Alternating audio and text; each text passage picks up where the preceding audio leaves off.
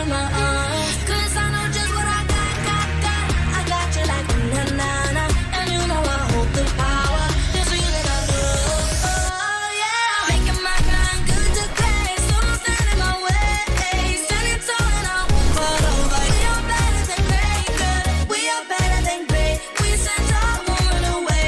We are fun, nothing gon' change. Great, we are better than great.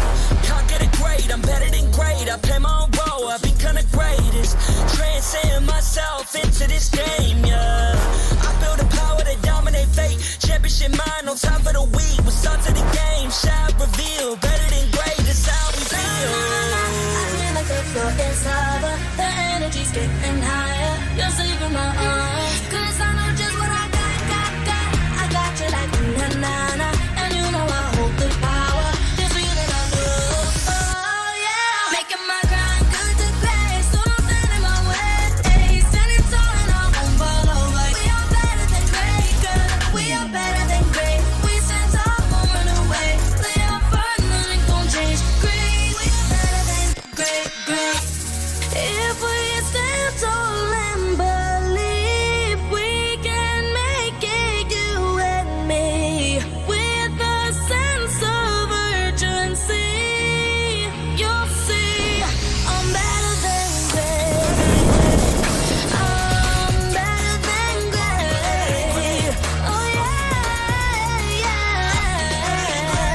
Oh, I'm better than. Making my grind good to great. So don't stand in my way.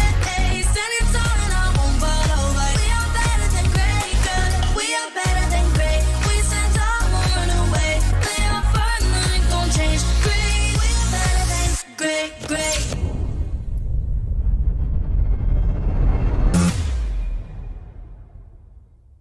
I am the number 1 seed, the champion of the arena.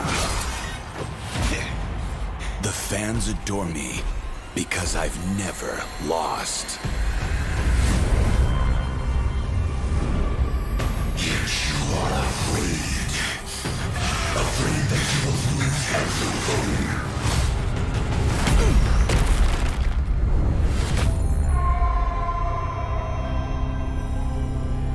Do you ever get scared of losing, Kimmy? Well, big bro, I think we should cherish the joy and excitement of each game. Not who won or lost. That's right. I'll strive for victory, but I won't lose myself in its pursuit.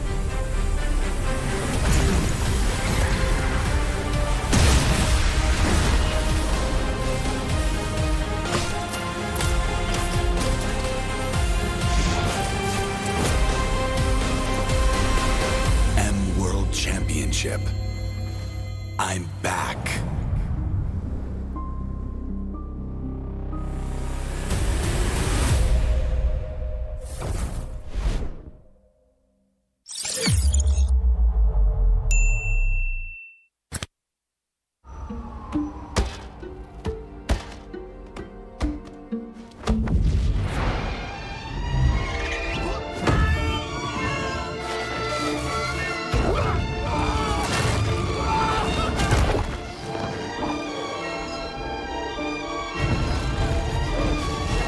The world's first city, built for play, is coming to Saudi Arabia.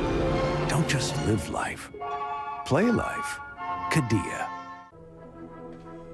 For the longest time, we have wished that the wondrous worlds we game in were real.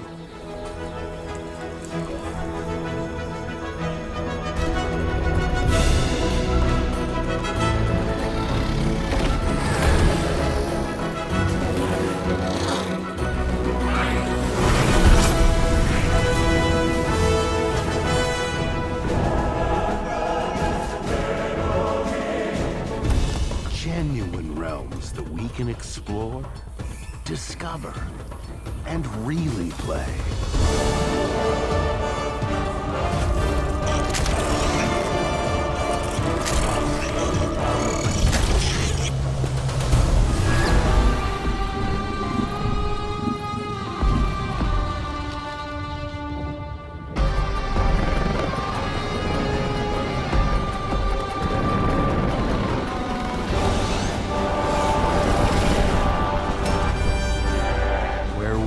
and celebrate, and earn rewards for our triumphs. Or fail in pursuit of glory.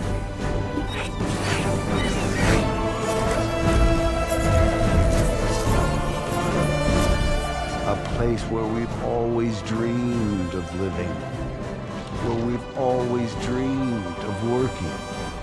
Dynamic, 24/7, and constantly evolving.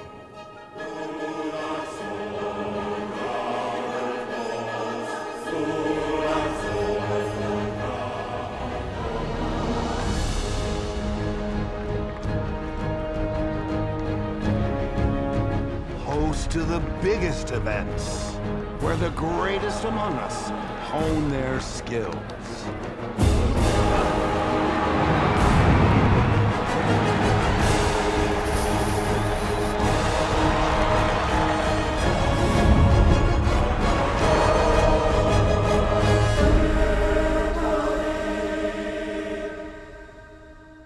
A new era of play awaits.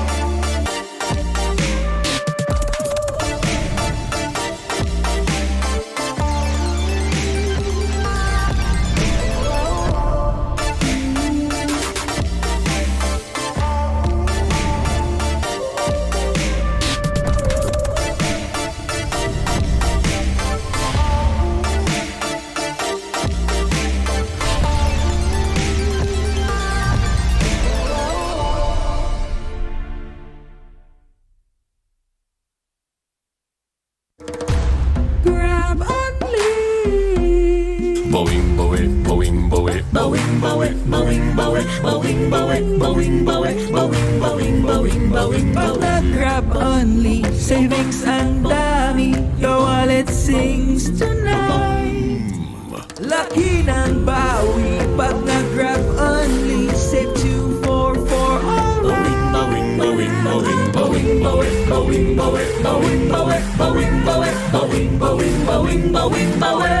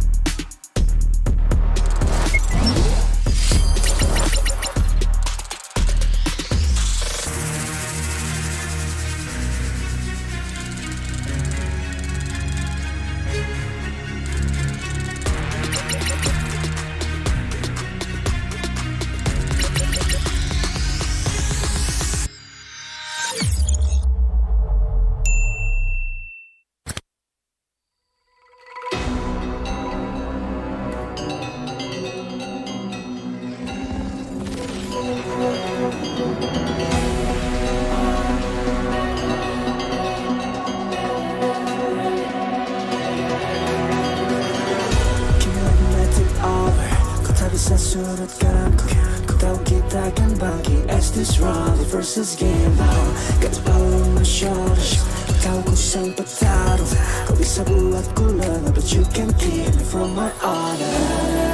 I feel like the floor is lava. The energy's getting higher. You're settling my arms. Cause I don't just want me. I got you like na-na-na-na. And you know we hold the power. Cause we are better than great.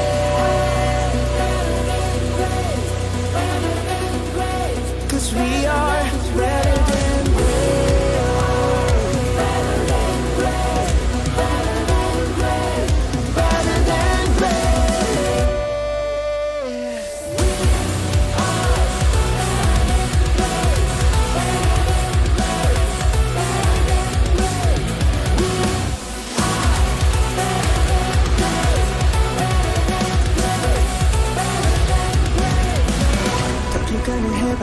Terhebat, apa yang malu ku jadi terhebat.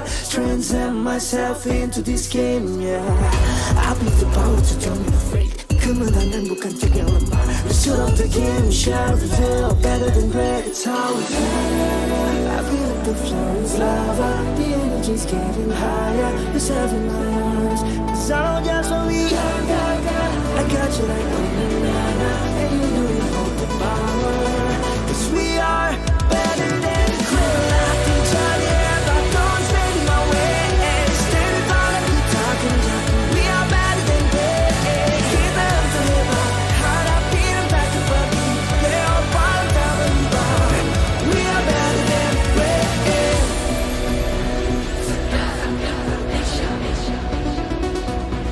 Cause we are better than great.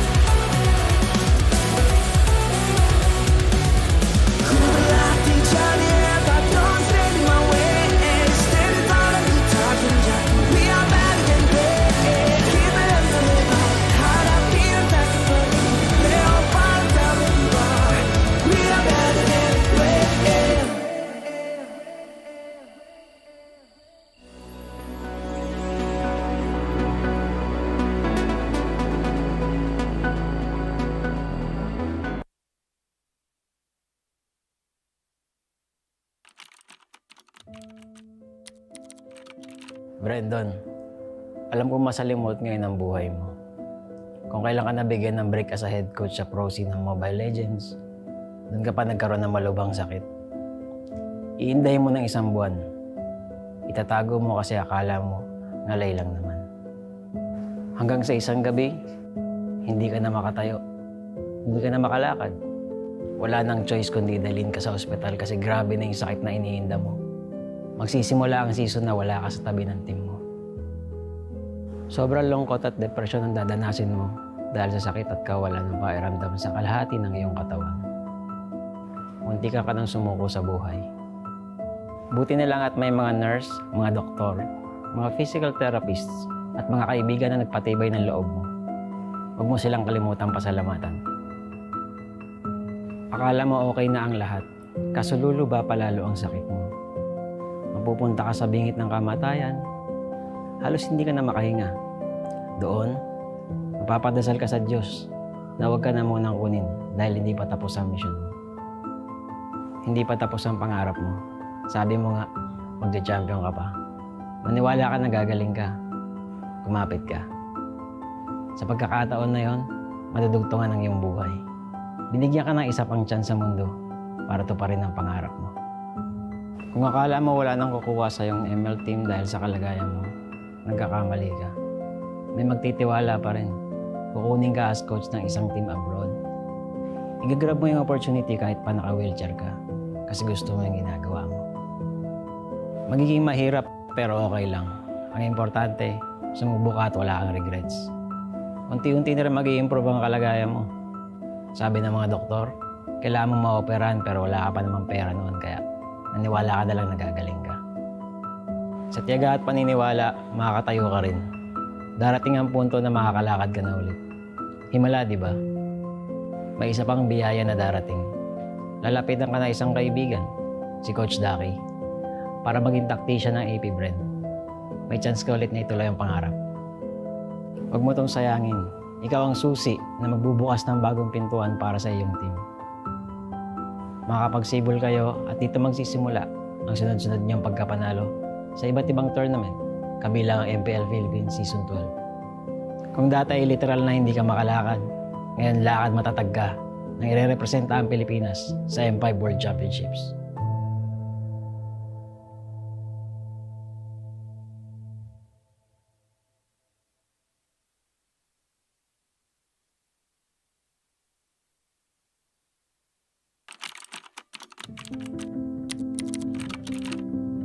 David, nakakatuwa manood ng MPL, no?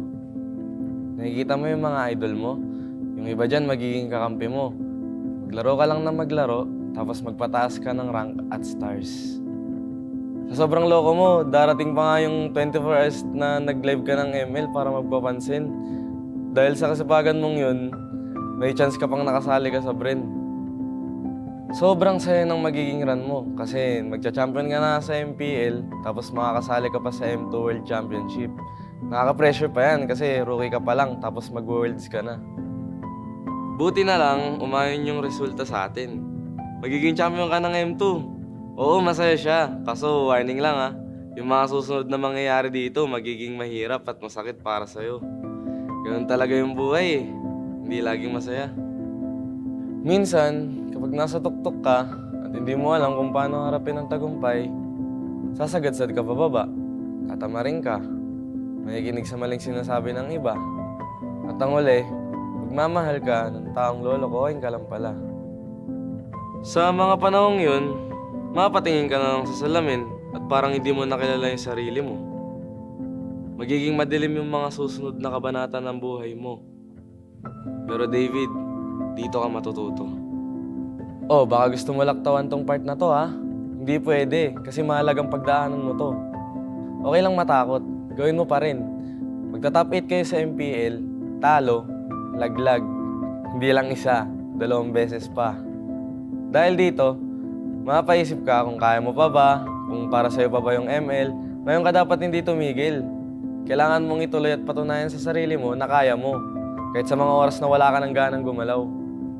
Kung magagawa mo to, magkakaroon ka ng disiplina.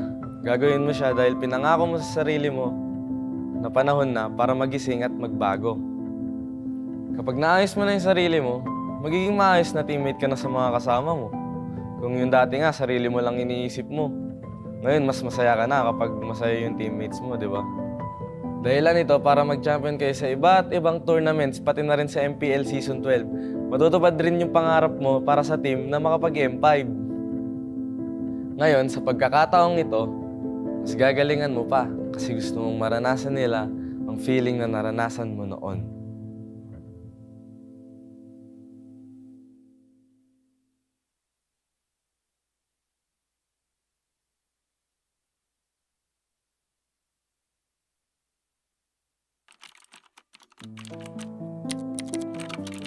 Kai, siguradong may echo pa dyan sa banyo kung saan ka naglalaro ng ML. Hindi ka kasi pwede maglaro sa kwarto nyon dahil sure na mapapagalitan ka na naman.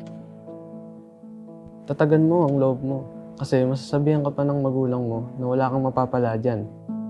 Huwag mong i-take yun negatively. Instead, gawin mong motivation yun para mapatunayan sa kanila at sa sarili mo na may future ka sa ML. Magpasalamat ka pa rin sa parents mo kasi kahit na pinapagalitan ka nila palagi dahil sa kaka-ML mo, lagi ka pa rin naman nilang pinapairam ng cellphone para malaro to. Mangarap ka. Gawin mo lahat ng makakaya mo para makilala ka sa ginagawa mo. Iwasan mo yung pagiging tilted. Hindi yun makatulong sa'yo. Magpataas ka lang ng stars. May amateur team na makakadiscover sa'yo. At dahil dito, makakasali ka sa maraming tournaments. Marami kang matututunan. Hindi lang sa in-game aspect, kundi pati na rin sa pakikitungo sa ibang tao. Sa tamang panahon, makakapasok ka ng AP Brain. Magiging ganap na pro player ka. Oh, huwag kang kabahan. May mga coach ka na gagabay sa'yo. Tsaka mabubuting tao rin mga magiging teammates mo. Kapag may napapansin kang mali o kailangan i-improve, magsalita ka. Mas okay maging totoo kaysa maging pabaya. Matuto ka rin tumanggap pag ikaw naman ang may mali. Di ka rin naman laging tama eh. Magkakaroon pa nga ng pagkakataon na hindi ka makakaretry sa isang pinaka-importanteng laro sa karera mo. Pero alalahanin mo lang rason mo kung bakit ka nandito. Kung bakit ka nahipagsapalaran sa ML. Magpapagawa ka pa ng bahay para sa pamilya mo, di ba? May pangbubong ka na, di ba? Kaya laban lang. Triplein mo ang sipag mo. Marami ka pang pagsubok na pagdadaanan. Ihahanda ka ng lahat ng yan para sa M5 World Championship. Malay mo, ang kasunod pala ng tagumpay dito. Sarili mo ng bahay at mas maginhawang buhay.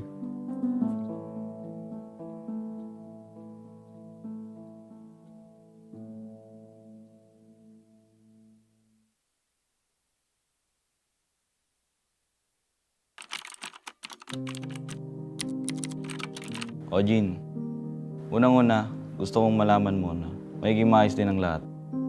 Alam kong pagod na pagod ka ngayon kasi sabay mo yung work, paglalaro ng ML at pag-aaral mo. Call center agent ka sa gabi, estudyante sa umaga, tapos sumasali ka pa sa ML tournaments tuwing weekends. Maga kang namulat sa hirap ng buhay. 7 kayong magkakapatid at walang ibang maasahan ng mama mo kundi ikaw. Kahit minsan, ang sakit-sakit na. Nakihin mo muna. Tibayin mo loob mo para makatulong ka sa pamilya mo at mabigyan sila ng maayos na kinabukasan. Darating ka rin naman sa point na ma-realize mo na kailangan mag-focus ka lang sa isang bagay. Huwag ka magpapaubos. Mas makakatulong ka sa kanila kung masaya ka rin sa ginagawa mo. Sa unang sabak mo sa amateur scene ng ML, wala ka pag-aanong ipapanalo. Pero dahil sa pagtitiyaga mo, magtiwala kang may makakapansin din sa talento mo. May makakaalala ng pangalan mo. Nakatawa man isipin, pero napakaswerte mo pa rin. Dadaling ka ng tadhana dyan sa AP Brain. Narating ang chance mo na patunayan ng sarili. Sa kawalan ng player na pupuno, ikaw ang magbubuo sa team nyo. Pero Jin, kahit na by chance ang pagpasok mo, binigay mo naman ang lahat ng oras mo sa paglalaro ng ML. Kaya naging magaling ka dito. Marami kayong pagsubok na pagdadaanan as a team. Pero malalagpasan nyo rin lahat yan. Di ba nga, minsan sa buhay kailangan mo muna maranasan yung hirap para mas ma-appreciate mo yung ginhawa pag narating mo na. Ituloy mo lang yung pagsusumikap mo kasi dadaling ka niyan sa landas kung saan matutulungan mo na ang pamilya mo, matutupad mo pa ang pangarap mo. Magcha-champion ka sa MPL at magiging parte ka ng M5. Ngayon, ay thankful ka dahil alam mong mas masarap ang tagumpay dahil naranasan mo ang pait ng buhay.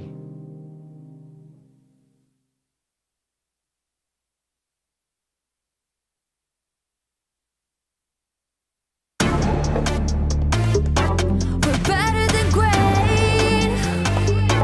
We're better than great. We're better than great. Nanditong mga bida, the kings and queen of MOBA, kasamang kabugera at 7,000 isla. Nagsisimula pa lang tayo. Look at your face, so kabado. Dito sa aming teritoryo, can get this crown sa amin ito. Ang laban na to ang magiging binhi. Di na papayag masakop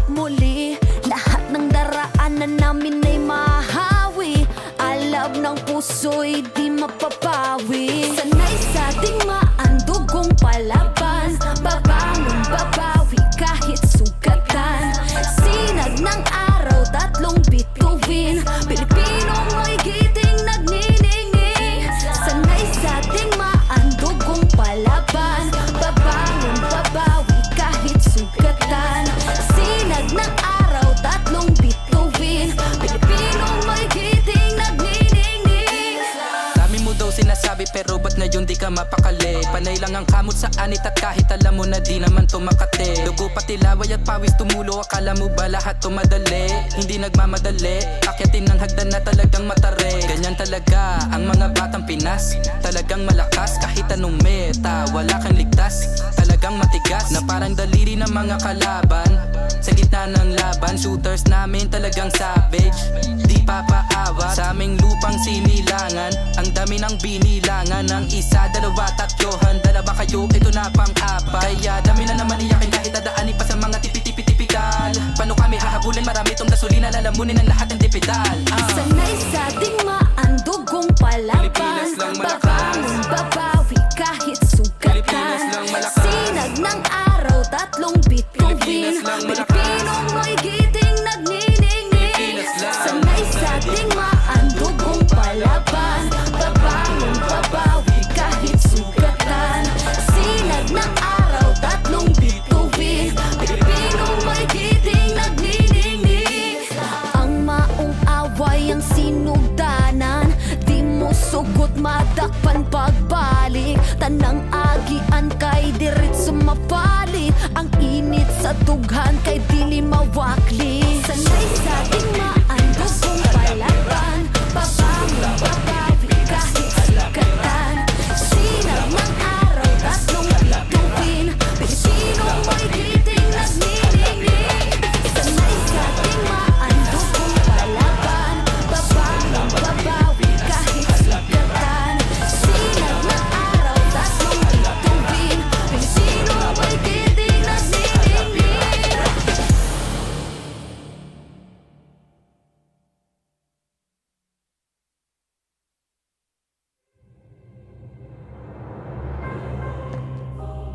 The Shadow Dragon was once my biggest weakness, but now it's my most potent weapon.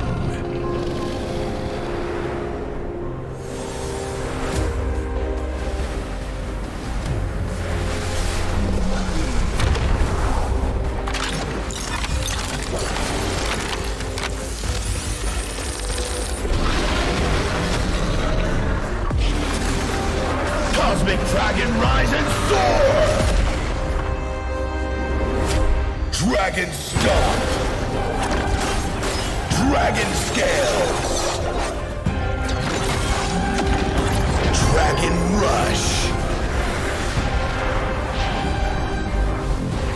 Rise beyond greatness and seize your own destiny.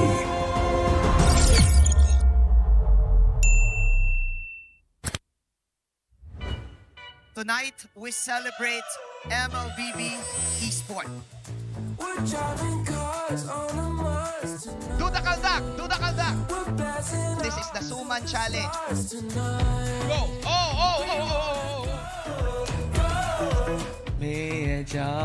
This just it.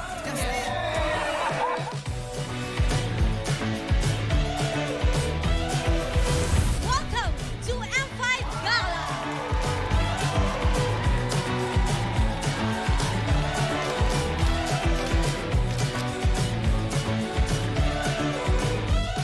Guess the Hero Challenge. Lapu-lapu, Iritel, Franco, Nana. Nana. Best dressed team. Best dressed Super Marco.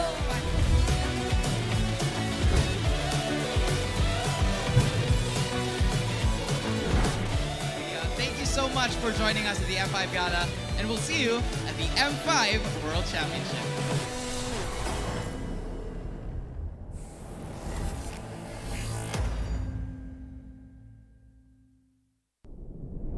Have you ever wondered what is our identity? Our identity isn't limited to just esport players. Our style. Sweat. Our passion. And vibe. Feel our energy. When we dominate the stage,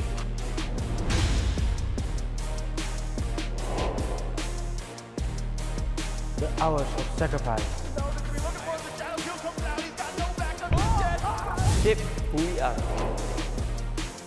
So, what is our identity? We are legendary.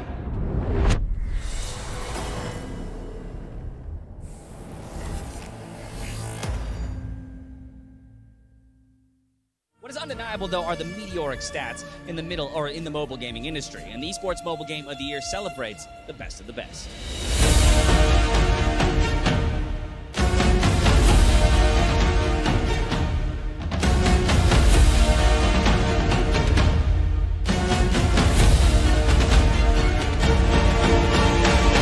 It is my pleasure to announce the 2023 Mobile Game of the Year, Mobile Legends Bang Bang. Congratulations. Oh my god, thank you guys. In every tournament, pros fight not only for glory, family, and their country, but also for the heart of every game. The fans. Are you one of them?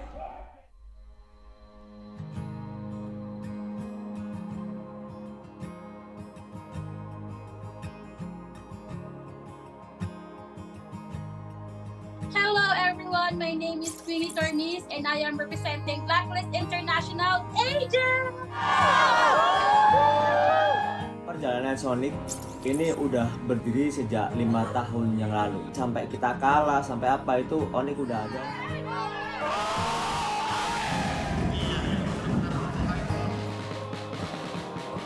Homeboys sebenarnya sangat penting sebab dia bukan saja untuk homeboys, dia untuk tingkatkan komuniti MLBB dekat Malaysia ni. Kita nak kalau boleh komuniti tim lain bersama juga semangatnya macam Homeboys.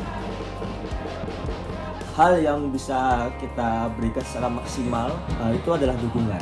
Bila moral player tengah down, tapi kita orang tak tengah down, kita orang tengah hype. Kita apa-apa pun, kita sebagai macam homeboys ada 5 player, kita orang Flameboys adalah player ke-6. And I can say that I'm the correct fandom because they really value their fans. I can feel that this is not just like playing games or what, but this is like a family, a whole family. Player Homeboys punya gameplay every season macam improve. Like wins or losses, like they're really not take it seriously, but they just take it as a room of improvements. Menang atau kalah, still support. Kalau mereka kalah meski sedih tapi tetap dukung. Kekalahan itu awal dari kemenangan yang lebih besar. We wanted to make sure and ensure that they still feel that we are still here for them no matter what happens. Jadi ada 8 kota yang bakal kita adain Most Party.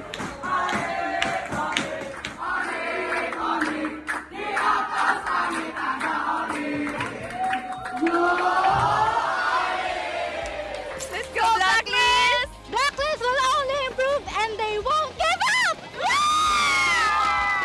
Even if they lose, they will win the next game. Blacklist, break the code!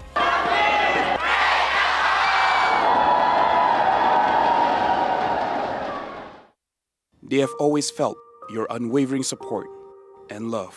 Maraming salamat po sa pagsuporta niyo sa amin palagi. Sobrang namomotivate kami lalo lumaban sa mga next games namin dahil sa pagsupport niyo sa amin. Kaya po sana tuloy-tuloy lang. And yun, thank you so much. Maraming salamat sa mga agents na walang sawang sumusuporta sa amin kahit na manalo man o matalo, dyan pa rin kayo para sa amin. Yun. Isa kayo sa mga rason kung bakit pa kami nagpapatuloy. Thank you sa inyo. Pertama, makasih banyak yang udah dukung dimanapun kalian, dari Manado, dari semuanya lah pokoknya. Dukungan kalian sangat berarti buat kita, bikin kita semangat, bikin kita lebih konsisten juga biar menang terus. Guys, dukung kita dan kita juga nggak akan bosan buat juara. Terus yang terakhir mungkin selalu doain kita terus. Terima kasih. Thank you to all Sonics for supporting us. It really is touching and we really appreciate all of you guys from wherever you guys are, and I hope you continue supporting us and don't be bored. We will try our best to win every tournament for you guys.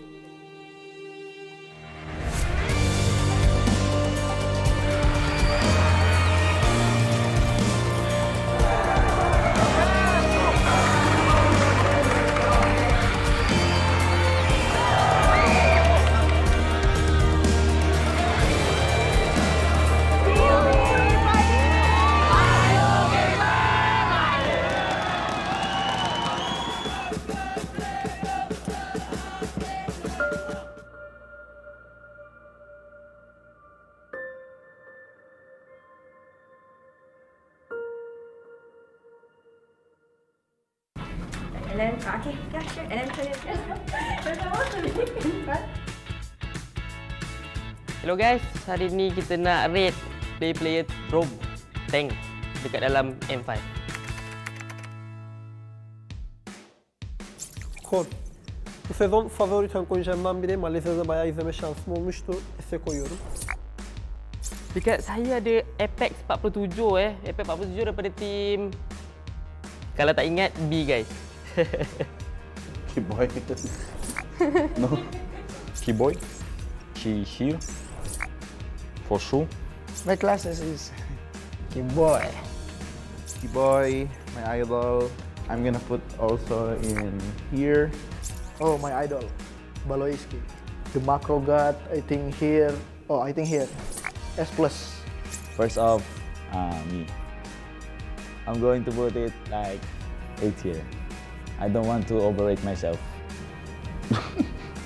Okay. It's okay. Oh. It's okay. Azon. D. Sebab orang cakap dia tak tahu pun. Me.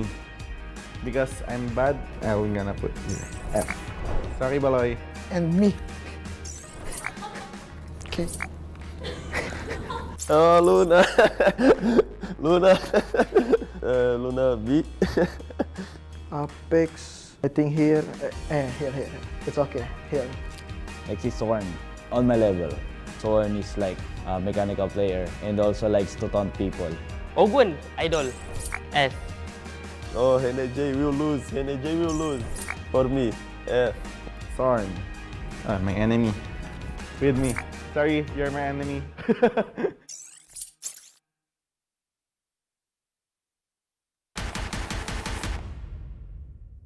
Back-to-back elimination matches will kick off the opening phase of the Phase 2 of the knockout stage. The reveal of the M5 main stage also saw 2 intense series that sent 2 more teams home, while the tournament is now down to the final 4.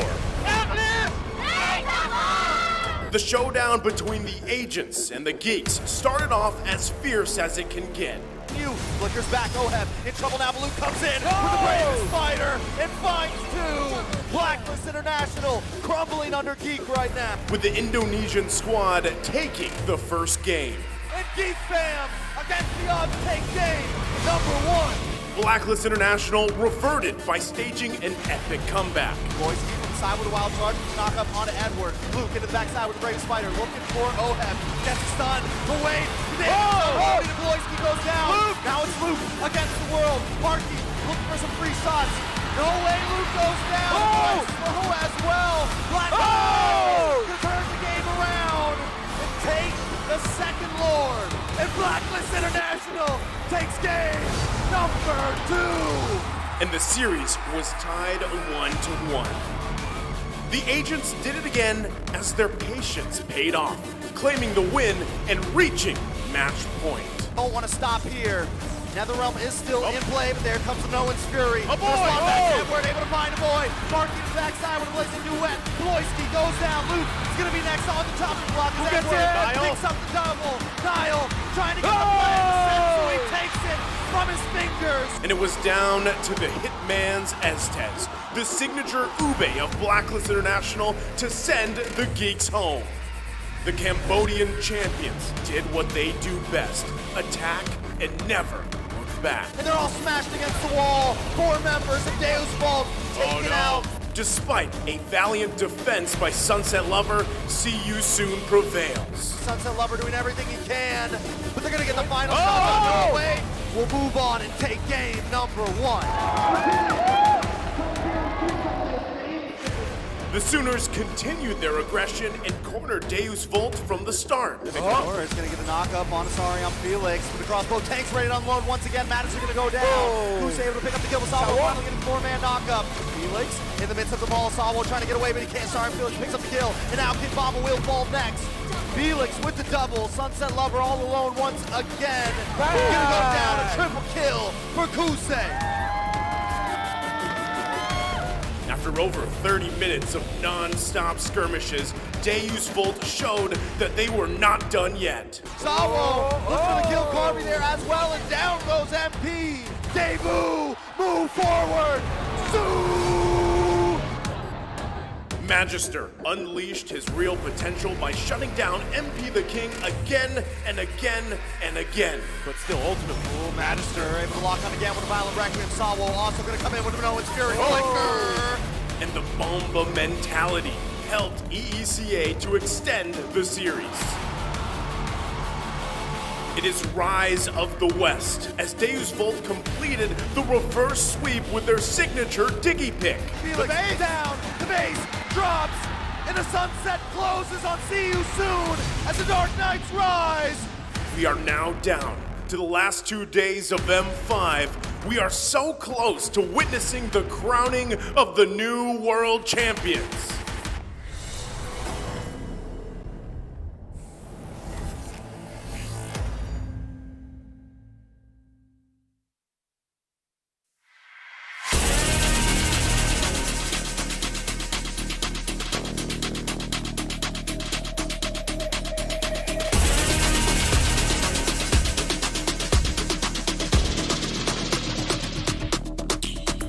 Hit me like I might get over, but you could give me in no corner. I know I can make a comeback, ace this round and finish this game now. Got the power on my shoulders, yeah, you know that I'm a soldier.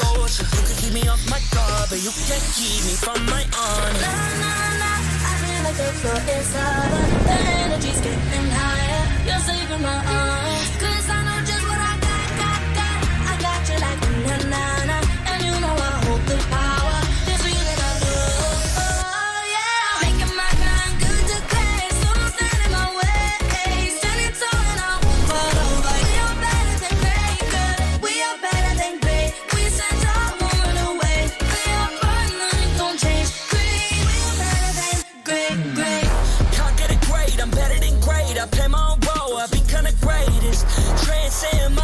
Into this game, yeah. I feel the power to dominate fate. Championship mind, no time for the weak. We're start to the game, shine, reveal. Better than great, that's how we feel. I feel like it's so inside. The energy's getting higher. You're saving my arms. Cause I know just what I got. I got you like na-na-na, and you know I hold the power. This feeling I feel, oh yeah. Making my grind good to great, so don't stand in my way. We are better than great. We stand tall, won't run away. Play our part, nothing gon' change. Great, we are better than great. If we stand tall and believe we can make it, you and me, with a sense of urgency, you'll see I'm better than great. I'm better than great. Oh yeah. Oh, I'm better than. Making my grind good to great, so don't stand in my way. Standing tall and I won't fall over. We are better than great, girl. We are better than great. We stand tall, won't run away. Play our part, nothing gon' change. Great, we are better than great.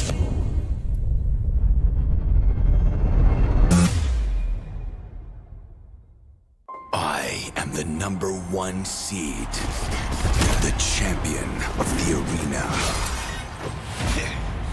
The fans adore me because I've never lost. Yet you are afraid that you will lose everything.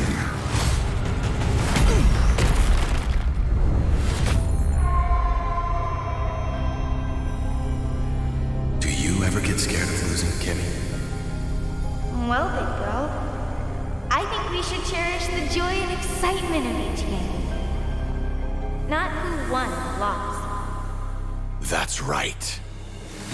I'll strive for victory, but I won't lose myself in its pursuit.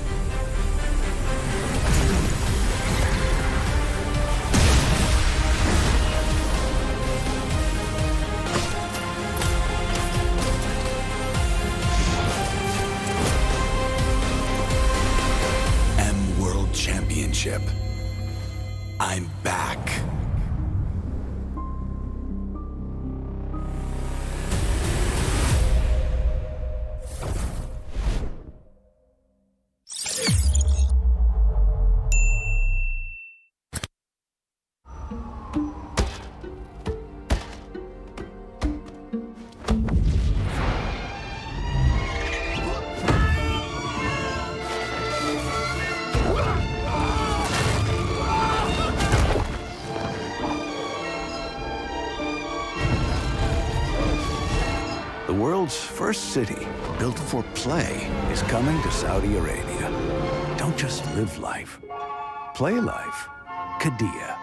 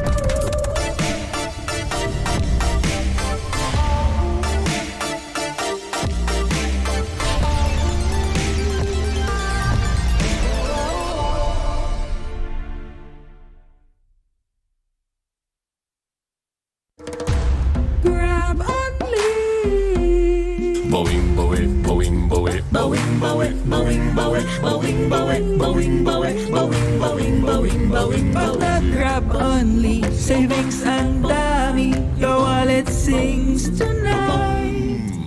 Laki ng bawi, pag nag-grab only, save 244 alright. Bawing, bawing, bawing, bawing, bawing, bawing, bawing, bawing, bawing, bawing, bawing, bawing, bawing, bawing, bawing, bawing.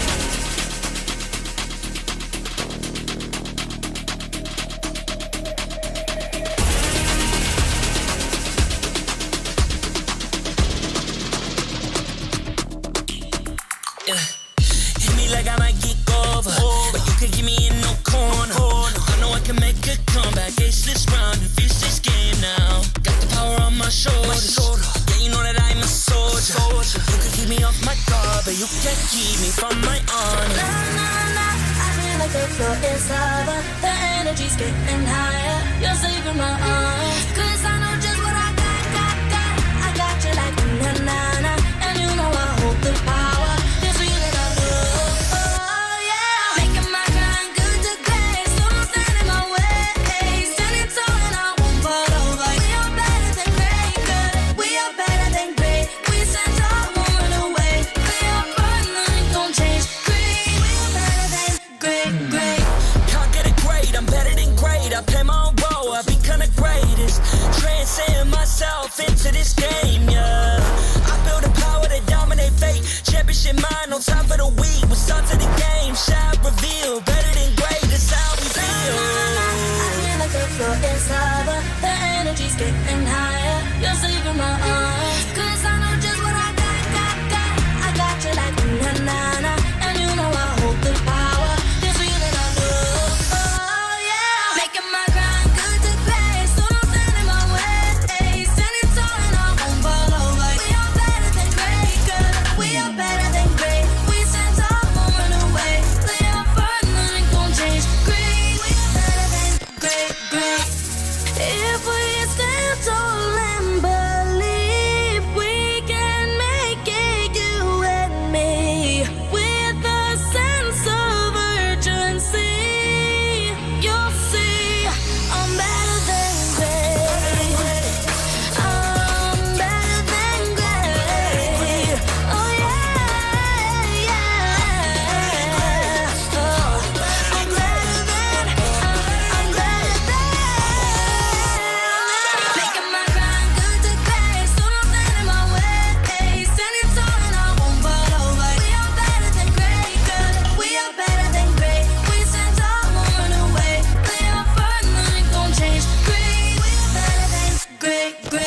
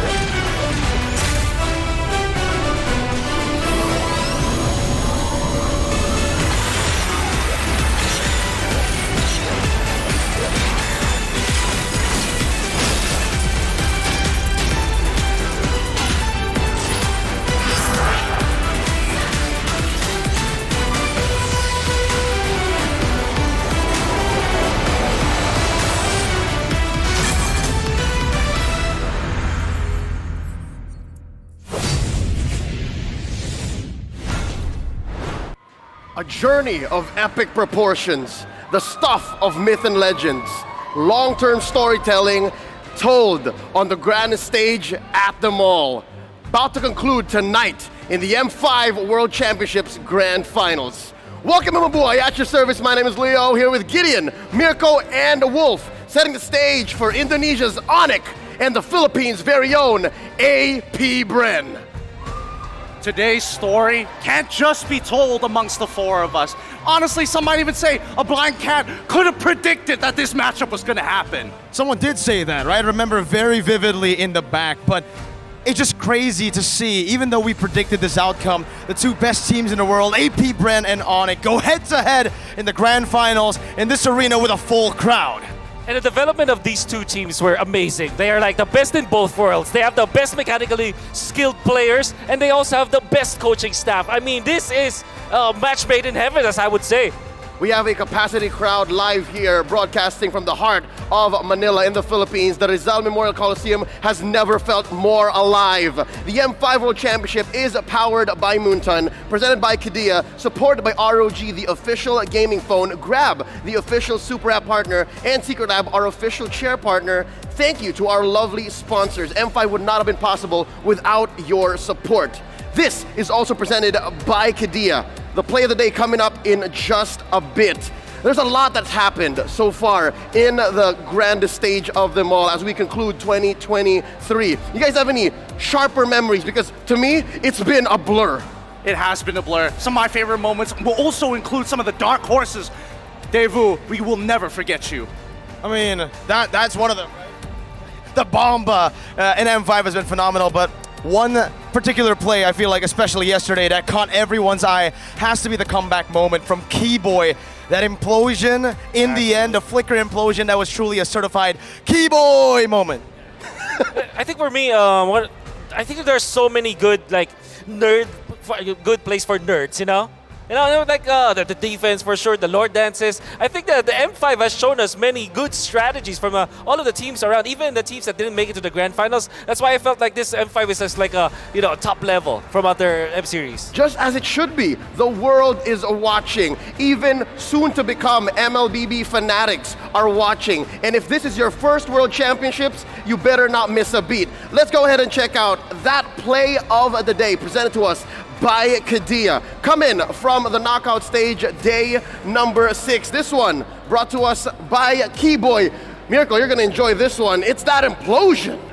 That implosion was absolutely phenomenal, but it's all the build-up towards that play, right? It wasn't like Onyx weren't able to make plays at all. AP Bren were ahead. They were the ones dictating the tempo of the game, but when it came down to a lot of the defensive moments, Onyx were able to push back multiple times. So they have set that up, and they've already kind of read out how AP Bren likes to go for the sieges, and in the end, they were able to capitalize fully on just a few mistakes. Few demonic forcing into the base, and I would say a little bit of a mispositioning from Super Marco, who was already playing very safe, but in the end still got caught out by that implosion flicker combo. And it all comes down to this. The greatest finale. Two tournament favorites meeting at the grand final stage.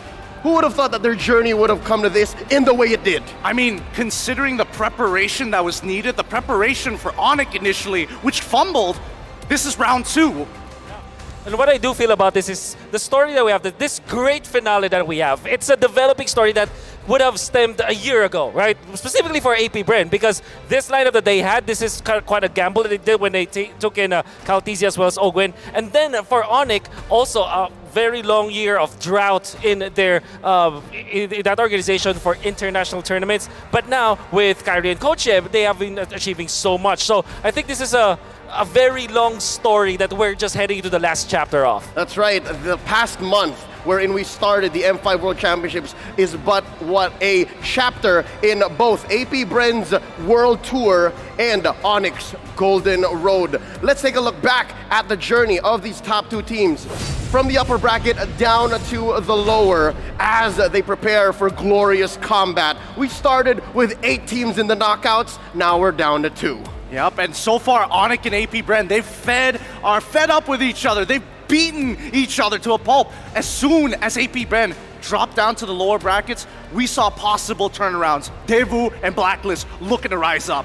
What's crazy is the fact that, even though Blacklist International and Deus Volt had a phenomenal run, AP Bren, with all the doubts, with even the crowd support going to Blacklist International more in that lower bracket finals, a lot of people were asking, after that 3-0 beating, after that comeback in game number 1 against Onyx, how will AP Bren do in the lower bracket finals? Are they even going to be able to perform to an average AP Bren? And they did. They stomped. They destroyed Blacklist 3-0 to make it convincing and to make their vengeful comeback in the grand finals. And we can see that the development coming out from AP Bren was more about their draft adjustments. And if you're looking at their previous match, between Onyx and AP Bren, surely there's a lot of doubts for AP Bren because it was a 3-0. But if you look at it, AP Bren did not exhaust their hero pool going up against Onyx during the first time. And there's a hard reset because they had to wait for another day to fight again. So I think this will be a totally different series as compared to before. I mean, this is the greatest finale, Onyx versus AP Bren. When you're asking these two great teams to be great, the truth is, we asked for more. We asked them to be better than great. And in this very moment, preparation is going to be key, especially for AP Bren, but even for Onyx. That free flow style, it makes them unpredictable. It makes them squeeze out wins that almost feel undeserved. And tonight we're about to make history once more. Legacy in the making for both of these teams. No team has ever won the M Series twice. AP Bren might be able to do that. No host country has ever won the M Series. AP Bren might be able to do that. No team has ever completed the Golden Road. Onyx is on their way. It feels like whatever the outcome that is to come later on, we will see history be written down in the books here. Legacy in the making. It couldn't have been this epic, right? I mean, really, these two teams, one on the world tour, kind of a golden road by themselves as well, with all the odds stacked against them, but with the home crowd support. I really just can't wait to see how they're able to bounce back. They weren't able to figure Onyx out yesterday, but now what does change? You mentioned earlier that they did change, or maybe they were hiding a few things in the drafts, right? They were letting go Nolan 3 games in a row. These are things that no other team It's crazy, actually. has done against Kyrie. I mean, Exactly. against the assassin master himself. Why would they do that, Wolf? Why? I mean, I wish I could explain. I wish I have answers, but even as a good friend of Ducky's and a coach friend and the rest of AP Bren, I'm also, surprised that they gave Nolan, the OPest assassin we have, to the OPest assassin player that we have in the world, with Kyrie. So there are really no valid explanations from that, apart from the fact that they really just want to make sure that they can win against Onyx with the standard draft that they had. But it didn't work. For sure, there will be adjustments. I don't know about you boys. I'm curious to know your opinions. I feel like I already know theirs when it comes down to which team's storyline do they love the most. I personally love the Onyx. What about you, Leo? I've been a fan of the Hive. Count me in as a member, even in the early days when they won that World Championship in Singapore about 2 or 3 years ago in M2. Gentlemen, all right, let's not have miracle talk. We know how potent that is. No. I want to hear from Wolf. My prediction already? Yeah. You know what? I'm gonna go all in. Of course, I'm in the Philippines. I'm friends and also a big fan of AP Bren. I'm gonna go with AP Bren. It's gonna be a 4-2 win for the Filipino champions. 4-2. 4-2. Already. Rizal Memorial Coliseum. I hope you guys are ready. Let me hear y'all roar one time. I like it. We're building up to a best of 7. We're taking it from this level, and later when the draft begins, I hope you guys are able to provide us with a little bit more. The stage is being set, and the teams are about to be ready. Let's throw it over to the lovely Mara and the very handsome Mikey to open up this show.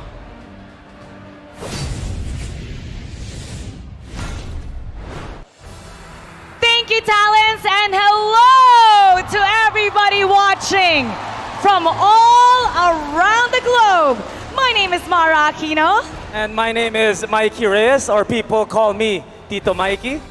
Now I want to feel the energy in here and see who is rooting for Onyx. Let me hear it from you. All right, Onyx fans are in the house. Good job, though. But I want to hear from the bees, from the Hive of AP Bren. Wow. The energy here is phenomenal. Now, I know everyone everyone is excited for who we will crown as the next M Series World Champion. But first, to commemorate the start of this prestigious event, how about we'll kick things off by announcing the M5 Fan Choice Awards. And to celebrate this achievement, may we call on stage Regional Esports Head of Moonton Games, Miss Sophie Guo.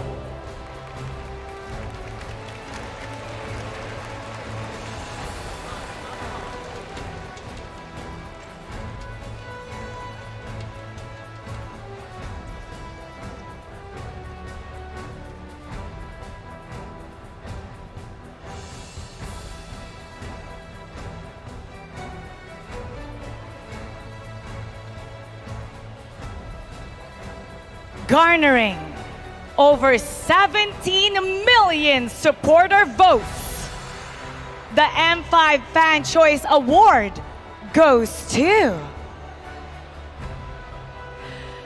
Onyx!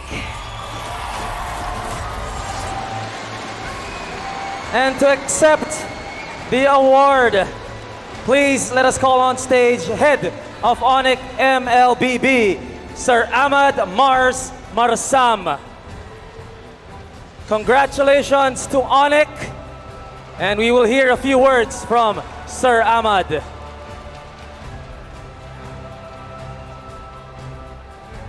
Thank you so much. Thank you so much. Hello, everyone. As a representative of Onyx, I would like to thank Moonton and all sponsors for the opportunity of us all being here in M5. Thank you so much, Moonton. And also, thank you, Philippines, for being such a great host for us.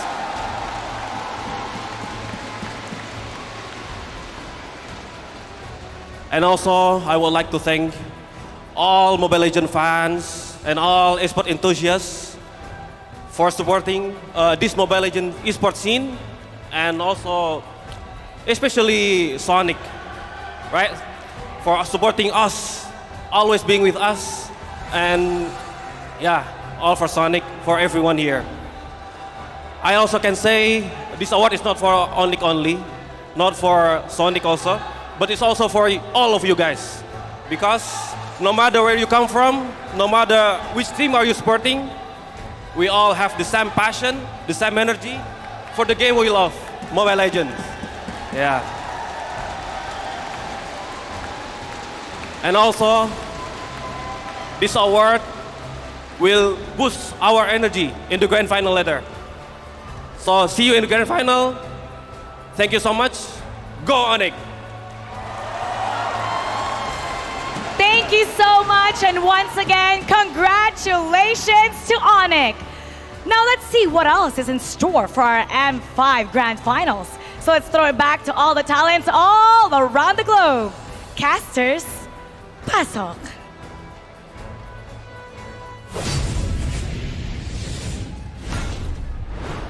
Thanks, Mara. Thanks, Tito Mikey. And thanks and congratulations to Coach Mars of Onyx and all the Sonics around the world.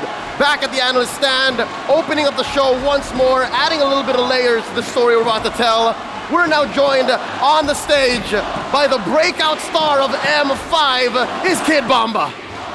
I mean, hello everybody. Hello everybody. If there was a fan favorite award, I think we all know who it's going to go to. And honestly, should there be a fan favorite award? I'm actually not sure, man. I think it's a nice little thing, you know.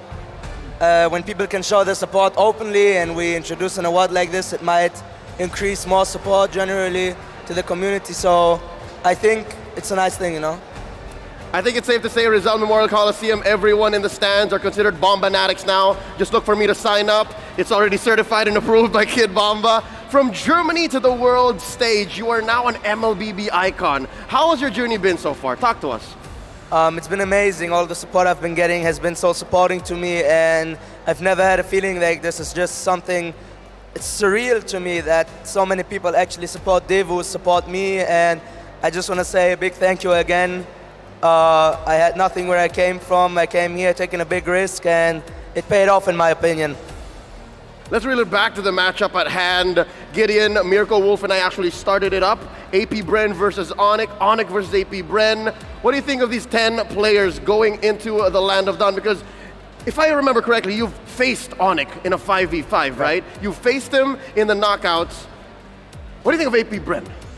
AP Bren is a great team. I think they can actually win this series. If they don't fail the drafts, they can close it out pretty quickly, in my opinion. Yesterday there was an issue with the Nolan. In the first game they got the Mathilda, and it's a pretty good hero against the Nolan, since you cannot do anything when she's just circling around the Nolan, right? Doing damage to him. So if they find the new version of the Mathilda when Mathilda gets banned, I think Bren has a very good chance of winning the whole thing. That's some great insight, and as a matter of fact, it's great to hear, because we got the lineups, and I want you to talk me through these players, right? Who are you looking, if you were facing them, how would you handle them, right? Let's pull it up on screen for everybody, introducing some of these players. It's roll call time, Leo. Here we go. You were at the receiving end of Boots' lane, and you've also faced off against CW, Kyrie, Sans, and Keyboy. What was it like facing Onyx? Onyx is a very strong team when it comes to micro. They find a lot of pickups, and they're very quick when it comes to the map. I feel like some of their strength relies in maximizing the AD carries farm. For example, you would see Boots just having pretty low gold compared to any other guy in the team. Kyrie, Sans, and CW mostly have the most gold in the team, and when Kyrie is on Assassins, then he excels. For me, CW is a key player in the series, and Sans. CW mostly because his ADC is just so strong, his 1-1, his Bruno. We all saw the defense. It was pretty crazy, so I might be looking out for Kyrie's Assassins tonight. If he gets the Nolan again, it might be showing itself. Maybe he's gonna pick up the Fanny in the finals. Would be crazy. And for Sans, I'm really looking towards his like Valentina if he gets to pick it up. Also, his Novaria has been pretty strong throughout the series, and his Kadia with the pickoffs has just been amazing as well. Man, you have seen this team right through them. But let's compare them, right? You're talking a lot about CW, we're talking a lot about Sans. Let's compare them to AP Bren with Super Marco, Kyle TZ, Flap TZ, Few, and as well as Ogun, specifically Super Marco. You're talking about CW being such an incredible AD. What about Super Marco? Super Marco has been amazing throughout this whole series, man. Throughout the whole tournament, he's been performing great. I feel like some of the strength rely on the Brody and the 1-1. And Super Marco has been probably the best 1-1 of the whole tournament, in my opinion. The way he performed yesterday versus Blacklist was just amazing. Then if you look at the roster Few with his like signature pick, Odette and Phobius, they can do so much with that. Phobius Flex pick can be a very good option for them in this series. And Flap also has such a big hero pool, and it allows them to utilize so many heroes that usually cannot be flexed that much. Phobius, Arlott, all these kind of heroes. I think they also have Guinevere Rome in their pool tonight. It's gonna be amazing. Talking about that, I think Gideon would understand. From an XP laner to another XP laner, who would you rather face off against, Flap TZ or Boots? I think in the team fights, Boots might have a small advantage, but when it comes to laning, Flap TZ is clearly the stronger player, in my opinion. Only when it comes to laning though. After that, I'm not the one to dodge actually. It's a team game. After 5 to 6 minutes, you usually group up, so whoever has the lead, whoever wins the second turtle is probably going to be able to stomp. I hope it's not a game where both teams just stomp each other. I hope it's going to be a close series where objectives get traded a lot. Speaking of, Gideon, I think it's time. We should ask him. Yep. I mean, we've been so very curious about it, right? Just if, there was an opportunity for you joining one of these teams, better yet, facing off one of these teams, which would you prefer? Joining AP Bren, facing Onyx, because I lost to them and I want to get my revenge. Imagine having one of these gentlemen on your side, right? You have a jungler as amazing as Kyrie, a jungler as amazing as Kyle TZ. We're presenting here how often they're able to get kills from all of the other lanes. You see here, Kyle TZ, able to activate the roam a little bit more, just bear down on Keyboy, that's theoretically. Kyrie, though, favors the XP lane more. Did he hit you a lot? I feel like it just comes to the swapping lane after the 4th minute, right? You usually see the XP lane that's swapping lane with the gold lane. Gold lane goes to the opposite side of the turtle to be able to farm a little bit more freely. And I think that's the timing where the jungler and the XP cooperate a lot in that 5 to 7 minutes. In that window, I guess Onyx really utilizes that window with Kyrie and Boots, so that's probably where that statistic comes from. Safe to say, even Kyle Teasy would actually prefer that, 27 to 28. Secondary would be Rome. So I think it just makes sense. That's where how the turtle fights break out. Yeah, I mean, we've seen so many types of like neutrals, the way that EXP specifically plays that huge role. Talk to us a little bit. Well, I mean, from an EXP laner to EXP laner, how much impact do we really have over the game? XP lane is such an underrated role in my opinion. They make out a lot of the objectives, you know? Almost every objective is like 50% of the XP laner's job of the XP laner phase before the first turtle. First turtle is such an important objective right now. If you lose that objective, you can lose a lot. It should be an equal trade every single time you give the first turtle away. Either you only give the first turtle away or you get a kill in exchange. Anything other than that, you just get snowballed, and XP plays such a massive role in that. Usually it's also the XP controlling the long lane, how Wolf calls it, right? And that is also such an important part when it comes to Lord Dances. So really looking forward to the matchup today, Flapteasy versus Boots, because it's just going to show us who has the superior macro, because for XP you need a lot of macro. Wait. Again, show some love to your XP laners, but wait, I think I'm getting breaking news here. Gideon, is it in your feed too? Yeah, it's in my feed. I hear it too, loud and clear. Oh no. Folks, watching at home, you're gonna wanna hear this. We got breaking news on the upcoming M6. We're not even done with M5. Check out what's up for next year.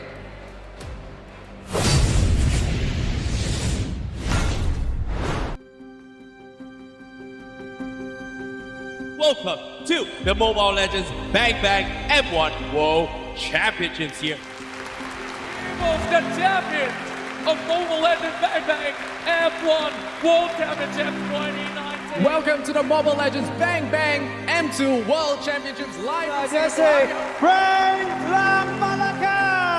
This is the M3 we have been waiting for, featuring the best of the best. Ladies and gentlemen, your M3 World Champions, Blacklist International. We are here in Jakarta, where the M4 knockout stage is taking place. Echo are your M4 World Champions. Welcome you to the M5 World Championship!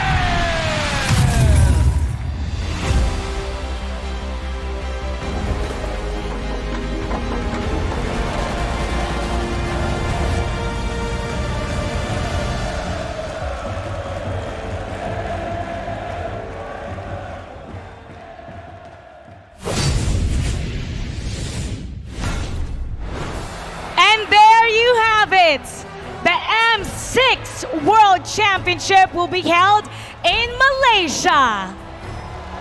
What exciting news. I know we're here for M5, but who's hyped for M6 in Malaysia? Now I think we have an incoming call here, Tito Mikey. Wow. We have a call? Who's on the line?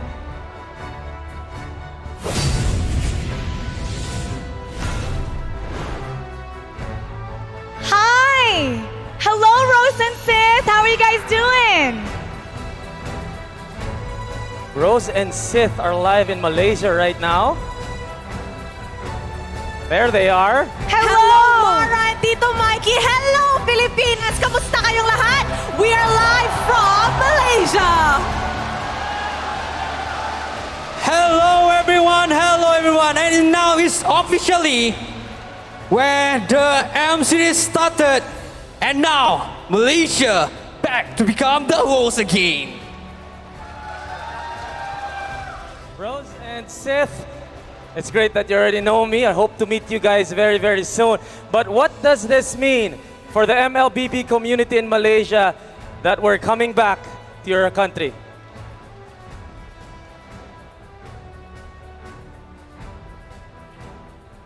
All right, guys, so there you have it. The M6 World Championship will be coming right back to Malaysia, where the M Series actually started.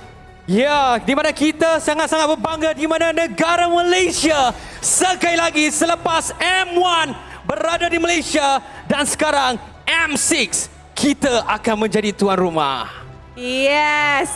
So guys, to celebrate such a big announcement on the grand finals of M5, we actually prepared something for the people here. Betul tak sih? Yes, untuk merayakan acara announcement ini, kita ada sesuatu khas untuk anda bersempena dengan Malaysia menjadi tuan rumah untuk M6.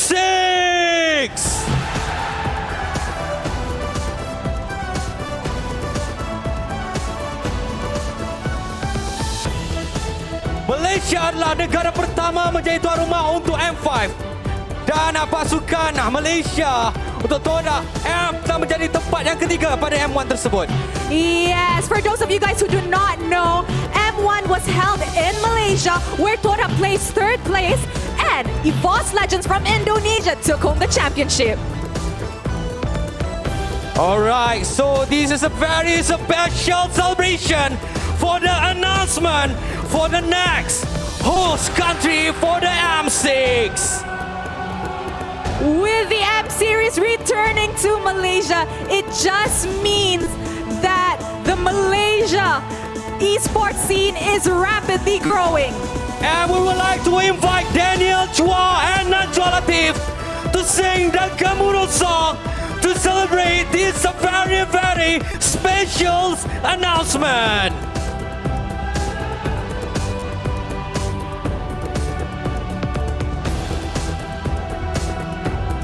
And let's sing together for these very iconic songs together with Daniel Chua and Najwa Latif. Alright, siapa tahu lagu Gemuruh ni? Come, sing together with us, okay? Bila bertalu, rentak di kalbu. Yes. Hasrat yang tersirat semakin kuburu.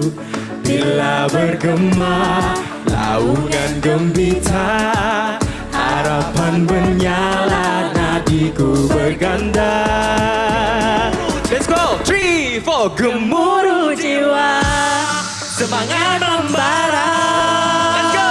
Dari puncak ingin ke angkasa, berkalungkan bintang, berkelipan, menyala jauh dari yang biasa.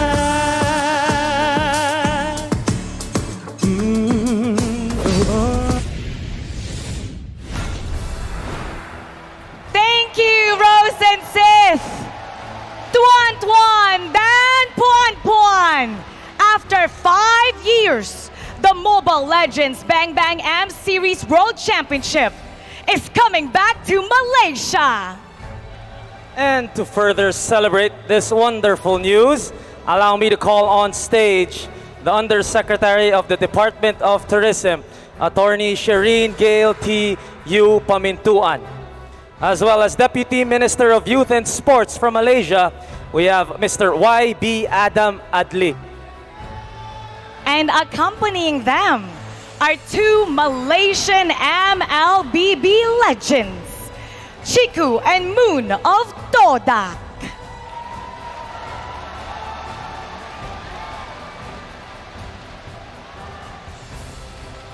And before our turnover, may we please hear from Attorney Shireen Gail T. U. Pamintuan about her thoughts of this great news. Distinguished guests, esteemed colleagues in the world of esports, to my fellow kababayans, and especially to all MLBB gamers and fans present here in Rizal Memorial Coliseum, and all those watching on their screens across the globe. Mabuhay! Love the Philippines! A pleasant evening to all of you. The big night is finally here, and on behalf of the Philippines Department of Tourism and the Filipino people, it is with great honor to welcome you here in Manila. Tonight's electrifying grand finals is a celebration of excellence, expected to be an epic battle filled with intense strategies and amazing teamwork. We extend our deepest gratitude to the luminaries who have been instrumental to the success of this event. To Mr. Lucas Mao, Esports Global Managing Director, and Mr. Roger Yu, Mobile Legends Bang Bang producer and Vice President of Moonton Games, your visionary leadership has been the cornerstone of this collaboration. To Ms. Sophie Guo, Head of MLBB Regional Esports, your expertise has been invaluable in orchestrating this very grand affair.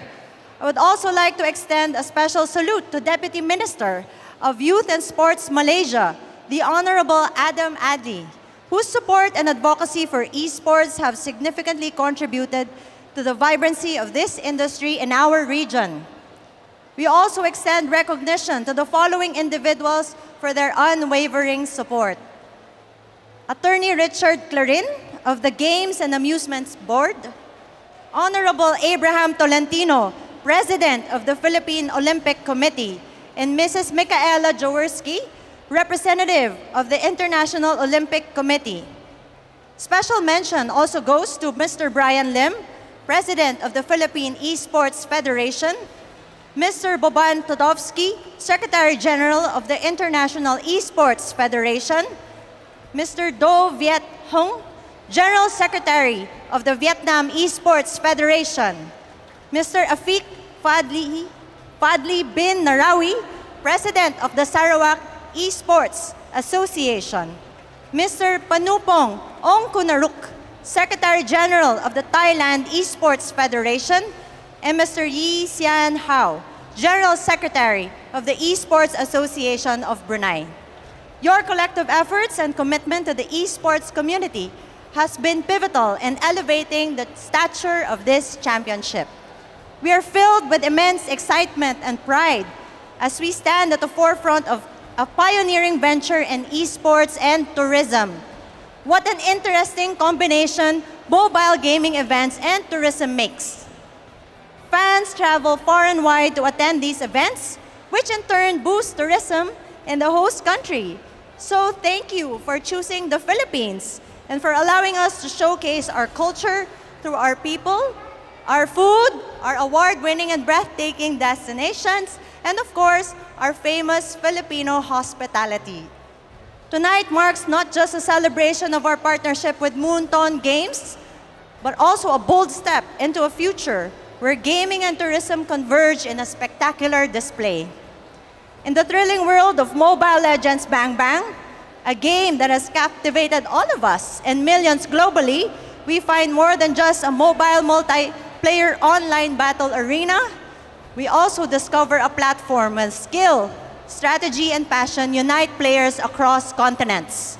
The Philippines in particular holds a special place in this dynamic world. Our nation has not only embraced the spirit of Mobile Legends, but has also risen to prominence with our Mobile Legends Professional League, birthing world-class teams and showcasing our potential on an international stage. Again, we extend our heartfelt gratitude to Moonton Games, a titan in the global gaming arena, for their pivotal role in bringing the M5 World Championships to life here in the Philippines, and for providing us with the opportunity to host this esteemed and much anticipated tournament on our shores. This collaboration is a testament to the boundless potential of esports. To Malaysia, the next host of the M Series, we are confident that this journey of gaming excellence will continue to flourish and inspire. Our commitment to the vision of President Ferdinand Bongbong Marcos Jr. is reflected in the support extended by various government agencies, including the Department of Foreign Affairs, our Bureau of Immigration, and the Bureau of Customs.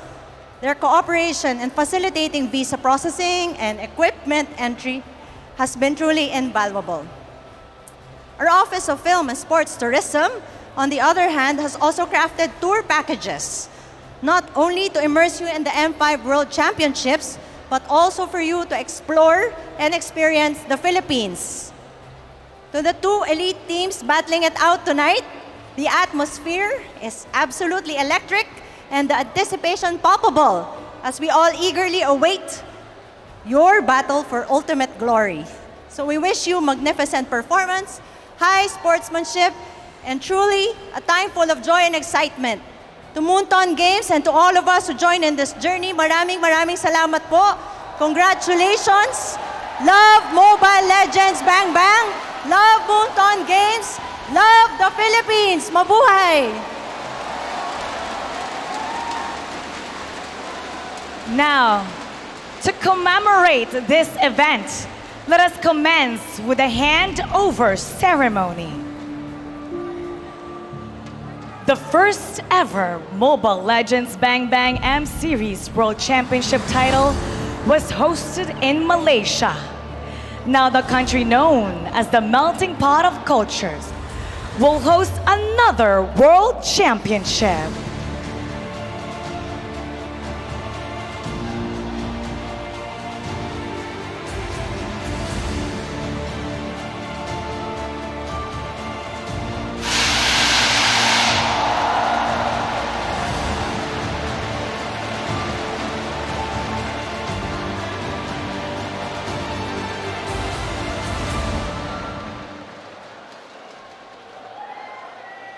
Good evening,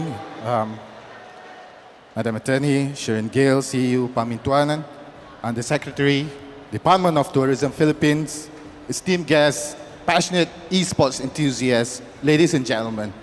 First and foremost, a heartfelt thank you to Moonton Games for the invitation to join this Mobile Legends Bang Bang M5 World Championship right here in the captivating city of Manila.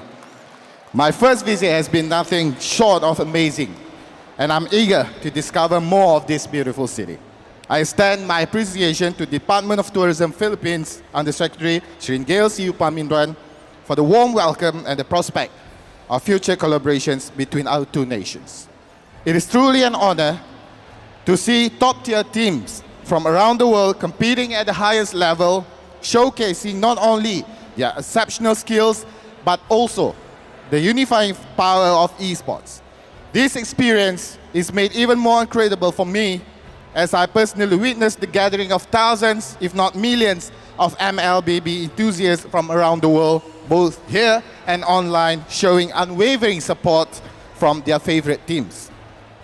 Distinguished guests, this moment represents the culmination of Ministry of Youth and Sports' continuous collaboration with Moonton Games, which began from MPL Malaysia Season 7 through the last year's Season 12, including the send of various Malaysian teams for MSC and M Series and other diverse collaborations. I too am thrilled to see representatives from Malaysia, Homeboys and Team SMG competing and progressing through M5 stage, while it's unfortunate that we won't see our Malaysian representatives compete in this grand final. Their unwavering spirit is greatly admired by all. I truly hope that Homeboys and Team MSG leverage this experience as fuel, striving for improvement and returning even stronger next year. Pantang kita mengalah sampai habis, we don't quit until it's over. I would also like to extend my congratulations to the final two teams competing in today's grand finals, Epi Brand and Team Onyx. We all look forward to witnessing the best gameplay and sportsmanship that MLBB community has to offer. Ladies and gentlemen, as we gather here to celebrate the M5 Grand Finals, I am thrilled to announce that Malaysia will be the proud host of the M6 Mobile Legends Bang Bang World Championship in 2024. This marks the second time Malaysia will be the host of the championship, following the successful hosting of M1 in 2019. This achievement isn't just for a single person, but for all Malaysians. We made it. M6 will be a momentous occasion for our nation, and we are eager to welcome players, fans, and esports enthusiasts from across the globe to experience the unmatched hospitality and passion that Malaysia has to offer. The collective efforts of all Malaysians will craft an unforgettable experience, embodying the spirit of Malaysia, truly Asia. Thank you, and may the battles be intense, the victories be sweet, and the friendships be everlasting. See you in Malaysia for M6. Jumpa di Malaysia. Thank you very much, Sir Adam Adli. We look forward to your warmest welcome for M6 in Malaysia next year. Also, thank you very much and congratulations on a successful hosting of M5, Department of Tourism Undersecretary Attorney Shireen Gale. For now, the quest to becoming better than great continues. So we're gonna go back to the casters from all around the globe. Casters, pasok.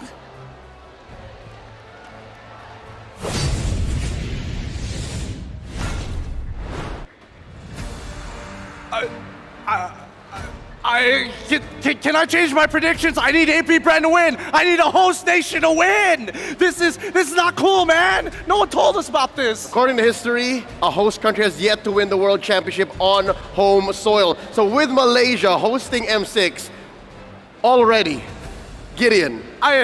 Look. I made predictions in the past. Usually I'm pretty accurate about them. Sometimes and most of the time not, but I wasn't expecting it to be in Malaysia, right? Nobody informed us about this. It's a surprise even for us here in Malaysia as well. So I can only hope that the Hive takes it away. For the sake of Malaysia's chances a year from now. Kid Bomba, you want to go to Malaysia? Oh, I'd be happy to be honest. Malaysia's a pretty nice country, I heard. The World Championship's happening there, and maybe, you know, I'm hoping, I'm expecting for you to play your best in 2024 so we can see each other again. How about it? I'm pretty sure that will happen, actually. I don't think anybody's stopping me in my region. Oh, y'all heard it. Bombanatics all around the world. Book your flights to Malaysia. Now let's reel it back to the matchup at hand. Again, storylines that trump all prior. AP Bren and Onyx on their own road to greatness, cementing their stories in history, etching it into the sacred timeline, making this tonight, for all of you watching online and joining us in the Coliseum, a canon event for all of us. Talking about Onyx, it's the golden road. No other team in the history of MLBB Esports has ever done what they have done. Everything Onyx touched in 2023 turned into gold. They won everything. And that's not all. AP Bren, after their success in M2, have been looking to make it to that World Tournament once again to be one of the few teams, or at least for some of the players, a two-time World Champion. Now, I've got to ask you, Kid Bomba, what would you prefer? To have an entire year dedicated to your team, or to be maybe some of the most memorable moments here at the World Championship? Some say people only remember the last tournament.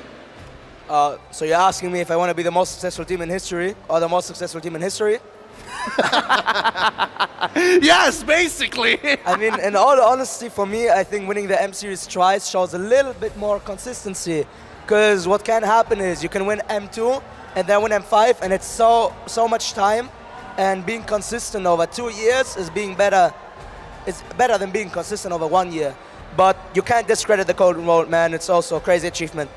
So for me, if I had to choose, probably winning M Series twice. But Golden Road is also crazy. That's right. Onyx from Indonesia is just 4 games away in this best of 7 from completing the Golden Road. They have won back-to-back MPL Indonesia titles, the MSC title coming in from Phnom Penh, Cambodia, and now have flown out all the way here in the Philippines to take down the M5 World Championships. On the other hand, M2 was taken by the formerly known as Bren Esports, now AP Bren, from Singapore in lovely Suntec City. And now, with Flapteasy, Few, and Coach Ducky still in the team, they're going for that two-time M Series win. Were you watching M2, Kid Bomba?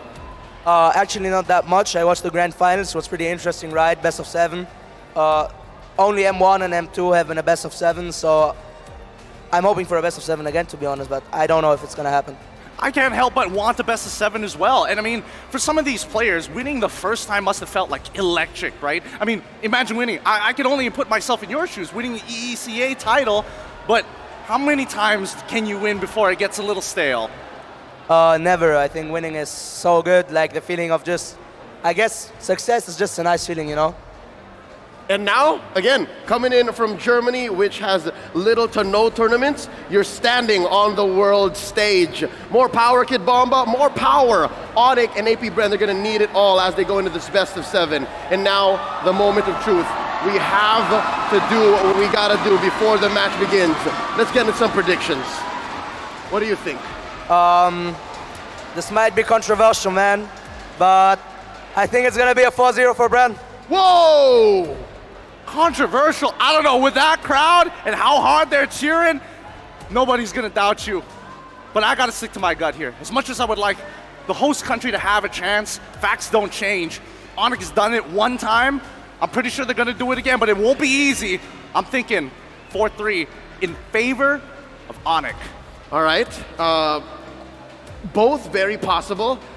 I gotta ground the expectations here. Again, a 3-0 sweeping loss has to have woken something up from AP Bren. They've gone all around the world in 2023, and now on home soil, I think yesterday's events won't keep them down. I won't say a 4-0 sweep. I mean, Kid Bomba sees something else. He's been in those booths. He's played against the best of the best. But I think I'm gonna stick to my guns. Uninformed opinion, might be a 4-2 AP Bren. I respect that. I respect that a lot. That's, oof. Ooh, it's going to be an interesting one. It's tough to say which team is going to come up on top, especially if we're talking about things outside of the game. How hungry are they for the win? Or maybe even a possible reverse sweep. It's tough to call. Kid Bomba, it's been a pleasure. It's been awesome to have you here. Any final messages for the fans all around the world, the Bombanatics, to these two teams about to go into grand combat here tonight? Thank you for all the support I've been getting from the Philippines. It's been amazing, like I already said. You can hear the crowd. I mean, it's crazy.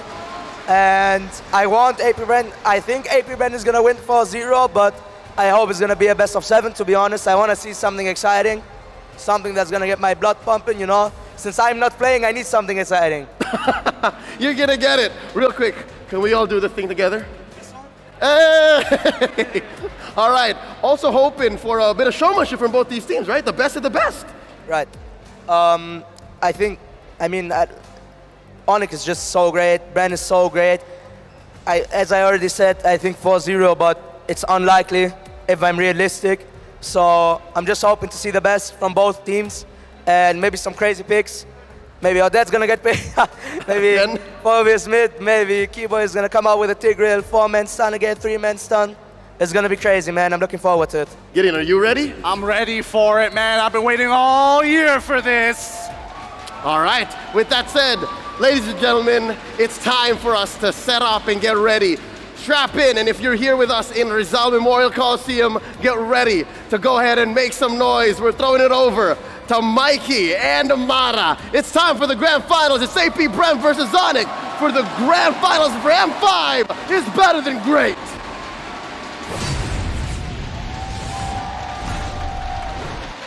Sixteen of the world's strongest teams have gathered in the heart of the Philippines to vie for the coveted World Championship title. They have joined the fight, climbed to the top, and dared to be great. Ladies and gentlemen, we're left with two great teams, but only one will be better than great. Witness the shaping of a legacy that will leave an indelible mark on the pages of MLBB history. This is the grand finals of the M5 World Championship.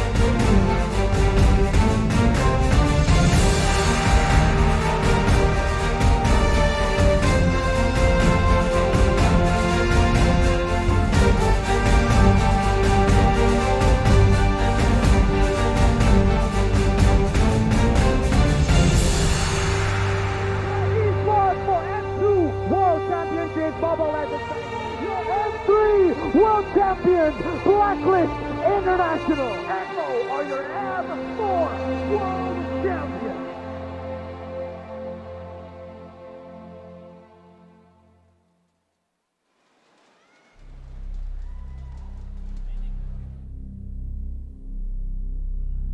We're all invincible.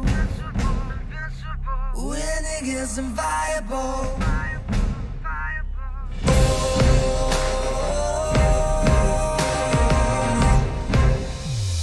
We can fight for our life. When the world collapses all around us, fight like a knight. Join the fight for our pride. Never wrong to strive for what you believe in is right. Zero to hero, immortal hero. Zero to hero, immortal hero.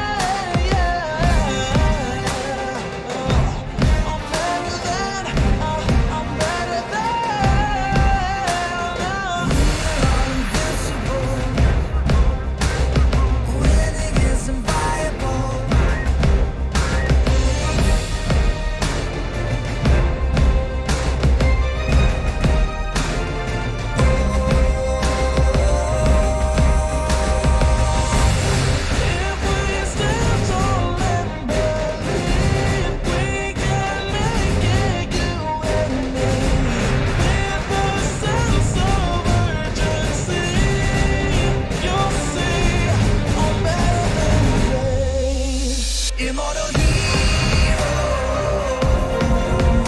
zero to hero, immortal hero, zero to hero.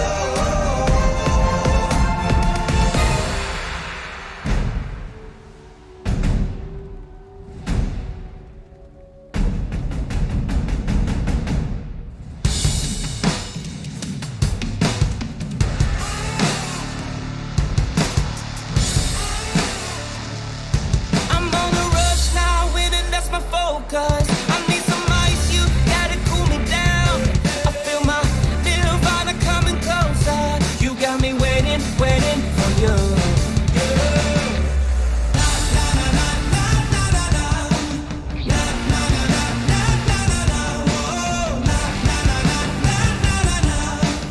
Love the adrenaline, 'cause we never ever going down. You got me walking through the fire. We don't catch a slack when we were young. Never run from the fight, yeah, we come to the top. Never run from the fight, all the way to the top. Never run from the fight, yeah, we rise to the top.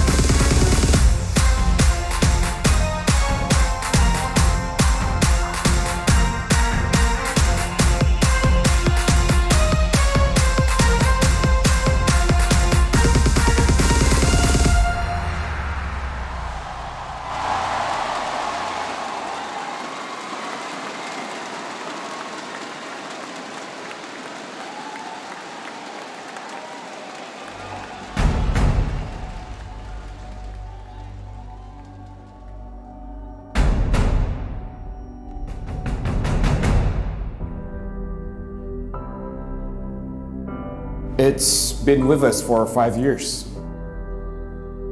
To those who don't understand or don't care, this means nothing to them.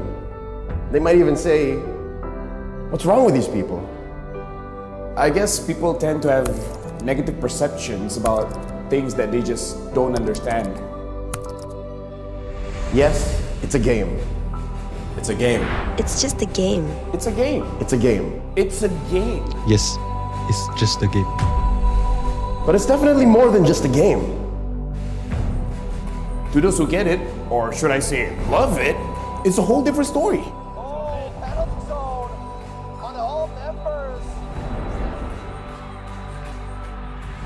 They choose to devote their entire youth to make a mark in this brief period as esport players.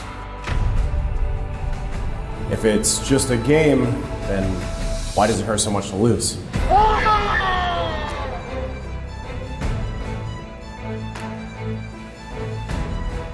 Untuk rakyat Malaysia yang mengharapkan lebih, kita orang minta maaf sangat-sangat sebab kita orang berhenti kat sini je. Why do we let emotions get the better of us? Why does every hard-fought victory mean the world to us? Because it's not just a game. It's a commitment to give everything you've got. For the supporters who are there with you along the way. For the collective efforts of the entire community to elevate the sport to, of course, greater heights. Beyond the rivalries, it's the friendship. It's not among just the players, but with everyone else who's involved.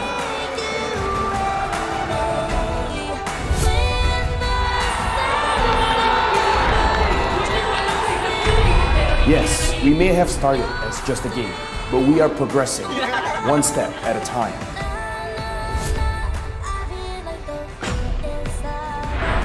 From the humble beginnings of M1, and now we're here at M5. Everyone who loves and understands this world is supporting and fighting together to achieve something great. We're not stopping. We'll keep moving. We'll be better than great. 1, 2, 3,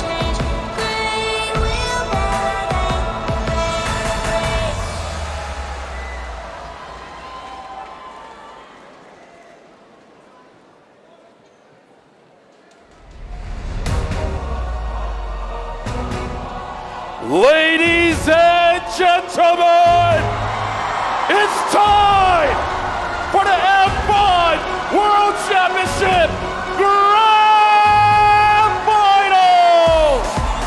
Bask in the presence of Onyx!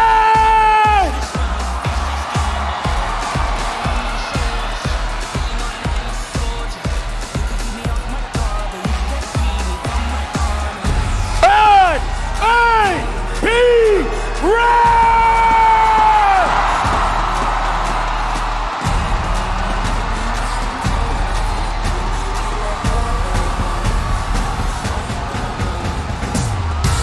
Leading the march in this epic clash are the Harbingers of Destruction, both silent but proven to be deadly.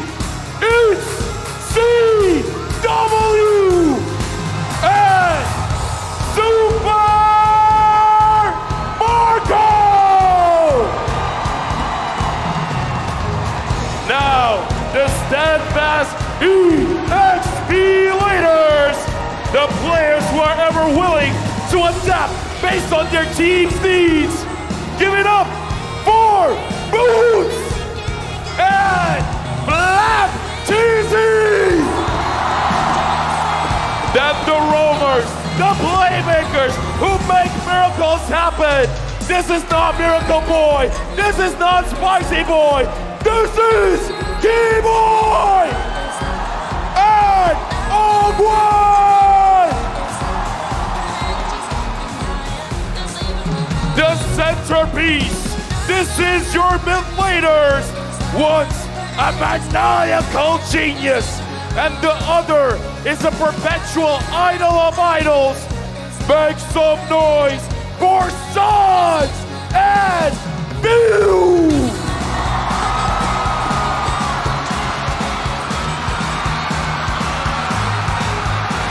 Presenting the junglers, two mechanical geniuses.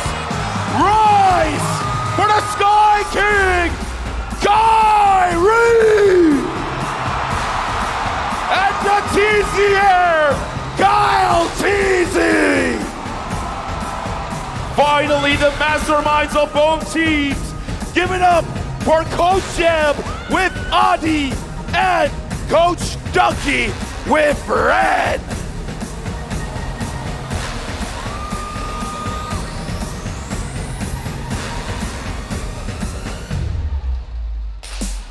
Look to the skies. Is it a bird? Is it a plane? No! It's the Sky Kings, the champions of Indonesia. Onyx versus the Bees from the Hive, the champions of the Philippines. AP Brand. Let the M5 World Championship Grand Final begin!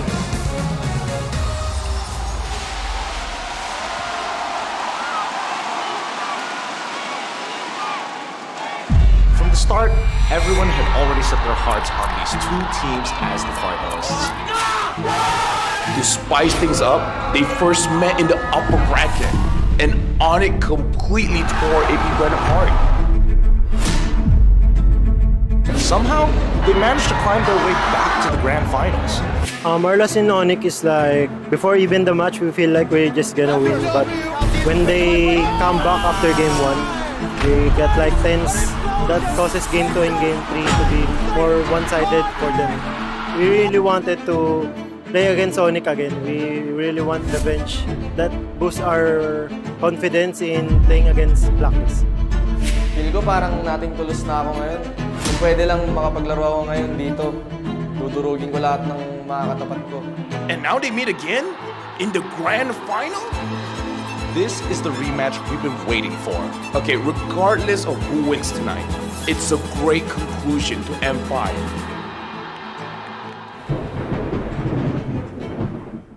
Onyx is blazing on what many deem a golden road. Champion! You're kings of the galaxy! Onyx! Amongst the Sky Kings, the Golden Boy, Kyrie, is arguably the best jungler out there. The stellar lineup also has Boots, the tank, CW, the silent carry, and K-Boy, the playmaker, and Sans, the maniac. Gua dulu belum ada kepercayaan diri dan mental yang kuat, dan sekarang gua nggak peduli siapa lawan gua, karena gua yang terkuat. Looking at AP Brand, we have Few and Flap TZ, the M2 champions. Since then, they haven't seen much in terms of results. It wasn't until recently that a promising lineup emerged with rising stars like Super Marco, Kyle TZ, and Oakwood. The pressure now falls on Feud to lead the team. After manalo ng M2, feeling namin kami na yung pinakamalakas sa buong mundo eh. Pero nung bago lahat ng yun, nung nalaglag kami sa playoffs nung MPL Season 8 tsaka Season 9, lalo na't di kami nakapag-qualify ng M3 tsaka M4. Ngayon, nandito na kami sa M5. Gagamitin ko yung tiwala ng mga teammates ko sa akin para ilid sila sa tagumpay.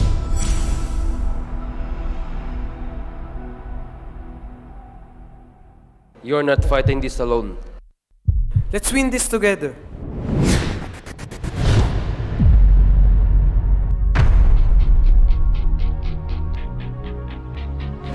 If AP Bren takes the series, it's a double win.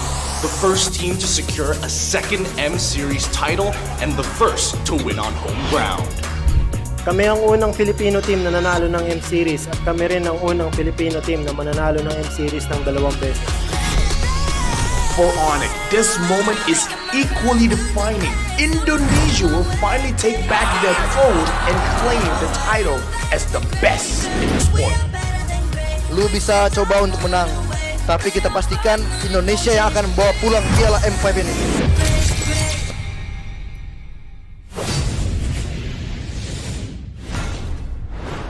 A grand opening that's fitting for a grand finale. Honestly, it brings chills to my spine and tears to my eyes, man. That was emotional. Welcome. This is the MLBB M5 World Championship with me, LaFell, as well as Mirko and Wolf. How are you guys feeling? Great, better than great. It's the grand finals. There can only be one word to describe it. It's hype. Wolf, LaFell, and I cannot wait to get into the games. Yeah, emotional. That's what I'm feeling right now after seeing all of those videos that we've come together. I mean, imagine spending the year for this specific moment. It's very emotional for me, man. Gentlemen, I need your help because you guys need to tell the world. Because all of this, the M5 World Championship is powered by who? Mutan! And it's presented by Kadia! And it's supported by ROG, the official gaming phone. And here's the thing, when you want food, when you want to travel, I like to grab. What is the grab? That's the official super app partner. And we're on amazing gaming chairs. What is it, Wolf? It's Secret Lab, our official chair partner. Thank you to all of our sponsors. M5 wouldn't be possible without your support because look at the crowd, look at the support. And a special shout out as well to our global presenting partner, Kadia. Kadia is a giga project, a city that's being built in Saudi Arabia. It is the future capital of entertainment, sports, and culture. With all that hype though, sit back, relax, because we're gonna get into the best of 7 with Secret Lab powering us behind us here. Don't just stop at the best hero builds and combos. Get ahead of the competition and reach Mythic or Mythic Glory or Mythic Immortal with Secret Lab, the Titan Evo gaming chair, outfitted with the pro-grade ergonomic features engineered for maximum performance. Shop match-winning comfort and keep yourself at the top of the game. Now, I'm hearing the crowd. I want to see where the loyalty rise. Rizal Memorial Coliseum, let me hear. Are you with Onyx? Now let me hear. Are you with AP Bren? The crowd has spoken. And while they're speaking, the M5 is still ongoing. Unlock Yuzong's M5 exclusive Dragon Shade skin and Prime Cosmic Dragon skin when you buy the M5 pass. Accomplish all activity tasks to reach level 75 for free. A ton of M5 exclusive rewards are also waiting for you. Get yours or give it to a friend right now. And I gotta say, Wolf, okay, I love being in Manila right now. The energy is beyond electrifying. It's crazy because I think that even the teams that aren't Filipinos, even the players that aren't Filipinos, are being cheered upon. And that is what I love about esports. We just want to cheer for the best. And right now, we're the world's best teams in the world of MLBB for a best of 7 grand finals to define who is going to be the world champs now. All I can say is I love my job, Mirko. I love it more. I love it better. It's a full best of 7 and we get to cast it here. I really hope it goes full best of 7, all 7 games, right? Even though Onyx were able to take AP Bren down in the upper brackets, it'll be different here. They've made the right adaptations yesterday against Blacklist International, and now I'm expecting the same thing. You guys can make adaptations as well back at home. How do you do it? Watch on TikTok for TikTok drops. Watch for 3 minutes, and you guys can win 1 TikTok viewer chest. And if you watch for 5 minutes like LaFell, what do you get, LaFell? Here's the thing, for 5 minutes you can get a TikTok Deluxe chest. Damn! But if you watch the entire grand finals, you will be witnessing your new world champion. And I gotta say, there's nothing more than I want to see how this can shape 2024. Imagine seeing the best mechanically skilled players and the best coaching staff in the grand final. Yep, we're looking at the talent prediction here. You guys know, even the production's like, nah, don't let LaFell cook, but Mirko, you're cooking. You're going for AP brand. Are you gonna apologize soon? Well, you're in the Philippines, by the way. I'm in the Philippines. I am, but I gotta do it, man. Yeah. I gotta do it. 4-0. Of course. Here's the thing, right? It's not just for the team that'll win, but it's also a curse to the score. I don't want it to be a 4-0. I want it to be a 4-3. I think whoever wins this, as long as we get a good series, respect given over, hype, everything, we're gonna see the best. We're gonna see something better than great. I gotta ask, Wolf. It's been years we've been seeing Filipino grand finals, but this time is the Philippines going up against Indonesia. How are you feeling?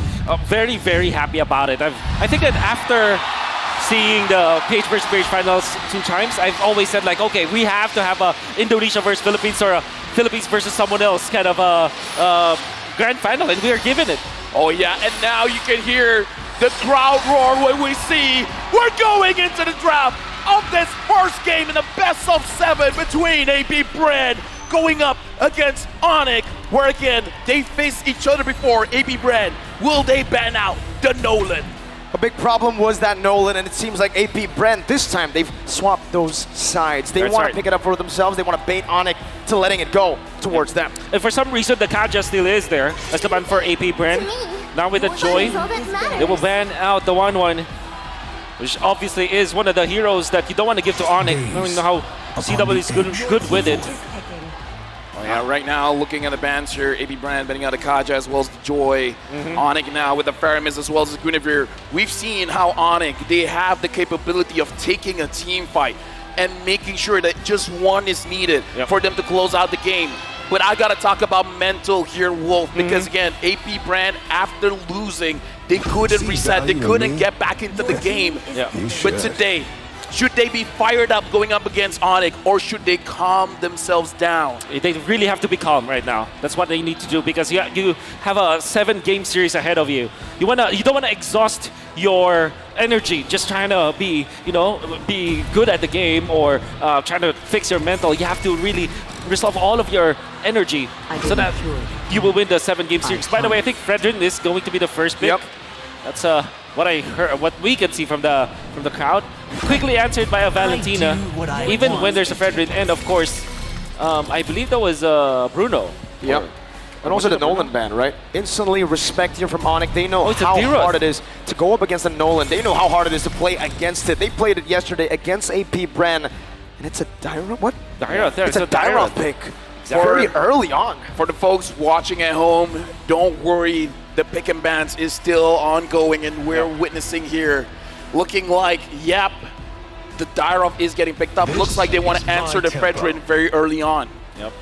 Arlet is open. Always on the way. There is Matilda, obviously, that's that we can see right now. Very early Brody here coming out from AP Brand. Looking like they want a lot of damage coming in from the goal lane here. And we can hear the crowd cheering for the Matilda pick. It's a comfort pick, right? Not just the Matilda, but also the Brody for Super Marco. If they want to really just get into the game, snowball it out of control, they need to play for Super Marco. I think, for me personally, it has to be, when I'm talking about the highlight players of AP Brand, it's their roamer and their gold laner. So if Super Marco gets facilitated with a great hero that can bully and look for that snowball early with a roamer that's so mobile, they can get these lanes all ahead with a Fredrin in the mid lane to just hold Onyx back. It seems like they're doing exactly what they did to Blacklist yesterday.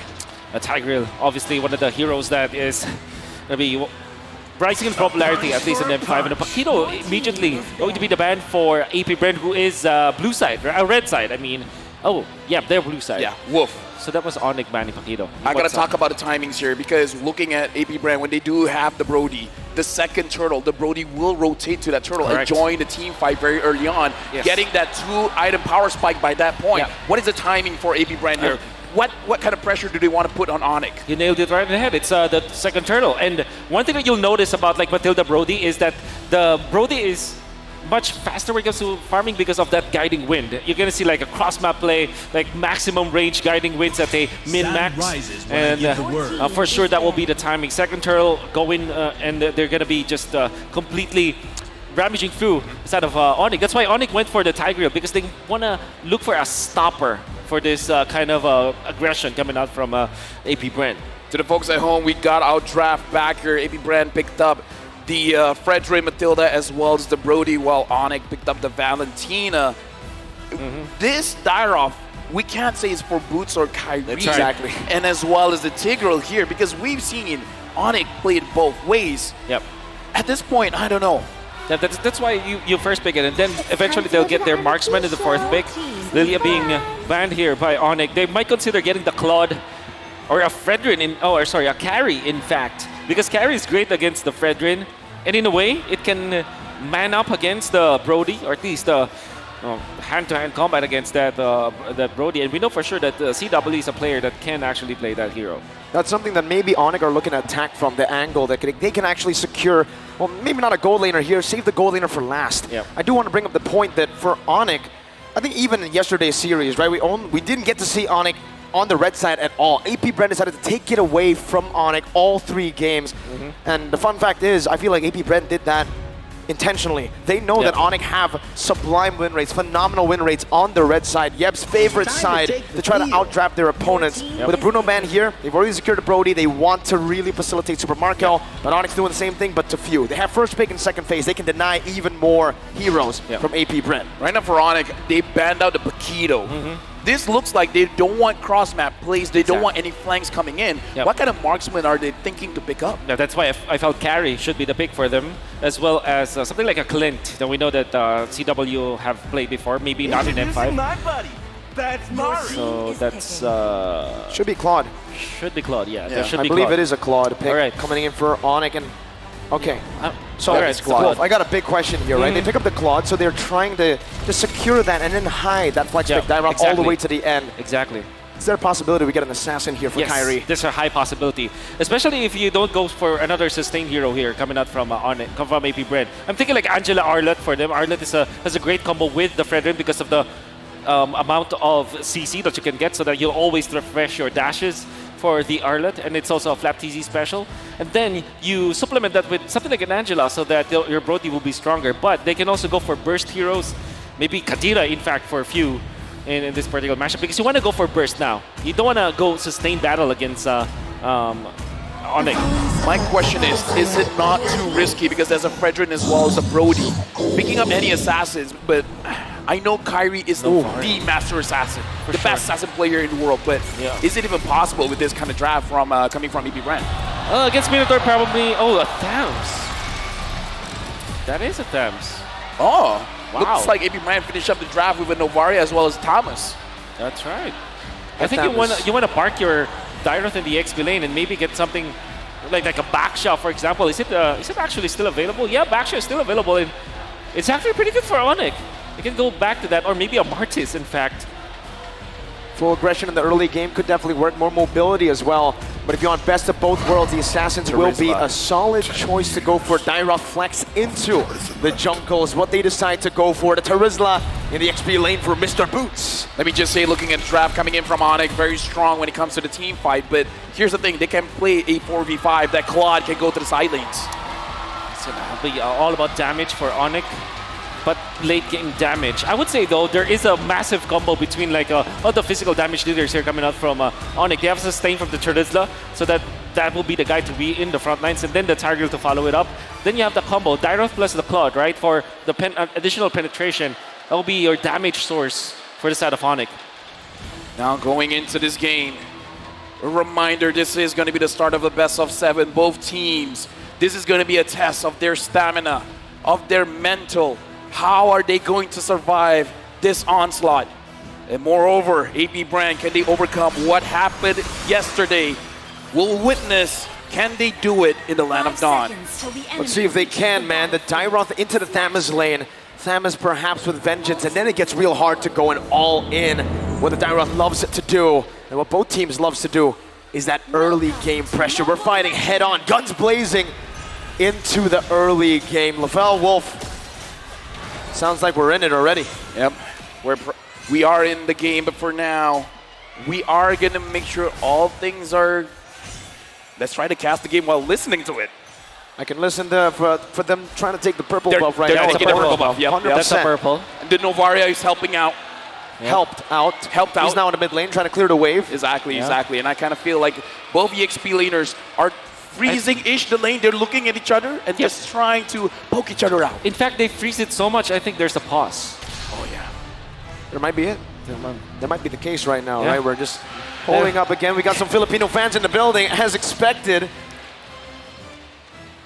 It's all about that support right now in Rizal Memorial Coliseum. But for the folks watching back at home and also the people watching in the venue, please do be patient with us as we deal with some issues. Yeah, but it's okay. While the pause is happening right here, we do have to talk about how both teams want to approach this fight. Because again, looking at Onyx, the thing that I'm looking at is because when they ban out the Paquito, they have a better chance in case if anything goes wrong. CW can go to the side lane. And I kind of feel like with CW, specifically CW on the Claude, it's not impossible for him to win a 1v2 situation. Not at all. I think he's one of the best weak side goal laners in the world right now, but he is facing off against Super Marco, who this time has his comfort hero. In all the times that I feel like AP Brent has won an international tournament when they were representing the Philippines for ISF and SEA Games, it was on Super Marco getting a bully pick in the gold lane, and then they snowball from that Brody to rotate him across the map. Exactly what we saw again from AP Brent against Blacklist yesterday. They were able to utilize Super Marco to rotate to neutral objectives. It's a strange angle to attack from, but it is an angle that is optimal for AP Brent. And that's even more applicable for this particular game just because of the Matilda, right? I think that we've seen this so many times. You park the Matilda in the middle of the lanes, mid to bottom, for example, or bottom or top to mid. Then you utilize the guiding wind, maximum range, and because of the wilderness blessing and available for the Matilda, you really cover up so much ground, and the guiding wind it looks like a massive teleport spell afterwards. So.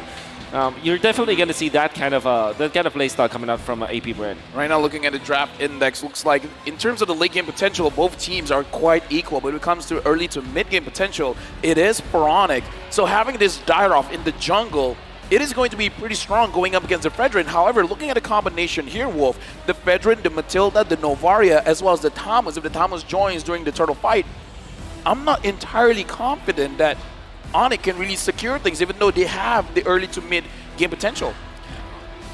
I guess because of the fact that they are Onyx, maybe they can secure it. But no, technically speaking, there's a definite approach here for the side of Onyx. The way that they will set up their box, it will be the Terizla first, tanking all of the damage. Badu Smith gonna be there, so the levels as well as EXP is important for Boots. Then you have the Tigreal coming out from Keyboy for the surprise plays. You would not see Kyrie as well as Sans leading the charge because of the two big boys from Onyx that might be their setup for the box. And with that box, that's the big, I feel, issue for both these teams, right? They want to try to set it up, but the other wants to try to make it as chaotic as possible. They want to try to attack from different angles, and I think with AP Brent's comp, that might be what they're looking for here. Yes. Attacking from different angles, using that Matilda to create havoc in these team fights. Yeah. And Thamus should be doing the same thing, right? If he got the Vengeance here, it'll be really, really hard for the Claude or anyone to even deal with it. Let me misuse my power at the moment. Misuse? Yes, because right now, while the players are on stage, I want the players to hear the crowd cheer. If you're with Onyx, chant Onyx.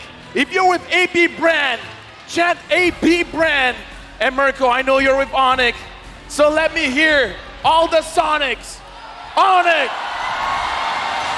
Oh, we're in the game! We're in! Let me hear AP Brand! And with that, let's jump into the game. We're in, all right. Onyx versus AP Bren in the early stage. Already 1 minute has elapsed. And what does it look like so far? Maybe we can take it slow with the emblems first here, Wolf. Yeah. We haven't seen them actually right now. Yep. We're going to be looking towards that later on. I would I'm actually surprised that Brave Smite is Kaltizi's choice because I think that in the Philippines, we're kind of a region that likes the Quantum Charge actually on that particular hero. And Flaptizi going in for Impure Rage. Now, one thing that we do know about the Brody is it's a great laner. Like 1v1 almost wins almost all of the matchups. And right now looking at Kyrie already setting up for the turtle. Keyboy absorbing quite a lot of damage coming in from Few as well as Ogwen. Not going to be having priority going into the turtle fight. Kyrie's holding it, resets it. Suns and Boots rotating over. Both teams looking to go and contest for the first turtle of the game. Flaptizi already regaining that prio in the bottom side of the map. But both teams are still hovering over. Yeah, right now again, EP Brand, they do have the Astral Echo to find the opposing side, but Boost goes in! 3-man penalty zone off the Suns, damage coming down, and that's going to be Keyboy who shoves them back. Kyrie winning the Red Tree battle with the implosion coming down as well. Now it's going to be View. Very low first blood picked up by Suns, but a good appraiser's wrath turns it around. Now Boots all alone. It's a 2-for-1 trade. Make it 2-for-2 for the turtle, but if Boots gets taken down here, Onyx will lose out in the first fight of the game. Flaptizi. Congratulations, Onyx got the turtle, but they have to pay with 3 members. It's not even worth it, Wolf. Not at all. At the first turtle fight, you don't want to get that turtle in exchange for 3 heroes. That's the AP Brand. But a wonderful placement coming out from Flaptizi, just keeping his stabs up to Kyrie. Kyrie was way slow because of the control coming out from Flap. He still was able to get the turtle, which is amazing, but the succeeding fight, because they were pulled down so much, they didn't have any staying power anymore. This is why I was wondering, is it good for Onyx to fight around the turtle? Because the poke coming in from AP Brand as well as the heavy damage that they can put out. Kaltizi wants Keyboy. The CC, right? It's phenomenal. Kyrie jumping in, Suns is there as well with the help of CW. That's a 3-man circling eagle knockup. CW forced to use the defensive battle mirror image back to his own turret. Torn apart memory also used up there. A good shot off the CW under his tier 1. Ogwen's looking for a dive angle. Jumps in with the guiding wind. Super Marco looking for a stun. Battle mirror image out. Super Marco gets 1 hit on the turret gold and backs away.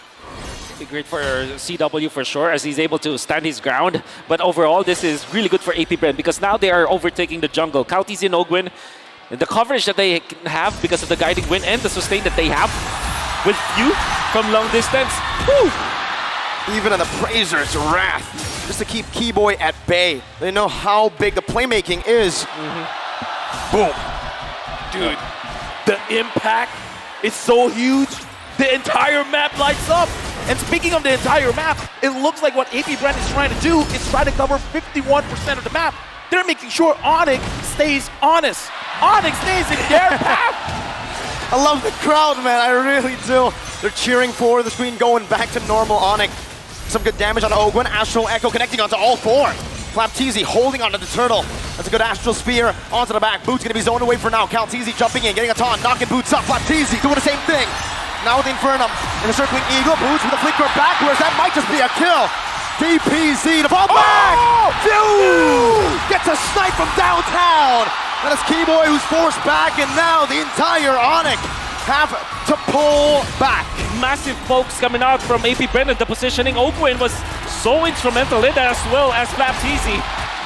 This surprise pick with this Matilda and this Dams make it difficult for Onyx to get some territories, get some ground, and Few being on point with the spear.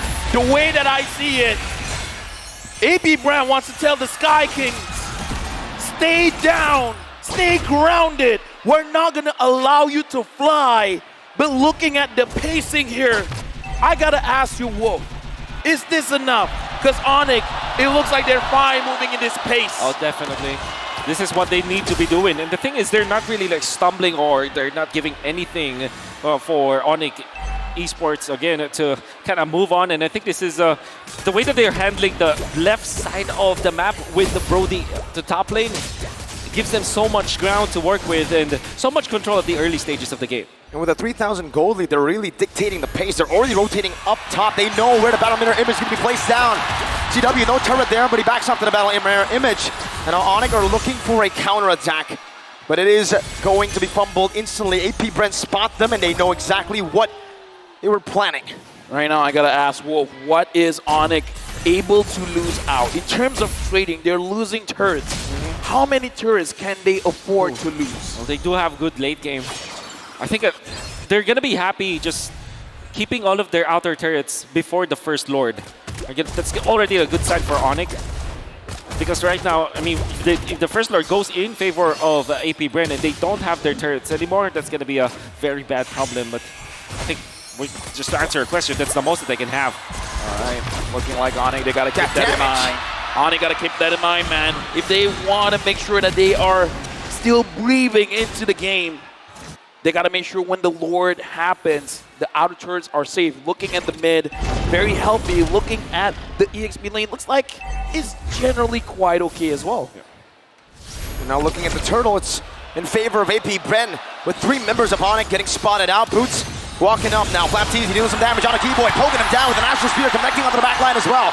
Circling Eagle, knocking Kyrie up, zoning them away from the turtle, and Boots is forced to run away. Flapteasy just wreaking havoc as Calteasy picks up the turtle. Once again, 3 turtles to AP Bren. No contest from Onyx. We got to talk about Flapteasy here. He's really pushing everyone from Onyx away. How's he doing this? No, this is the strength of the Thams with the Impure Rage and the threat of the Vengeance. Then there's always that Ogwen factor where no matter what happens, he's going to be safe. That's why the 2 of them just go together and there's nothing that Onyx can do. The early game tempo from the side of AP Bren was dictated by this Thams as well as this Matilda. Well, good news for Onyx fans because EW is still deathless. Sans is able to protect himself with the ult coming in from Matilda. So far, a pretty slow-paced game. It looks like Onyx, again, this is the kind of pacing that they are forced to go into. But Kyrie, now, again, the question to Wolf, can Kyrie farm up enough that he can cause trouble for AP Bren? It's not just about himself. I mean, the answer is yes, but Kyrie still secures it. Kyrie still secures it. The answer is yes, but he really needs to find his teammates. I think, you know, when you look at the Dyroth, you would think that this is a singular hero or an individual kind of hero, but it's not. It's a combo-based hero. You need someone else with physical damage to combo with you so that you're able to just make full advantage of the passive as well as the kit that Dyroth has. So I guess for Kyrie, yeah, surely you can farm up, but you need to utilize your teammates as well. Exactly, right? It's not a solo hero here, especially I feel like the way that Kyrie's building towards, it's more of that utility build. Anti-Cuira's first item, only a Fury Hammer to help him deal some damage and a little bit of penetration. So this pick is really reliant on everyone else dealing damage. He's a utility jungler. Help me understand this, Wolf. Why is Keyboy positioning the way that he is positioning now? Oh, it makes me wonder. He doesn't have any teammates. I think he just wants to make sure that the purple buff will be at least watched. And there's really nothing that they can do right now aside from farming. He's spending his time here so that he's going to be able to land a wonderful implosion once they see the other members. Looks like they're setting up on the board here. Sans flickering out. Astral Echo thrown out as well by Sans in panic. And I feel like for Keyboy, is he trying to learn from his idol? The BBB, the big brain below, and now it's the BBK, big brain Keyboy, perhaps. Here's the thing, AP Bren, no one sees this. No one knows where Keyboy is, but even if he gets a 5-man implosion, will the damage be enough, Wolf? Maybe they have the Dyroth, so they can. The damage will be there. Oof. But AP Bren's damage as well is quite massive. Look at the poke coming in. Boots is already down to half. Even the Lizard did not spot out Keyboy. Yeah. Another Astral Spear. Boots taken low. Penalty zone. That's a DPZ, but not a defensive penalty zone. That's a desperate penalty zone from Onyx. A 4.8k gold lead, building up to 5k, and it has halted any shot of Onyx to look for an angle to fight. Now it looks like Keyboy abort the plan. This is not going how we want it to go. Keyboy returns, and now Onyx, they got to pre-plan what else are they going to do. Astral Echo finds 2. Fish and mailed. Onyx forced back into their tier 1, and Super Marco, Mr. Reketiano, picks up that tier 1 in the mid lane. The Turret Eater. Oh, this is definitely going to be AP Bren's power spike. And Onyx need to hold their ground. AP Bren's lineup with this Matilda, with this Brody, they're very, very strong at this moment. And the thing is, because of the fact that Few had a great time in the early stages, he's going to be the one to supplement the damage in the latter portions of the game. So AP Bren, even their composition is like this, they're not technically just an early to mid kind of a lineup. They do have the late game because of this Novaria. And Onyx needs to respect that. They need to make something happen now. How's the clear though, right? I mean, Onyx right now, they're trying to deal with just a super minion wave. And it's not good. We saw the main reason they were able to come back was that wave clear with the Lilia. CW gets poked by a torn apart memory. Zone back to his base. Something about Onyx, I believe, and I kind of feel like all the Sonics believe, as long as the crystal is not destroyed, because it's not just in M5. They did it in M4 as well. When the odds are not in their favor, they will find a way. They will be able to do the impossible. Dude, was that against the Valley, dude? Maybe. Talk about memory. Oh, Kyrie forced back Battle Mirror Image defensively as well. Onyx can fended off the First Lord, but I would say it's quite value. AP Brent got half of the HP for the turret in the bottom lane. That's right. The Twilight Armor picked up by Kyrie. This is definitely a reaction to what AP Brent is giving them. Going up against the Novaria. And if I'm looking at the heroes, the composition of Onyx, there's really no dive that can get to few. So I think that this is another problem that they have to go through. Even then, the front-to-back composition of AP Brent is also a thing of beauty because you have Flapteezy all very, very farmed now with the Imperial Age as well as the Vengeance, and then you have Kalteezy to man the front lines as well. You have the Guiding Wind to start. The front-to-back of AP Brent is just perfect. Ogwen is a roamer, let me remind you. Yeah. And he's doing that much damage to CW. I really am curious to see how far behind CW is compared to Super Marco, right? Because Marco's been eating turrets, but it seems like in terms of levels, even damage earlier, CW has got quite enough. So let me just ask more, because you were talking about how Onyx, based on their lineup, it's not going to be easy to catch Few. So if Few is not the target, who should be the target? Is it the front line? Is it Super Marco? I think Onyx will have to settle for the front lines, yes. Because that is the idea of the Dyrot anyways. Of course you can dive, but... Good shot again, Astral Echo. Now revealing a few members. Kyrie going to be engaged on right now with the Circling Eagle, the taunting and Fraser's Wrath. You hear some strike coming down, and it's not in time right now. It's actually an implosion out of penalty zone, but it's still not enough. Super Marco is free hitting. That's a flicker and a torn apart memory. They're trunched by Sans. A good shot over. Sans dogging away. AP Brent looking for the end angle now. 7-1, 10,000 gold lead building. 2 members down for the Sky Kings. Onyx lost 2, and now everyone from AP Brent, they're marching forward. They're looking at the base. Flapteezy goes in. The Hive in the building erupt. Giving away, but it's cleared out. But the turret, the base, has been taken away. AP Brent snatch a victory from under Onyx feet. This is the beginning of AP Brent telling Onyx no more. What happened yesterday was a fluke. If you give us an advantage, we're gonna take the win. A beautiful execution coming out from AP Brent, the way that they drafted their early game composition with the Brody as well as the Matilda. With the Frederick, that's the first pick. Who would have thunk that? We did not look at this hero the entire M5, and now, during the Grand Finals, first picked by AP Brent. This is the level of world athletes.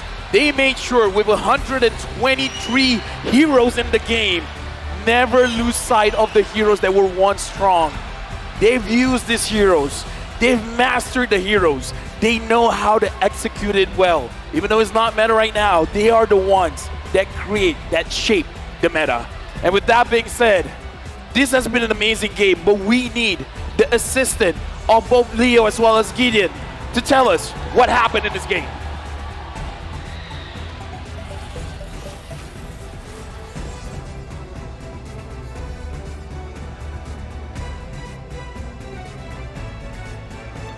What a way to open up the series here with AP Brent taking the very first game. I couldn't believe what was going on, and especially with what the heck happened in the draft. They've learned a lot from the last time they've met, Leo. It's a much better way to go ahead and take control of an early game advantage that they very much had in game 1 in yesterday's upper bracket final, and now it's clear AP Brent has woken up. They have. They've opened up the draft, and more so, they've opened up some interesting picks here. And let me tell you, Leo, have you heard about this man? M2 World Champion. Season 6 and Season 12, Pampia PH Champion. Oh my goodness, this man continues to roll harder and harder every single day. From level 1 to 4, he continues to dominate. He decided to pick Thamus this game. Have you heard his name? David Charles, the Filipino Cannon! I can't believe that Tom's debuted here in the knockout stage 2 with a dominant victory like this. He built the vengeance, you see that? Yes, and honestly, for most Amos players, that's the way to go. You're looking to be able to withstand the damage and honestly utilize your ult in the same manner to buy that extra bit of time.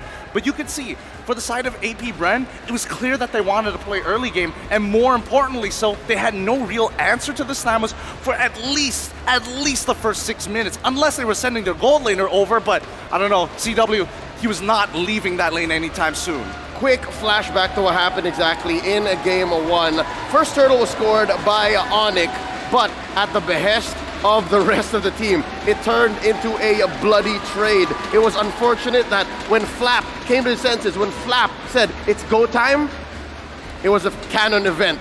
He just started to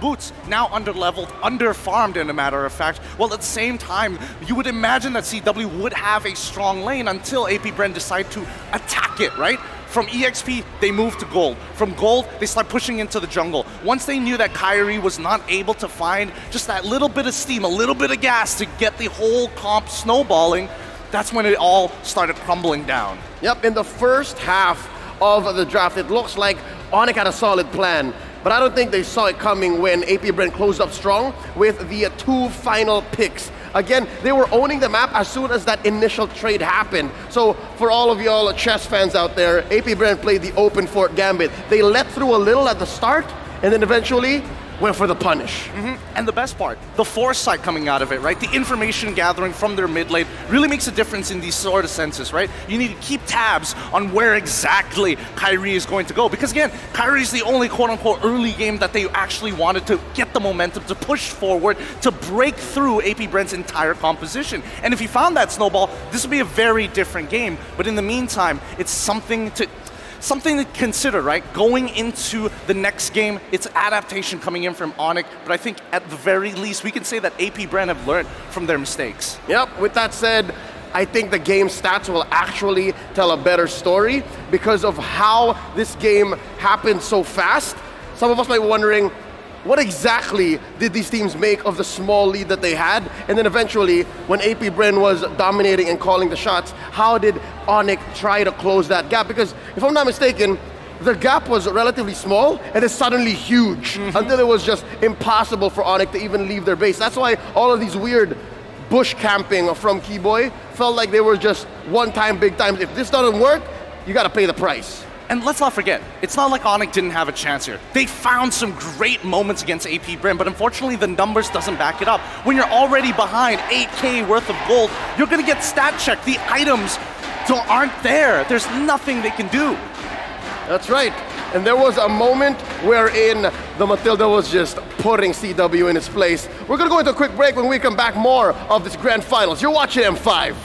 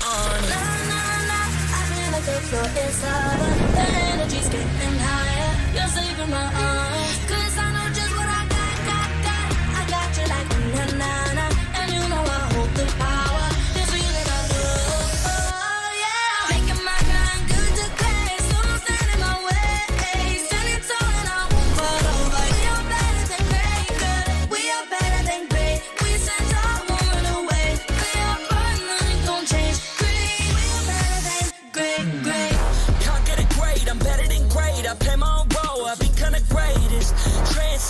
myself into this game, yeah. I feel the power to dominate fate. Championship mind, no time for the weak. We start to the game, shot reveal. Better than great, that's how we feel. I feel like the floor is lava. The energy's getting higher. You're saving my arms. Cause I know just what I got. I got you like na-na-na. And you know I hold the power. This feeling I know. Oh yeah. Making my grind good to play. So don't stand in my way. Standing tall and I won't fall over. We are better than great, girl. We are better than great. We stand tall, won't run away. Play our part, nothing gon' change. Great, we are better than great, great.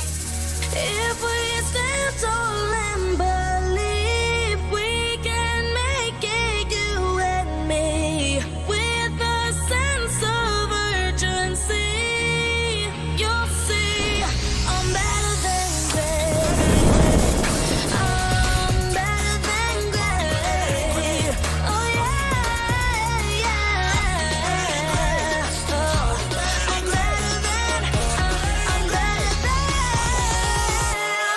Making my grind good to play, so don't stand in my way. Standing tall and I won't fall over. We are better than great, girl. We are better than great. We stand tall, won't run away.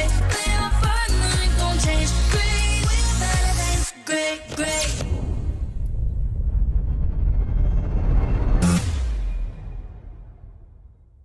I am the #1 seed, the champion of the arena. The fans adore me because I've never lost. Yet you are afraid. Afraid that you will lose everything.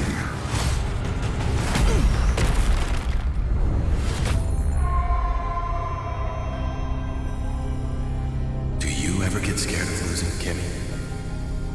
Well, big bro, I think we should cherish the joy and excitement of each game. Not who won or lost. That's right. I'll strive for victory, but I won't lose myself in its pursuit.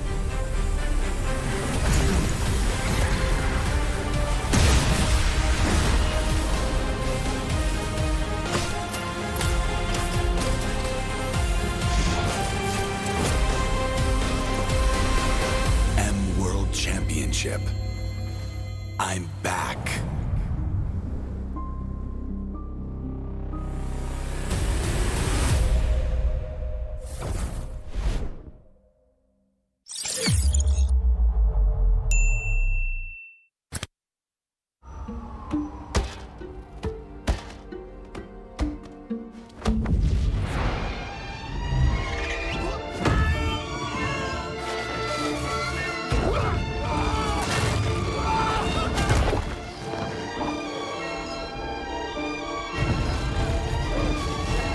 The world's first city, built for play, is coming to Saudi Arabia. Don't just live life. Play life. Kadia.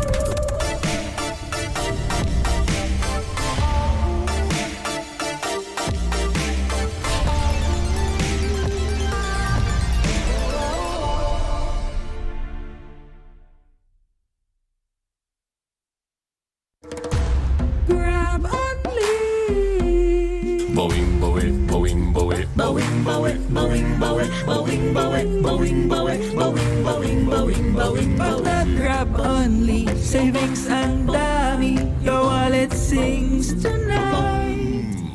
Laki ng bawi, pag nag-grab only, save 244 alright. boing, boing, boing, boing, boing, boing, boing, boing, boing, boing, boing, boing, boing, boing, boing, boing.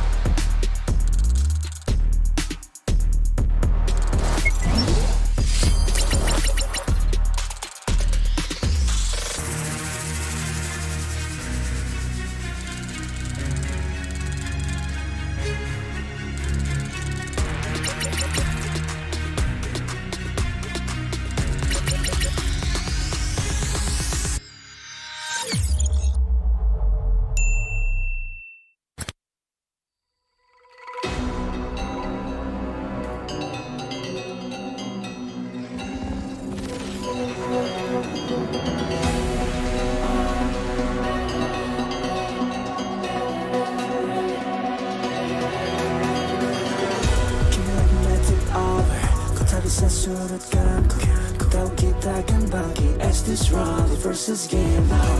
Got the power on my shoulders. Ku tahu ku sempat taruh, kau bisa buatku lengah, but you can keep me from my honor.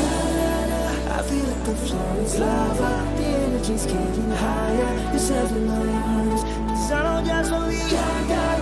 I got you like na-na-na-na, and you know we hold the power, 'cause we are better than great.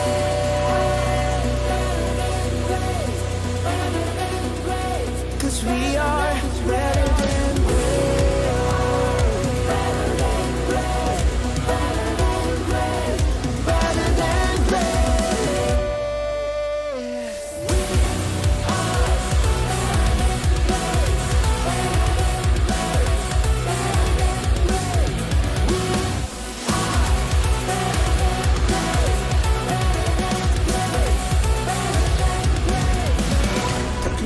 We are aku yang terhebat, apa yang lu ku jadi terhebat. Transcend myself into this game, yeah.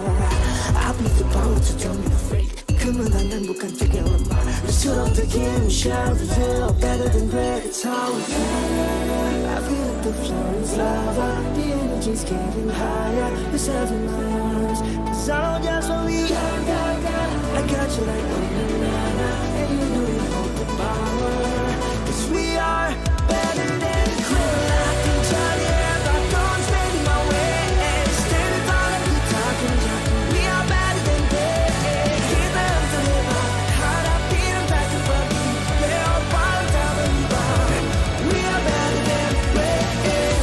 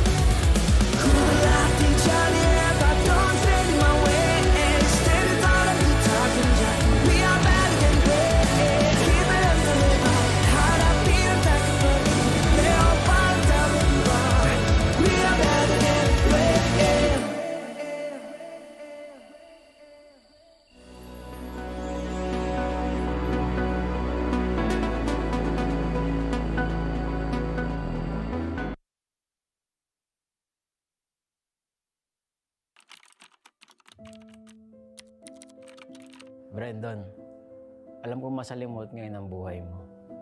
Kung kailan ka nabigyan ng break as a head coach sa pro scene ng Mobile Legends, doon ka pa nagkaroon ng malubhang sakit. Iindahin mo ng 1 buwan. Itatago mo kasi akala mo ngalay lang naman. Hanggang sa isang gabi, hindi ka na makatayo. Hindi ka na makalakad. Wala nang choice kundi dalhin ka sa ospital kasi grabe na yung sakit na iniinda mo. Magsisimula ang season na wala ka sa tabi ng team mo. Sobrang lungkot at depresyon ang dadanasin mo dahil sa sakit at kawalan ng pakiramdam sa kalahati ng iyong katawan.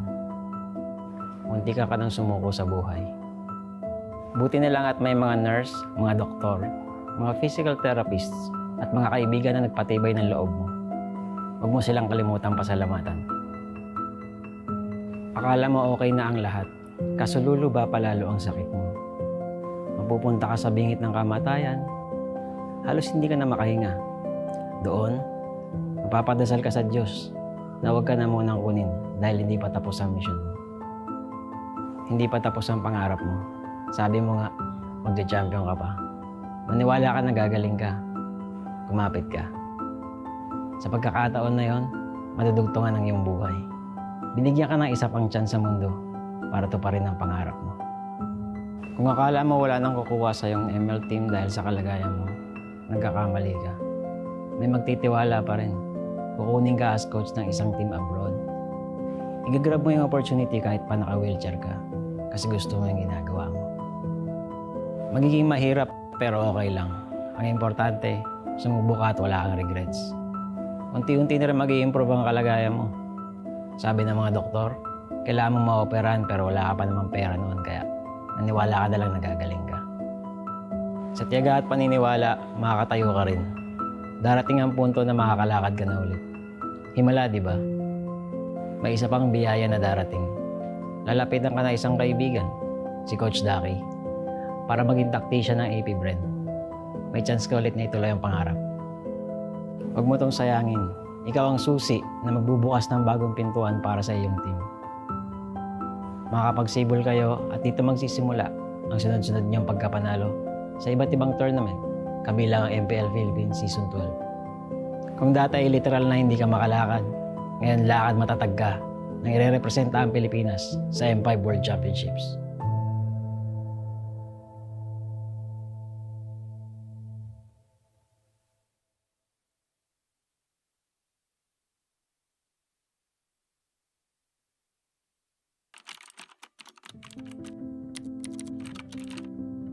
David, nakakatuwa manood ng MPL, no?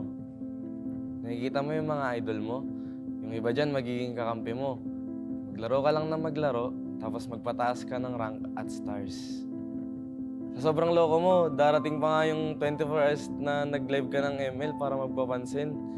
Dahil sa kasipagan mong yun, may chance ka pang nakasali ka sa Bren. Sobrang saya ng magiging run mo kasi magcha-champion ka na sa MPL tapos makakasali ka pa sa M2 World Championship. Nakaka-pressure pa yan kasi rookie ka pa lang tapos mag-worlds ka na. Buti na lang, umayon yung resulta sa atin. Magiging champion ka ng M2. Oo, masaya siya. Kaso warning lang ha, yung mga susunod na mangyayari dito magiging mahirap at masakit para sa'yo. Ganun talaga yung buhay eh. Hindi laging masaya. Minsan, kapag nasa tuktok ka at hindi mo alam kung paano harapin ang tagumpay, sasagadsad ka pababa, tatamarin ka, makikinig sa maling sinasabi ng iba. At ang uli, magmamahal ka ng taong lolokohin ka lang pala. Sa mga panahong yun, mapatingin ka na lang sa salamin at parang hindi mo nakilala yung sarili mo. Magiging madilim yung mga susunod na kabanata ng buhay mo. Pero David, dito ka matututo. Oh, baka gusto mo laktawan tong part na to ha? Hindi pwede, kasi mahalagang pagdaanan mo to. Okay lang matakot, gawin mo pa rin. Magta-top 8 kayo sa MPL, talo, laglag. Hindi lang isa, 2 beses pa. Dahil dito, mapaisip ka kung kaya mo pa ba, kung para sa'yo pa ba yung ML. Ngayon ka dapat hindi tumigil. Kailangan mong ituloy at patunayan sa sarili mo na kaya mo, kahit sa mga oras na wala ka ng ganang gumalaw. Kung magagawa mo to, magkakaroon ka ng disiplina. Gagawin mo siya dahil pinangako mo sa sarili mo na panahon na para magising at magbago. Kapag naayos mo na yung sarili mo, magiging maayos na teammate ka na sa mga kasama mo. Kung yung dati nga, sarili mo lang iniisip mo. Ngayon, mas masaya ka na kapag masaya yung teammates mo, di ba? Dahilan ito para mag-champion kayo sa iba't ibang tournaments, pati na rin sa MPL Season 12. Matutupad rin yung pangarap mo para sa team na makapag-M5. Ngayon, sa pagkakataong ito,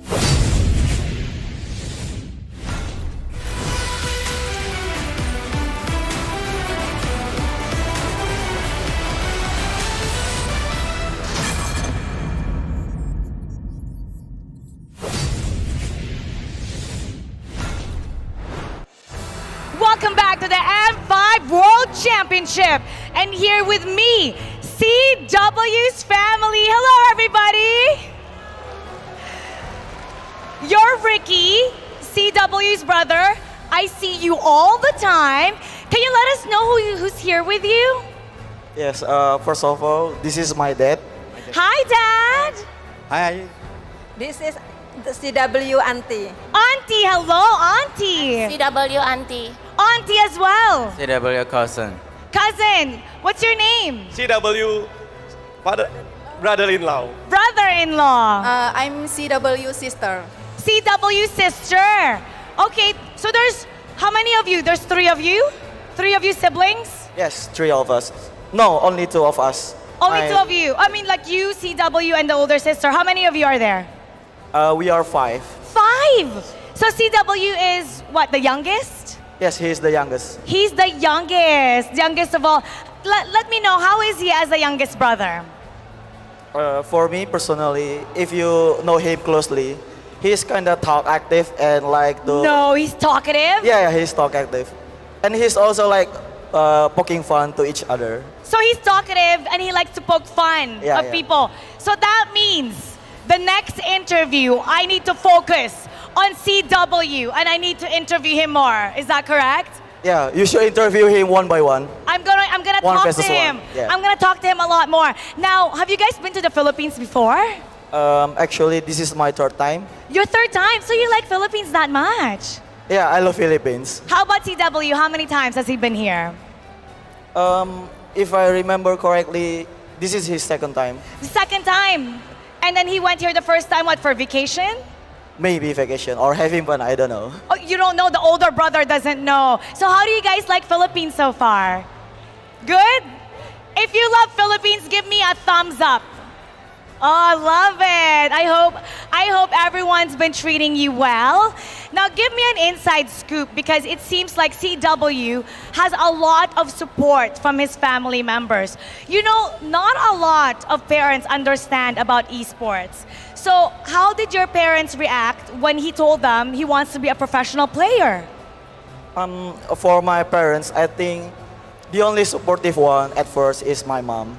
My mom, yes. Mommy's always supportive. My dad is so scary. No, you didn't want him to play?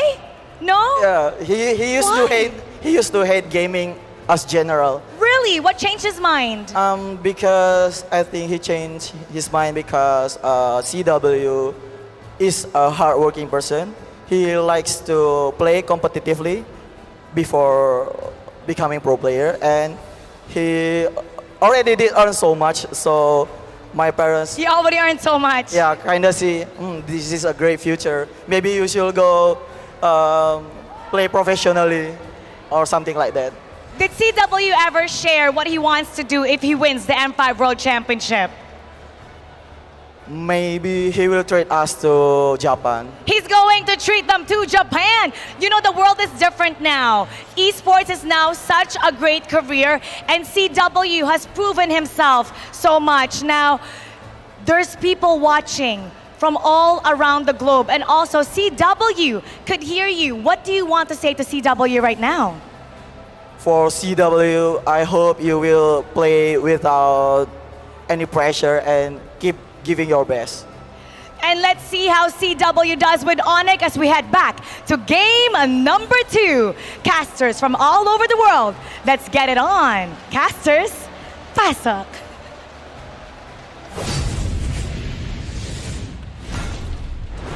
Thank you very much, Mara and W, for CW's brother. Because now we know Calvin Wanada is talkative. Stay away. He's very talkative. Just Mara should interview him more. not on the mic, man. On stage, he becomes an introvert completely. But I gotta give us a big shout out to CW, man, because I actually sat with the auntie during the group stages, and she told me that CW paid for their trip here to the Philippines. So they love it here. Man. W, man. W. You can't spell CW without a W. That's right. And I wish I was that rich. Yeah, me too, man. This guy is. Yeah, he's here. No, it's not. It's not true. Richest caster in the world. That's I think not the true. crowd agrees That too. is not true Wolf is at the all. richest caster. That is not true at all. They don't agree, right? Oh. You really want me to ask? No. You know what I will agree? What? Is that for everyone watching on TikTok, you guys can get TikTok drops. Watch for 3 minutes, you can win 1 TikTok viewer chest. And watch for 5 minutes or more, and you can win TikTok Deluxe chest. If you watch longer than 5 minutes, maybe you will know, in terms of the debate, who is the richest caster. Is it really Wolf or Mirko? Or LaFell? I'm out of the equation, man. I'm at least like top 6. If you really No, want to you're make this a not. debate, right? I mean, No, you're not. never mind. Let's just get into the draft. Yeah, but with that being said, we're not going into draft. Why you lied to me? Ah, we're just sorry, looking man. at a trophy. I'm sorry, man. I Look thought at we were that. gonna get. Oh, that is a good trophy right there. It's the same design as the M4 one, right? Because they swapped in M4. Dude. And man, it looks good. Yep. It looks clean. That was the one Echo brought home, right? That's right. We brought it home from Indonesia. We? Very. Yeah. We? Of course, You're I'm a part of Echo? No. Are you analyzing for No, Echo? hell no. My brains will not be as accusations. good to be part of a championship team yet. You know. Okay, with that being said as well, again. Oh, you are part of a team. Okay, either way. We're a team. The World Championship trophy for 3 years now has been here in the Philippines. Based on the performance of AP Brand just now, they want to keep that world trophy here. But again, Onyx, this is their chance to bring it over and not let it stay in the Philippines. And we are hearing the draft. Yeah. The draft might have started. Always You know, on the LaFell, way. I hear Matilda. have a chance to break 3 curses back to back to back. Okay, what's the curse? First curse. Wait, gotta do it tonight. No host country. No host country has ever won the M series. And also, number 2, mirror curse. Number 3, 2-time. So now, we live in the world where there's a possibility There is that AP Brand is a curse breaker. yes. Breaking the curse of the host country. And then being the 2-time world champion. With that being said, we're jumping into the draft where AP Brand have the momentum. They have their first game win. Onyx, this is their moment. This is their chance. If they want to keep in the game, if we want to make sure it's not a 4-0, they got to win this one. Momentum is big, especially when AP Brent gets it. We saw even in the game itself, when they got that snowball rolling, it was almost impossible to derail it. Onyx this time with first pick. Oh, they instantly pick up the Joy. AP Brand, are they going to be picking up the Valentina, which is the typical answer to the Joy? And then the Fredrin that we saw, they utilized so well for the side of AP Brand. Because the thing with Fredrin against Joy is obviously the Joy will be able to get away from the Fredrin, but once you get on top of the Joy, you're going to be A-okay because of the continuous stunts that you get out of the Fredrin. Another option is the Akai that AP Brand also likes. Let's do a very quick recap here. Tiger Bruno. Let's do a very quick recap here. Onyx has banned out Faramis, Matilda as well as 1-1. AP Brand has banned out Guinevere, Nolan as well as the Kadia. Onyx first picked the Joy very early on, and AP Brand responds with the Tigreal as well as the Bruno here, where again, the Tigreal, I would say, is multi-talented. He can do a lot. One of them is that he can actually slow down the jungler. Exactly, because of the push that you have, and that's going to be a problem for Kyrie for sure. That means that they need they need a hero from the roam that can actually match where the Tigreal is. So might be a hero that Boots, or sorry, Keyboy might be looking towards, like someone to kind of keep tabs on the Tigreal, and that's going to be the Claude and Joy together. I mean, I understand that Charizla, but Claude and Joy together, there's so much scaling on the side of Onyx. Don't get me wrong, they're very strong in the latter portions of the game, but might be too greedy. Yeah. Especially considering both of them can technically be countered by the implosion, right? They go in, they can get comboed together. Right. And in lane already, it's already a tough matchup. Bruno versus Claude. I've been in the receiving end of a Bruno matchup again when I'm on a Cloud. Yeah, but here's the thing. Not fun, man. I kind of feel like the Claude is for two reasons. Because I kind of feel like for AP Brand, they do respect CW, so this Claude could be banned out. And I kind of feel like seeing the Tigreal, you're kind of looking at a draft that does not have a Minotaur. So perhaps that's also another reason why CW was like, okay, I can use the Claude here. But they got to finish things out because AP Brand just now, Feel was a very big impact. And the Paquito, before it gets banned out, instantly picked up. Yep, the Paquito obviously great against the Claude when it comes to like some moments of the game. What I don't like about the Claude is that there's that passive that we know for sure for Tigreal. Tigreal actually likes going up against the Claude. It's like a Minotaur, right? Almost like a Minotaur with a second skill, but this time it's a passive. So I'm interested why Onyx went for this kind of play. Obviously, the Claude is great versus the Bruno, though, in the latter portions of the game. But in the early stages, it's not going to be an answer. So I will not be surprised if AP Brent just bans out the Angela, because it's he has a lot of vehicles here for Onyx. Yeah, looking at the draft right now, looks like AP Brand, they're putting respect onto Sans because he is a playmaker for Onyx. Onyx banning out the Boxia, making sure that perhaps they're really looking at a jungler that is not super tanky. And we saw how the Frederick was very impactful in the game. Will that be one of the bans? I believe for Calteezy as well, he's been able to utilize the flex pick of the Paquito, right? Yeah, that's I believe it was group stages or somewhere in the knockout stages where Kyle was able to utilize this. Yeah. But either way, they always go for the FDP. FDP? Full damage Paquito. That's right. They want to go for all-out damage for Paquito, which is going to be great versus this Claude. And then eventually the Joy, if they do lock it down. I'm curious, I think AP Brand might just get the few hero on their fourth pick. Yeah. And what else is there? I mean, they might. there are players who actually like the cushion going up against the Joy.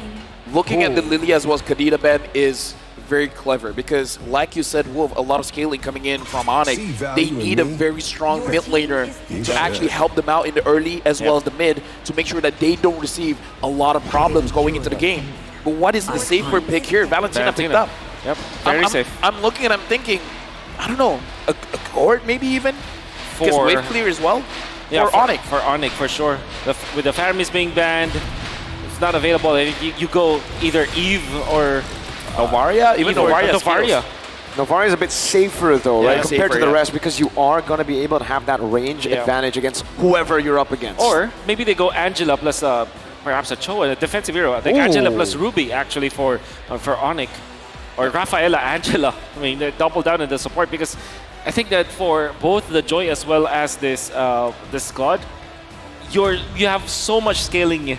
So you're so dependent on scaling and getting items that you need some supporting from your roamer. The Gord. Gord picked up as well as the Ruby here. Okay, the two analysts got it right. Yeah. I feel clever calling out the Gord. You guys are clever, right? The Gord and the Ruby here. The Ruby is going to be quite good at actually stopping any of these initiations, especially the dashes coming in from Paquito. But AP Bren. What if they go Phobius for AP Bren? Oh, that's going to be pretty good. Joy, Ruby, Claude. Yeah, and then just flexing the Paquito in the jungle. I mean, if that's the case, even the play-by-play can call it. Yeah. They can even I mean, you can be proud of yourself. It's fine, man. Yeah, for sure. People love you. I don't like the Phobius though. Like, all right. I mean, I get it, right? I mean, it's a lot of damage. You can actually jump in and distract a lot of the backline members. It's good for Snowball, but maybe they want something a bit more reliable.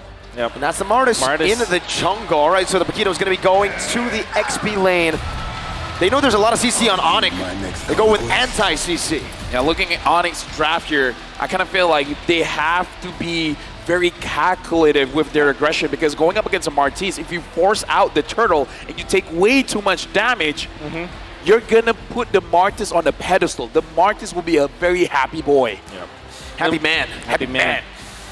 Obviously for Joy as well as the Claude, the late game is the power spike. And they're going to be really, really strong. If you're going to be looking at the heroes, that's evident on the side of AP Brand. They don't have the best defense against the Joy as well as the Claude, so that's going to be a problem. But in the early stages, that is where this Bruno Martis lineup, Snowball, coming out from the side of AP Brand might be what we can expect.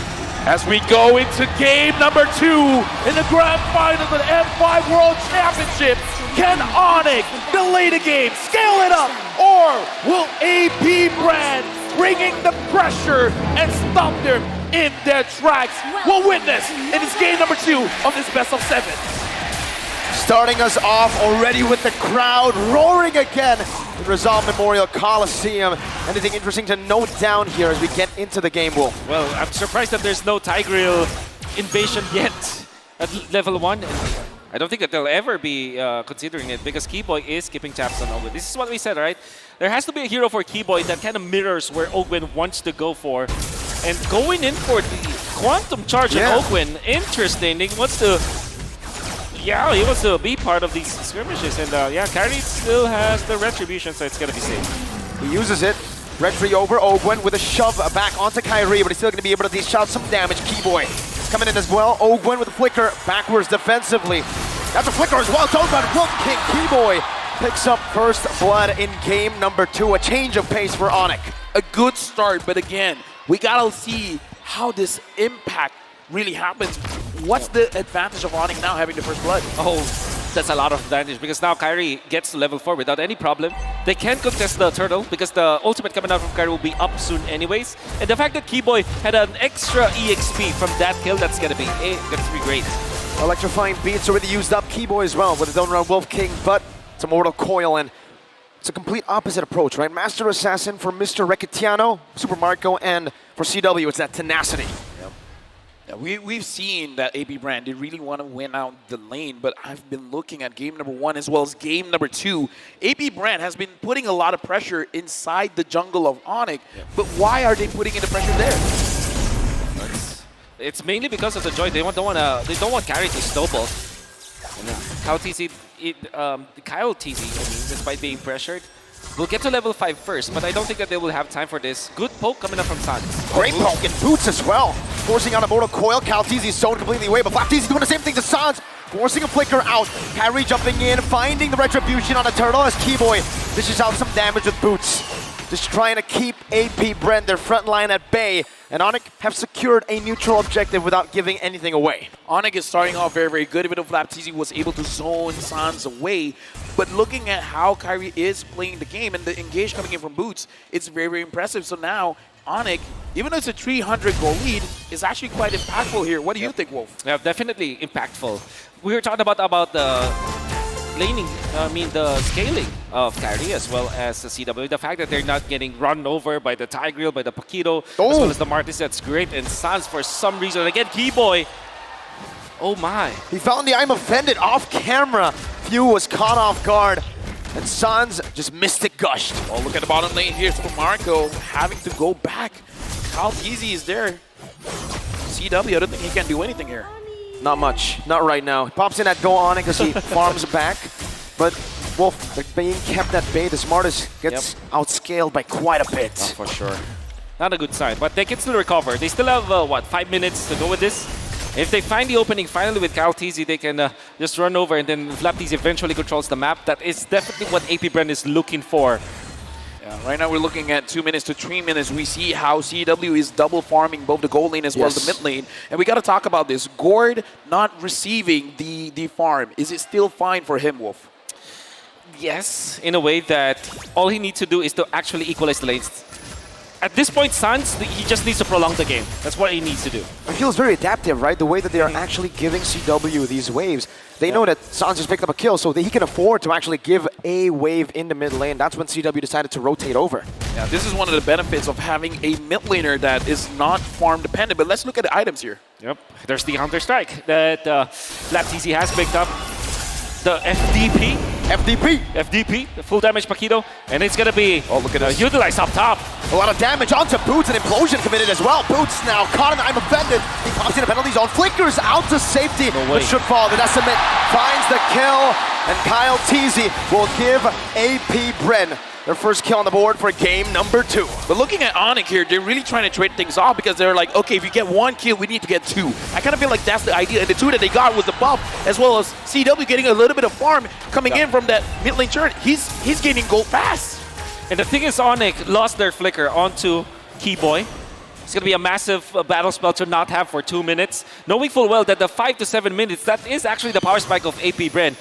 Onyx, despite them leading when it comes to the goal, they should not be that comfortable. And burning boots as well as Keyboy's flicker, just like that for the trade-off, might not be the best choice. Not the best choice, but I think that's the only choice that they could have made.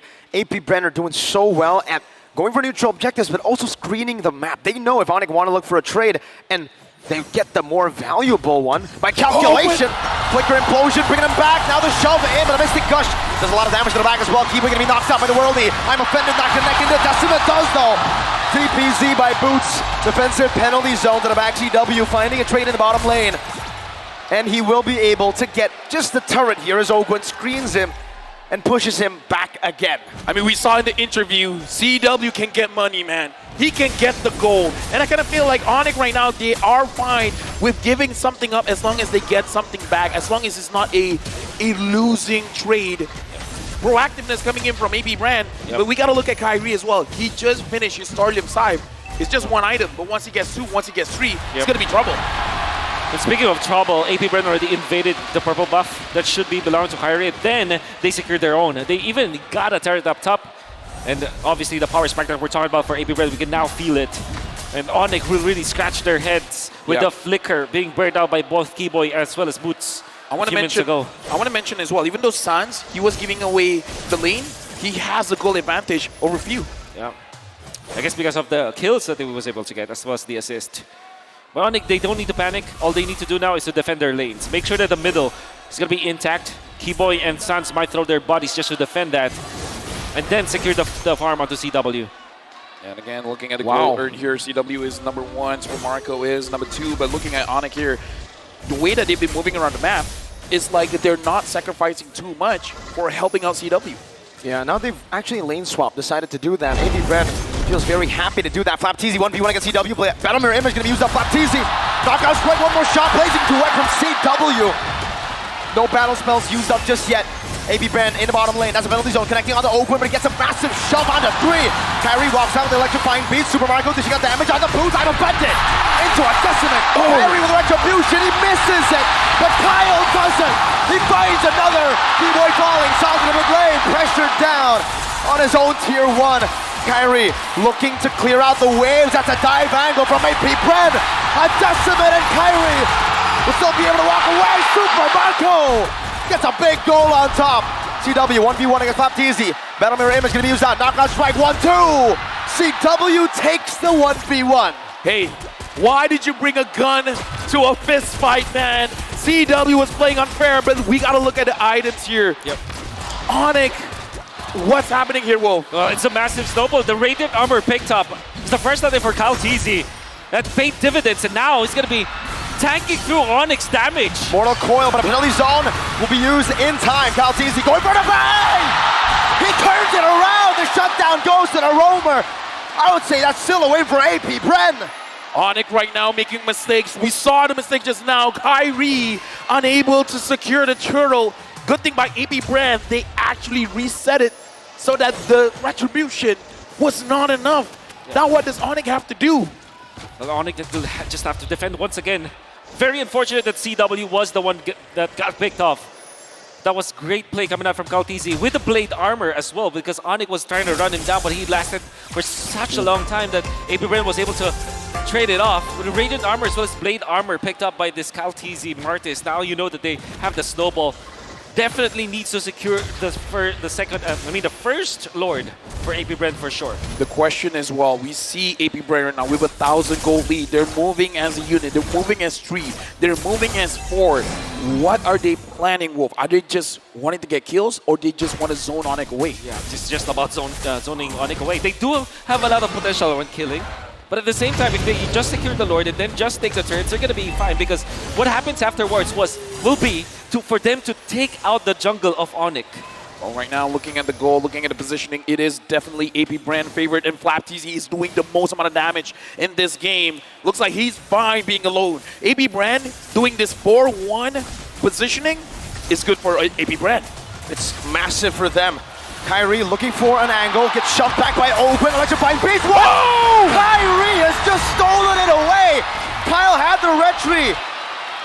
He had the level advantage as well. The magical man, my goodness. Only one time, man. Kyrie was like, don't worry, it was just luck. It was just a mistake. Holy. I'm not going to lose the next one. I got this, says Kyrie. Brings me back to the time where I was able to work with this man. Wow. Wow. Just wow. Wow. What a steal. What a steal. That's what we're wowing about. Every time he's doing that, back in his younger days, you know, he would scream, "Di mo kaya sa retrian," which means you cannot out-retry me. Ooh. You cannot win a duel against retry. I mean, that's the mentality you need to be a world champion. Because right now, again, we got to talk about the situation here. Even though, yes, Kyrie was able to secure that Lord, but we cannot deny it is still in control of AB Brand. They are the one in the driver's seat. I guess the best part here for the side of Onyx is that nobody died during that exchange, right? They were able to snatch the Lord, nobody died, so that means that they can at least equalize the lanes. Every minute that they buy for CW to farm, for Kyrie to farm, that's going to be great. Great news for Onyx. So now AP Brand again, looking at the tempo that they're moving, personally for me, even though Kyrie can scale up very well, CW on the claw can scale up very well. Late game Onyx is going to be very dangerous. That's right.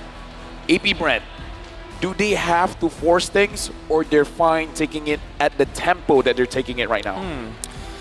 I guess with the hero that they have, they cannot. Like if they had them something like an Arlet, perhaps they can force things. They have the Tigreal as well as the Paquito, which is a committal kind of lineup, as well as the Martis. You cannot just get a kill and then get out. Surely you can because you're fast, but it's not that kind of hero. But then it gets too risky, does it not? Yeah. Right? I mean, if you do not force anything, don't look for a snowball, then it's completely reliant on the Bruno. You have a lot of cover, I get it, right? You already have a Paquito, the Tigreal, the Valentina as well. 3 amazing cover heroes. But Onyx, they went for the other side. You have cover, we have dive. They have a Joy, a Claude, a Terizla, and a Ruby. Everyone wants to dive. And the Gord, he's playing the best defense is offense. The best cover is if my team dives in and I deal free damage. Yeah, because looking at this game, it reminds me of a Diggy, an alarm time bomb. Because right now, AP Brand, hoot. MC Facts, Sky King. Wow. Well, I guess the saying is true. This is not a Lord confirmed. It's a Lord steal. Steal. 8 times. 8 times. In M5. And this is the season, or this is the M series where a lot of people are saying, Kyrie's retry is not as good. It's so-so. It's so-so. This is so-so, apparently. Dude, 8 steals is so-so. Oh my goodness. Okay, maybe when we hit double digits, maybe that's the threshold the people are looking for. Maybe You're the Sky King, aren't you? Yeah, maybe they didn't finish their sentence so good, right? Okay, here's the thing. You want to know my reasoning of why it's only 8 times? Why? Because they've been dominating the map so much. You're right. They don't have the opportunity to steal. They just claim it for themselves. And still 8 times. So only a few teams give Kyrie the opportunity to even steal it because they started it. And to think that they're dominating so much that they actually don't lose so much games. Actually, their only loss might be against Blacklist, right? And one against... Yes. In the knockout stage. The knockout stage. Wait, in the entire tournament, the only game that they lost. They had another 3-1, I believe. No, remember the 1-1 from See You Soon? When they were turned around? Hey, look, I believe it was 2-0, bro. I got ADHD. I can't remember anything much, but right now we're looking at the players again. Thank you very much to all the audience here in the venue as well as watching at home. We are going to provide the best, I would say, services for the players to make sure that they are having a good time in game. But either way, right now, again, AP Brand, back to the topic. Yep. No losses from Onyx. They've only dropped to the 2 PH teams. 2 games against Blacklist, 1 game so far in AP Brand. Yep. The Atas Langit Adonic. Yep. That's how you beat the Sky Kings. What does that mean? You gotta be untouchable. What does that mean? There's the sky. And then above that, there's Onyx. Yeah, that's basically the... Yeah, the Atas Langit Adonic. Above the skies, there's where Onyx lay. Flashback to MSC 2021, that's the gist of it. LaFell, you just gave us the gist of it. You know what? The first time I met you, that was the first thing you said to me. Yes. The gist of it. And now you know why. Why we're working together now. That's where our friendship began. We got that connection. The gist of it? Yeah, the gist of it. Our connection is special, guys. Yes, we are special indeed. In fact, this whole desk is special. Yeah, with a special connection as well. That's right. That's the title of the podcast. Oh my God. He had to go there. Okay. He had to go there. He went from soft selling to hard selling. Check out YouTube. find Wolf, and you'll be happy. Now, That's right. I want to be happy too. Me too. AP Brand right now, is there a good chance that they can end this game in the next 10 minutes? Because in my head, that's the timeline. There is a great chance, especially if they keep their. I think they have they still have their battle spells, so that means that even in this Lord push, they're gonna be able to defend and then try to maybe take turtles, and they have the Bruno reaching the critical mass. All right. So yeah, to answer your question, yes, they do. Oh, here it is. Top player Kadia in M5. Wow. Wow, even Hoon's there. So 14.92 for Sans. TLB. 14.08 for CW. Even though TLB didn't make it, but Hoon has been spectacular with KDA. Kyrie's not here, but Hoon is. Hoon is here. Kyrie. So does that mean Hoon is better? He is he. Hey, numbers don't lie. Numbers don't lie. So Sagan is top 5 players in M5. Let me just say, Onyx might be looking at Hoon.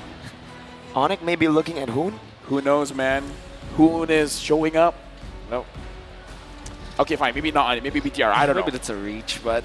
Yeah, now the question is, right, like, is it stat padding or is it legit? It's legit, man. Okay. I think if M5 or any M series is a difficult tournament to kind of stat pad, bro. Double digits KDA, man. Yeah. Almost 14.92. Shoutouts to Mobazane. He must be loving this asset right now while he's restreaming. Yep. Dude, you know what? Shoutouts to Mobazane. Shoutouts to all the restreamers out there. Maybe you guys don't hear this enough, but we love you. Yeah, you're the real MVP. No, I think we are. Anyways. Again, looking into this game, Onyx has a chance because talk us through this, Mirko. The scaling of the Joy as well as the Claude. Oh, and with that, we are going into the game, but you can still talk about it. All right, so the scaling, right? I mean, for the Claude, it's going to be amazing towards the later stage of the game. You deal so much DPS. Whoa! Just as I say it, the Mirror Curse is real, man. I say his name and he dies. I'm Flap Teasy, gets knocked out. To the family of CW, I'm sorry I mentioned it. We're sorry. We're sorry. We're special. And with Flap TZ not even having to commit the flicker. That's going to be a... I don't know what happened, but that's going to be great for AP Brand. They must be feeling great right now. And now, what they can do is to control the long lane once again with Flap TZ, then just continuously siege against AP Brand. Right now, Ogwen is looking for a target. San's able to stun him up. Looking at the position here, Ogwen is going to figure out where the majority of members of Onyx is. Having Kyle TZ as well as Few there, they are in position to follow up whenever necessary. But the more important one is, look at Flap TZ. He's hiding. He is. He's doing a good job at it too right now. And Kyle TZ is just going on to the purple buff, trying to steal away. A good steal back, or I would say recovery from Onyx there. It was a stun Mystic Projectile into Kyrie's retreat. That's right. Looking at the goal here, even though CW has died twice, Super Marco hasn't died at all. Only a 300 goal difference. That's impressive. The 2 waves, I believe, yeah? Yeah. Yep. The double lane setup that was given to CW. And the fact that they're defending mid, this is the most important resource now for Onyx.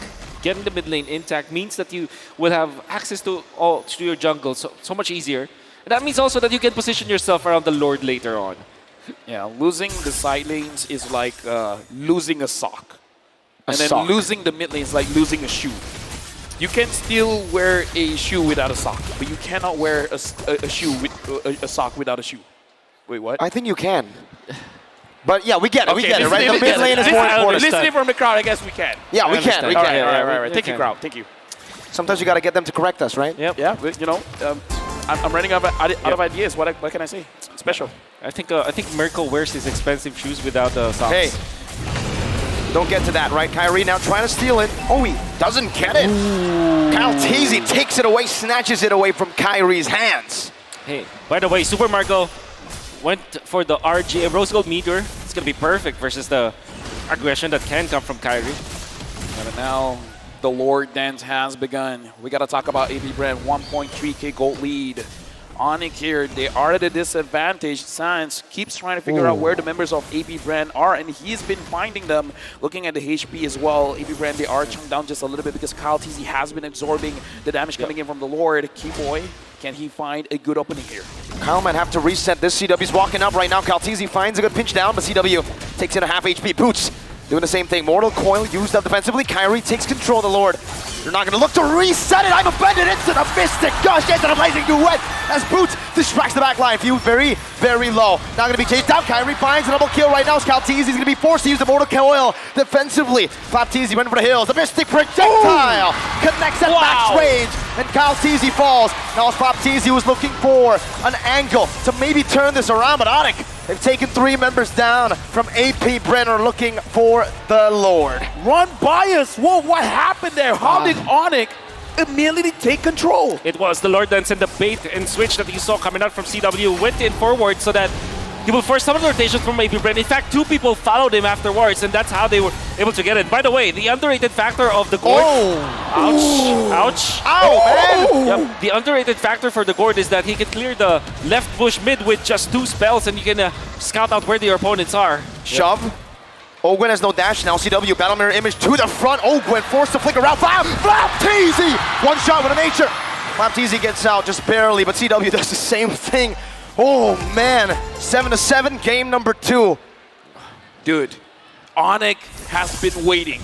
They waited for CW. They waited for Kyrie. Look at the items now. Yep. This is the power spike they were looking for. So the 3 items now onto Keyboy. That means that he is not easily taken out. You can see that CW eventually gets to the Wind of Nature and the Malefic Lore. Dude, right now, listen to the crowd. It's all for AP Brand. They're still looking at AP Brand to defend this, but Onic, with just one more dance, it was 1,000 gold lead for AP Brand. Mystic Now Gush. it's 2.7 for them. Implosion only onto Keyboy. That's the roamer for the team. Kyrie with electrifying beats. Keyboy finds it offended onto Super Marco penalty zone.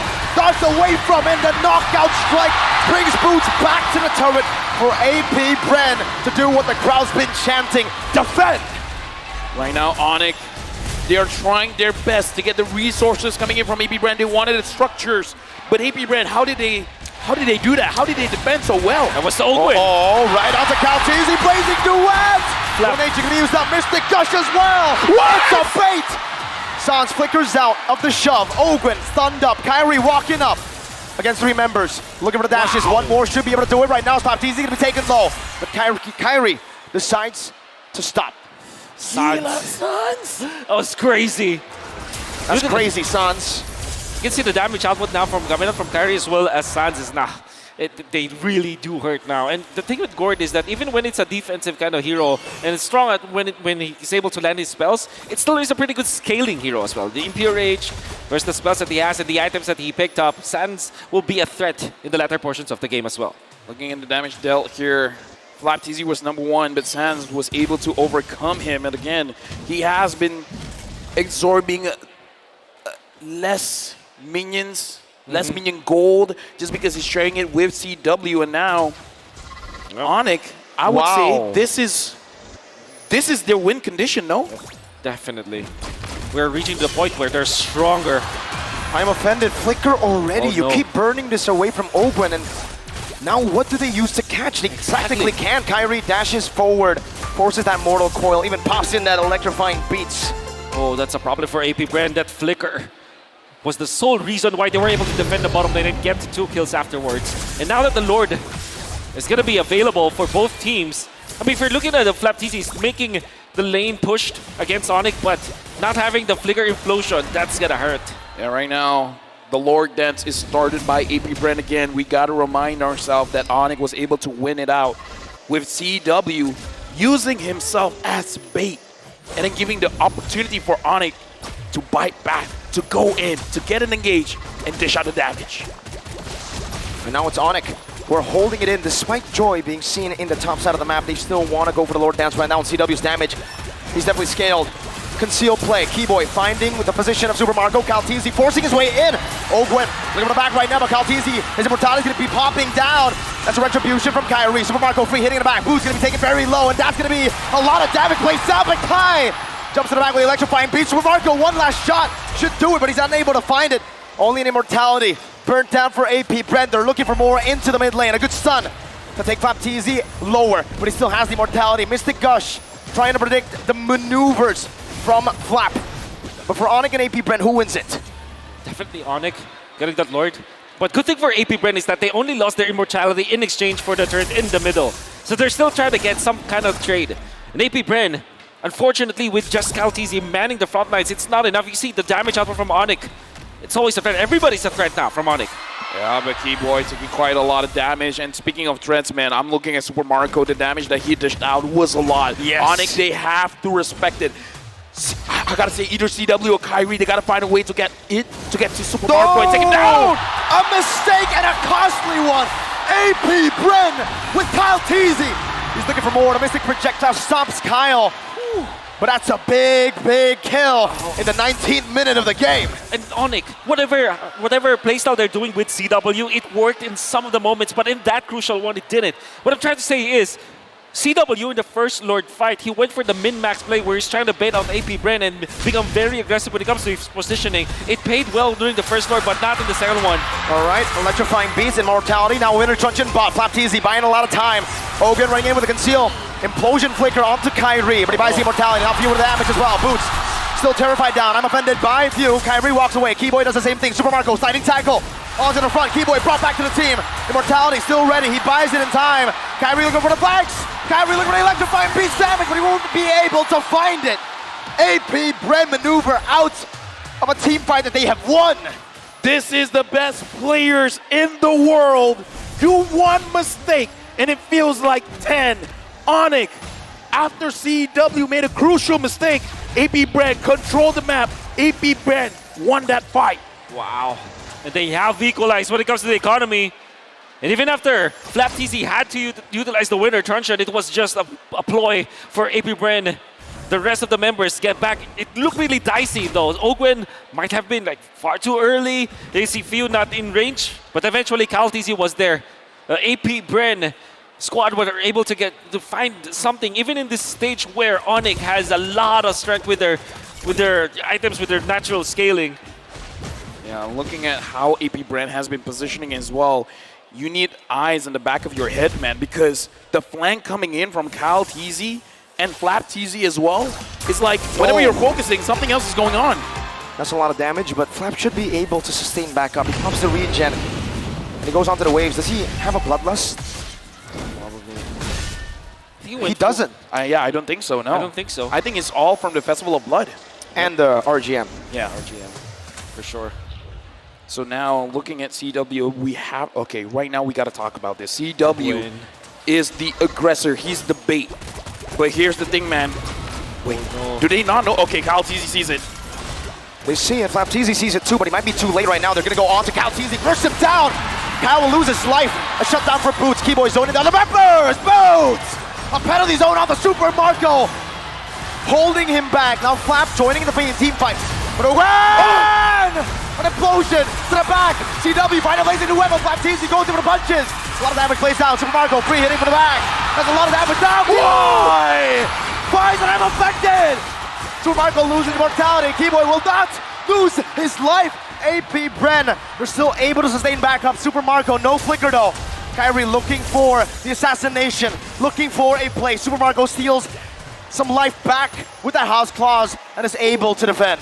Don't offend Keyboy! Oh my goodness. Keyboy goes in and he's gonna bring all you in! A big shot, but an even bigger shot from Kyrie. CW picks the base turret in the mid lane down. Now Ogwen, one member left standing. Calteezy gonna be back in 4 seconds. Ogwen melted down by CW. Evolve Lord still crashing in the bottom lane. Onyx taking their time. Calteezy holding it down, going for the wave. What? Lord went back and forth. Mystic projectile onto Ogwen, dodge away from Mystic. Gosh, I'm offended. Calteezy melted down again. And now it's gonna be 2 members in desperation going in. 1 second on the Flapteezy. Who expected a full reverse sweep? It will never have happened in the M5 Grand Finals. We're back to equal on the board. Ladies and gentlemen, we have your attention here. There is no such thing as a clean sweep in the M5 World Championship. We're starting this series with a 1-1. And we ended that game with a wonderful display of duel of mechanics from both of the teams, with Keyboy and Ogwen making their own plays. But in the end, oh my goodness! We've done it. We've done it. 3 million. 3.4 million. That deserves a clap, everyone. Thank you very much to all the audience here as well as you guys watching at home. And let me just say, this deserves it. This is the beginning of an amazing grand finals. I'm sure. A lot went on. Back and forth. Pendulum swings. We need the help of the panelists. Leo and Gideon, you got to help us out here.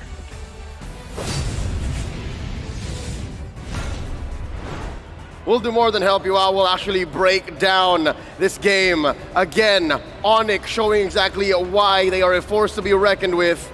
On the road to claiming the Golden Road. Going past 20 minutes, taking the availability into their own hands. What a game. Truly a beautiful game here from both of these teams. We saw some really good moments, but more importantly, the adaptations in the draft as well has been spot on. We're really seeing these teams target each other in the most painful areas, finding those pressure points to make the difference, to find those advantages in the game. In addition to the draft, again, forcing AP Brent to respond a certain way, play a certain way. Come execution, Onyx is second to none. The way that Keyboy and Sans would set up an almost just two-man kill squad that would force out resources from AP Bren. Flickers, ults being spent out. It just compromised what AP Bren wants, especially in the late game. Absolutely, right? But before we even get to the late game, turtle fights were already a bit of a struggle. We did see that Onyx was struggling in the first couple of minutes, and all of this coming down to the flexibility of Super Marco as well as Flapteezy. Full damage Paquito as well, swapping the two and making sure that once he has that full item and having an early game marksman, gives them the flexibility of deciding who gets to participate in these upcoming turtle fights, not Lord fights, turtle fights. Because if Mr. CW knows anything, once Flapteezy had two items, he was definitely in the danger zone. And that's why throughout the early to mid, it was clear that AP Bren was still playing with fire. They had dynamite in their hands, and by dynamite, I meant a Filipino cannon. But that Flapteezy Gambit can only do so much, because as you'll see throughout the highlights, he was positioned in a way that if only Onyx were to bite down onto the bait, if only Onyx were to be fooled by what he was trying to do, then it would work out. That aside, he was just a flanking XP laner. We're gonna award our MVP for game number 1, putting 1 on the board for Onyx. It's game number 2. We're giving it over to Gilak Sans. Oh my goodness, this guy is still crazy as ever in his name. He's playing a difficult position. Mid lane, yes. Did he get his comfort pick? Well, you would make an argument for it, but Gord, especially once you're up against a Tigreal, especially when you're up against a Paquito, your positioning must be crisp, smooth, and most importantly, clean. Looking at his item build, something might be sticking out to you folks. That is indeed a Guardian helmet. Something tells me this was but a result of a juggle. This is an item that was built in the heat of battle, wherein this battle mage, this Gord, which has, I don't know if you'll read it the same way as I did, respectfully replaced Eve and Farsa.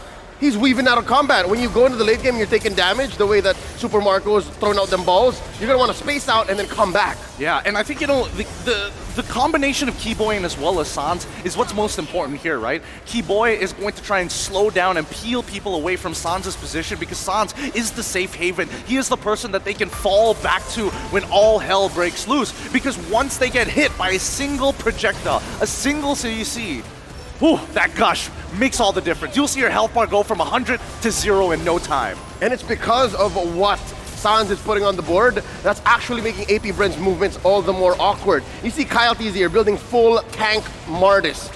Even he can't stand in front of the gush, so he has to be choosy. He has to choose and pick which angle to come from. See, look at this, pow! Flapteezy coming in like he had to dodge. So again, those little micro adjustments compromise AP Bren's approach. I mean, we eventually have to come to that one big fight at the end, right? What everybody was hoping that it was going well, right? You're hoping that Keyboy is going to get punished in these small moments. You're hoping that Kyrie gets into that backline, but it really boiled down to one fight, especially once things got super even. The 3-man I'm offended that saved it all. Even prior to that, the blockage of the champion stance jabs from Flapteezy, literally making all the difference. And it seems like now we're looking at a new roaming matchup. In the making, a rivalry between a roamer that displaces the whole team and another roamer that displaces the whole team, the Ruby and the Tigreal. We're going to see more of these two heroes in the future, because there's a few left in this series. We're just about at 1-1. Real quick, Gideon, come on over. I want to talk to you real quick. Yeah. You know who got the MVP here? The Season 11 MVP of MPLID. Dude, I heard that this guy, he moved from jungle back into mid. He was once in a rivalry against Kyrie. And since then, Season 9, he had a 100% win rate on a Fanny. No, that's crazy. That's Gilak. That's Gilak? He's Gilak Sans. But when we look at the overall emblems, we see how some of these small moments make the difference, right? Number one, right down here. Guys, the laning has changed. It has evolved to a certain degree. Master Assassin on both side laners. This is what's making the difference. And this is why Mr. CW gets one shot even in the later stages of the game. He was playing the defensive emblem, the tenacity. That's why he was so open about his BMI. It was so generously used to save himself from both Flapteezy and Super Marco, which was fine because it was actually Onyx frontliners that was compromising AP Brand. That's why he was okay to just work on the waves and then come in, deal the initial damage so that Sans and Kyrie can clean up. That's why maybe there's a lot of magic defense items from AP Bren. And even so, right? You gotta think ahead. You gotta start thinking like a scientist. The mad scientist himself, ending the game with the Guardian's Helm. Again, you don't expect to see your mage decide to go for this item, other than the fact that Mr. Flap himself, or arguably, if he did get caught by Ogre, which is the worst case scenario possible, he had an opportunity to live. With the extra HP, maybe that's all they needed. It's this that's actually really frustrating for AP Bren. I could imagine there was a solid amount of time when they were in the lead and that it seemed like the Lords belonged to them. But that's why their long lane control relied so much onto Flapteezy getting it right, because not a single Lord went their way. With that said, you're looking at the post-game stats here.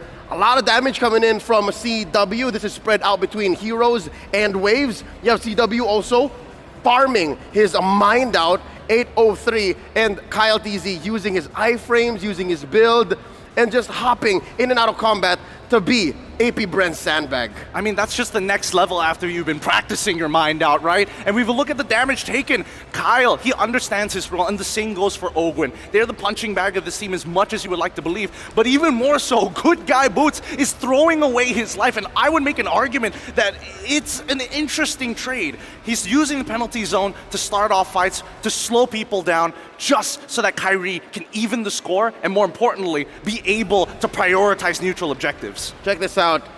CW was actually third in most damage taken from Onyx Indo. And what that means is he almost just barely gets away with his life. And that's because of his smart use of his battle spell and his BMI. Now back to the damage dealt story.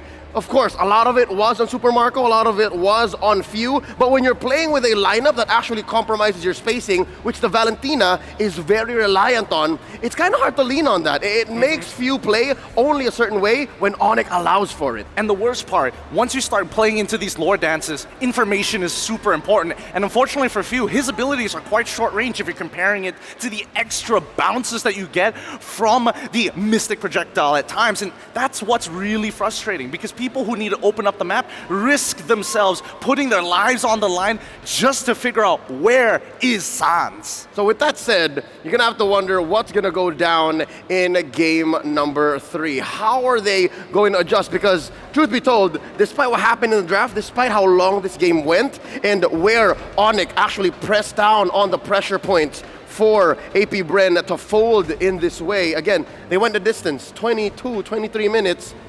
What's AP Bren to do? Again, it's not like there's anything wrong clearly with their approach. I think this is one of the few situations whereby somebody has to take a back seat. And in this particular game, they have very similar win cons. Take away the trigger finger, make sure that you burst down your targets, and you've got to win, right? But I think specifically for Few, when he's going up against someone like Gilak Sans, he has to go toe-to-toe now. He knows that Gilak Sans has too much of a pool. Maybe there's somebody else that they could target. Maybe they could be looking into CW's side, right? Or if that's too much to ask for, maybe Good Guy Boots needs to get put down a peg. If you beat down on Good Guy Boots, it's got to be more than just beating the lane up. That's exactly what happened in game 1. If game 1 was any indication that by attacking Boots, you get some payoff, then that's just half of the solution, half of the way towards a winning strategy. If that's what AP Bren does once more in game number 3, then there has to be a follow-up because Coach Eb and Coach Addy, they're always a step ahead. Yep, it's spilling influence. It's converging down into the jungle. That's how it always happens. Start from the EXP, melt it down into the jungle until the mid lane gets affected too. With that said, we'll throw it over to Marakino. She's with the crowd here in Rizal Memorial Coliseum. Let's see what they're up to. You're watching the M5 Grand Finals.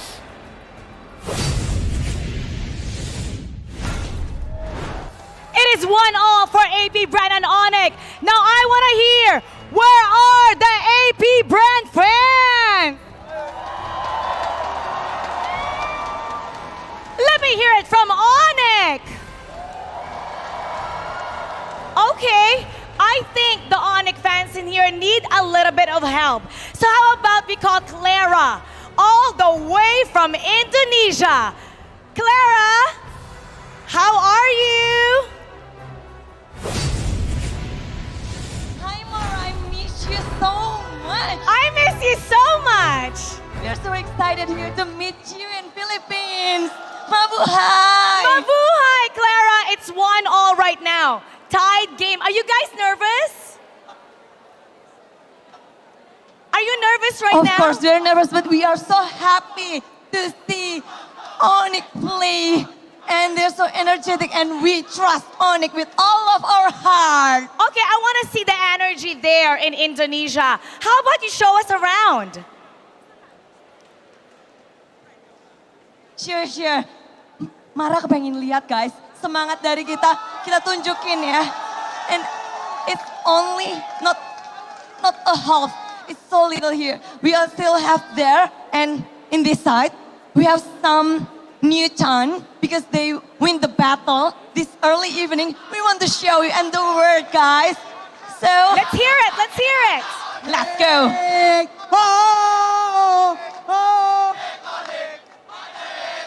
Semuanya. Di atas langit ada Onyx. Di atas langit ada Onyx. Onyx. Love it! Okay. M5 sekarang Indonesia. I love it. You know what? Clara. Here with energy. I love the energy there. So I'm gonna need backup. Bees! Where are you at, Bees? Come on over. Come here. I need a little bit of help. I'm gonna need your help here. Indonesia is showing us their energy. So we need to show them how we do it here for AP Bren in the Philippines. You go first. Okay. All right. Filipinos! When I say AP, you say Bren. AP! When I say AP, you say Bren. AP! Bren! AP Bren! Louder! AP Bren! Stronger! AP Bren! Fiercer! AP Bren! Let's go! AP Bren! Okay, Clara, what do you guys have? Oh my God, I'm amazed with Filipinos crowd, but we got more. We have more. Kita punya satu spesial. Tadi ini baru. Boleh. Let's go. Kalau saya bilang siapa yang juara, semuanya paham? Siapa yang juara? Champion. Siapa yang juara? Siapa yang juara? Onyx yang juara pasti Onyx. Go!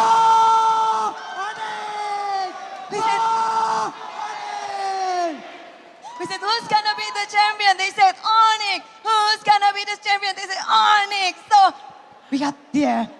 The energy again that we want the crowd and the champion, Mara. It's so lovely to have you here. You know what? How about everybody in this stadium? When I say go, you all say Onyx. Go!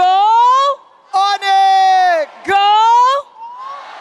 How about for AP Bren? When I say AP, you say Bren. AP! AP! Clara, this is one intense fight. 1-1. It is tied. This is anybody's ball game. So how about we go back to game number 3? We're gonna head it back to our casters. Bye, Clara! Casters, pasok! Salamat, Mara! Love you. What do you mean? What do you mean listen to you? What do you mean listen to you? When What, I mean, you like, what get do you mean one listen to game, you, man? So, but we will be able No, to speak no, anyways. no, It's called the no. gentleman's 1-1, league. This is 1-1. the We just won hospitality game of number the 2, Philippines. man. That's what No, we're doing right 1-1, now. 1-1. Come on, Lafel, man. say something, Guys, I'm a Malaysian. I can't relate. man. Okay, I that's fair. want to cheer too. That's fair, you know? Okay, you know what? Let's stop for his sake, right? Yeah. Hey, If at least only- next only- year you have Malaysia. Dude, if only the camera was on us, Yeah. they could have seen something cool. But either ways, going into game number 3, man, this game we started off like this is a boxing match, man. Yeah. One takes a punch and then someone else dishes it back. At this point, I'm impressed that the players have room to breathe. For sure, man. They've been beaten to a pulp, both of them right now, from 2 games of complete team fights, crazy mechanical duels, and now we get to see even more. We've only seen the start of it. Remember, 2 games out of 7. Yeah, and here's the thing, man. Speaking of a 1-2 punch, you guys can get TikTok drops. Watch for 3 minutes and you can win 1 TikTok viewer chess. Watch for 5 minutes or more and you can win TikTok Deluxe Chess. Watch for like what, 2 more hours and you can play like Sans. Just watch it until the end, right? Then you can play like Gila Sans or Gila Kaltizi, because he was kind of Gila in game 1, bro. Yeah, there's so many gila moments. Okay, or, what is crazy crazy in moments. Tagalog? Baliw. Baliw. Baliw. Baliw view. Baliw view. Baliw view. That might be it. Doesn't work that way, but yeah, sure. Come on. See this? Guy who made the joke, guy who said it first. Yeah. Something like that, right?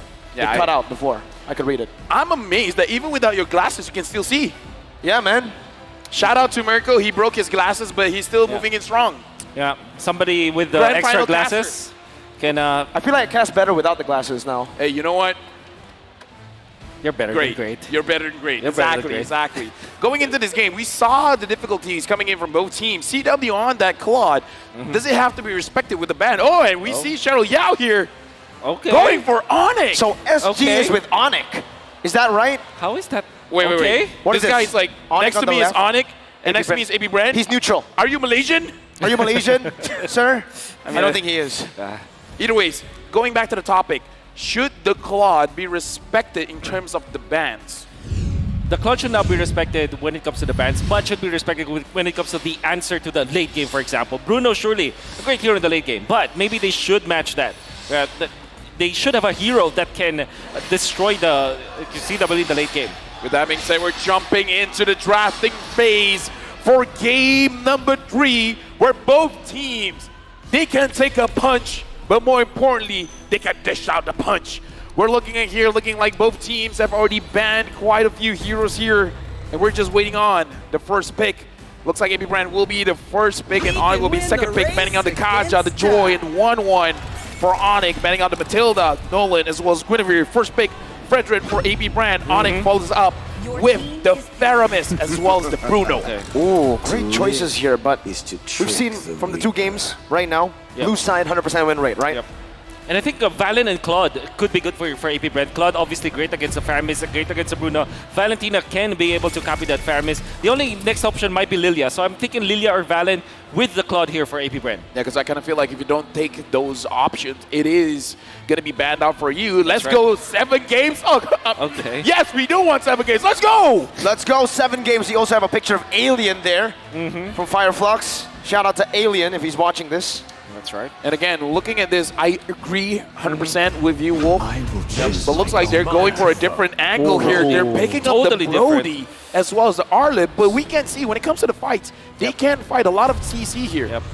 And that's a combo. Like Frederick and Arlet, it's a combo because you have supplementary stuns that can allow the Arlet to have so much dashes, unlimited dashes, unlimited ways to sustain himself. Mercus is real? Yep. I mean, you said a 4-0. And it's not 4-0, so that part of the curse is real already. Okay. All right. So again, going back into the draft here, I like what you said, Wolf. a lot of vengeance coming in from this early because of all the CCs coming in from AP Brand. Most wanted, Nolan is the most contested hero. Banner pick 143 times in 145 games, 99% ban and pick rate. And now Onyx, they're going with Nakai, banning out the Novaria as well. Now my question is this the most like contested pick of all time, or was the Fredrin even more contested at M4? I don't know, but either way for M5, it's not a Nolan, it's a Yeslin. Yeslin. Well, technically Nolan, because we don't get to see him a lot. Okay, you know what? Never mind. Yeah. Neverland. Well, we do get to see him, so it's not never. Never say never, man. All right, Wolf, take over. Yep. Nolan, obviously Nolan is one of the strongest heroes, but so is the Novaria in the hands of AP Brand. I think the few is very comfortable with this hero, despite, you know, having to face the Faramis. The thing with Novaria is it's a threat when you don't have the dive. So Onyx banning out this Novaria kind of tells me they will not go for any kind of dive kind of composition. Maybe on the XP lane, but overall they will close this out with a front-to-back composition. Maybe secure the Minotaur, maybe secure the Tigreal as their frontliners, or maybe even a Ruby again for Keyboy. Yeah, honestly, having that Novaria with the Fredrin as well is going to be very difficult for you to fight around the turtle here. With Onyx, it looks like having the Kai is going to protect the backlines here. So perhaps they're fleeing again for CW. So Onyx going into this match, going up against AB Brand, they're really putting a lot of pressure on CW shoulders. What's interesting is the fact that they are ignoring the Valentina completely. It feels like they want the Valentina. We will overload you with more ultimates already at Akai and a Faramis. Which is crazy because you have so many good ultimates to copy, and they're just forcing the Valentina out. Meaning to say that they know that the AP Brand will not have a good time with that Valentina. We got to have this conversation as well. Going up against the Bruno, I kind of feel like the distance Valentina goes in is going to be a little bit easier for Bruno to deal out the damage compared to the Novaria as well as the Lilia. So I think this is solidifying Wolf's theory about how the draft, they're not going to go for dive. Yeah, they're not going to go for dive. So Minotaur should be the ban here for AP Brand. I want to give that. Even when you have access to Valentina, that's a hero that will make Onyx really comfortable. What was that? Wait. Let me just see here. I'm not seeing a ban. So seems like there's no ban. No ban? For AP Brand? Is that a mistake? It has to be, right? It has to be. We're talking about Nolan, not no ban. Whoa. I mean, I don't know how we're... Okay, they're solving it. They're solving it for sure. Yeah, for now, again, we're just looking into the situation. And when I say looking into the situation, we're turning around and we're looking at the players. I don't know. I don't see a lot of reaction coming in. No. Right? No. Okay, but okay, we can see here that they are discussing. So yeah, I feel like Onyx, they're just waiting to see what is going to be the result. If not, we're just going to continue the pick and bans like normal. It's not getting picked up.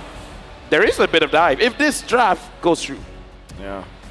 How do you recover now if you're AP Brand? I mean, obviously we were talking about Minotaur, but could be mind games. Could be, right? AP Brand still has the Valentina, but maybe they consider Angela now with their heroes that they have. And then, how about Diggy actually for AP Brand? Diggy and Lapula, or Diggy and perhaps Valen. You know? That's a good choice. Diggy, Valentina, you steal one of the ultimates and then the other one is used to just force the team. Spicy. Okay. Very spicy. I'm not against it. I'm really not against it, especially going up against Onyx here, where you want to contest the neutral objectives. Having a lot of damage before the fight starts is going to help out, especially because they banned out the Novaria, probably because of that reason. Gord. And the Lapu. Hey, the panelists talked about it. Hey, listen, right?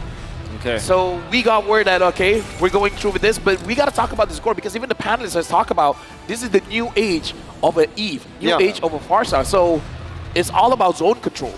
Gord is great versus Faramis overall. But against Yuzong But against Yuzong no, against Akai. Yuzong round? Oh man, that's a weird pick, but of course AP Brand, they might be able to make it work. Which means Onyx can just go for something like Ruby to defend themselves, right? Someone who can tank the damage of the Gord, the front lines. They still have the Minotaur as well. They have so many heroes for Keyboard. Even the choke could work in this particular scenario. Definitely, against a Brody, right? I mean, that's usually the green light to go for a big pick. And hey, you called it, Mr. Wolf. The choke comes in. But yeah, to confirm to everybody who's still wondering, no ban, that is indeed what you see. No ban coming in from AP Brand. Mind games. Mind games. AP Brand wants to give a statement. Yep. Against Onyx, we just need 4. And here's the thing. But if they lose, right? But is it not impressive if they win, though? It would be. If they win, though. If they win, it would be If they win. impressive, amazing. But Yeah. then I gotta ask, if they lose with 4 bans, that mistake could be like a bit costly. Oh, obviously. I mean, you're gonna be scratching your head so much, and you're gonna be filled with regret afterwards. Well, this just tells us that AP Brand just needs to win. Yeah. Well, we're jumping into this game. Hit scratcher or not, we gotta see. With AP Brand coming in with the mind games, is it enough to shake the Sky Kings Onyx? Or will they continue to show that they are untouchable? We're going into game number 3. All troops deployed. Be scary. I'm actually scared for the Gord in the early stages, just mainly because of the Yuzhong, the Akai, and then you have the supplement of this show. And even then, we're talking about no dive from the side of Onyx, but then if you realize after the Yuzhong as well as the Joe pick, with the Faramis intact, that means that they have the green light. They have the license to get into the backlines now. The first 3 picks coming out from Onyx might not be dive heroes, but with the Faramis in combination with the Cho as well as the Yuzhong, that's gonna be scary. I'm legit scared for this Gord. Well, Flicker very aggressively in the start of the game. Super Mario taken low, but look at the decision to not flicker back. He decides to walk away, but he will pay with a lot of HP.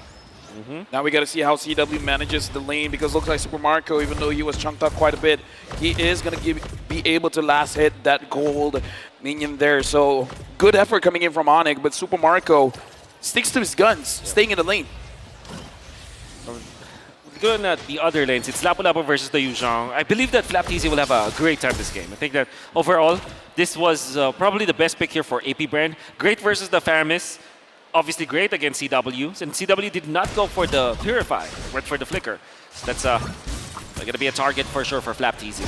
And right now looking at the battle here, Sans started to battle off, being very proactive around the map, trying to target Super Mario here. So the question is for Onyx, as well as AP Brand, which is the lane that's going to be targeted? Are they actually going to put a lot of pressure on the gold lane, or they're going to put a lot of pressure, as we see right now, perhaps in the EXP lane? Yeah, EXP lane for sure, because they need to team fight around the turtle. Very important for AP Brand as well as Onyx to get this first turtle. All right, the turtle is going to be the name of the game, and we got to look at the boots coming in. If he gets level 4, as well as Flapteasy, both can dive, and both can dive very, very hard, but Flapteasy goes in onto Sans. No flicker on Sans, you got to remember it. You go all in for it. AP Brand, they find first blood by catching Sans off guard. Meanwhile, Kyrie holding onto the turtle. Kaltizi still has that red tree. Keyboard's looking for the flank. Few gonna be spotted out. Heavy spin still ready for Kyrie. Jumps in. Oh! What? It's Flapteasy who gets the steal on the turtle. Now, furious dive defensively by Boots. Ogwen following through. Kaltizi doing the same thing. Keyboy. Jikundo to the front. Boots gonna be chunked down by Ogwen. Boots running away still. Ogwen still chasing. A big vengeance. The final slash resetting. Bravest Spider by Flap. No flicker committed, no flicker to be used. Onyx still hovering over the orange buff right now. Flapteasy looks for the steal. Jumps in. Sans doing some damage back.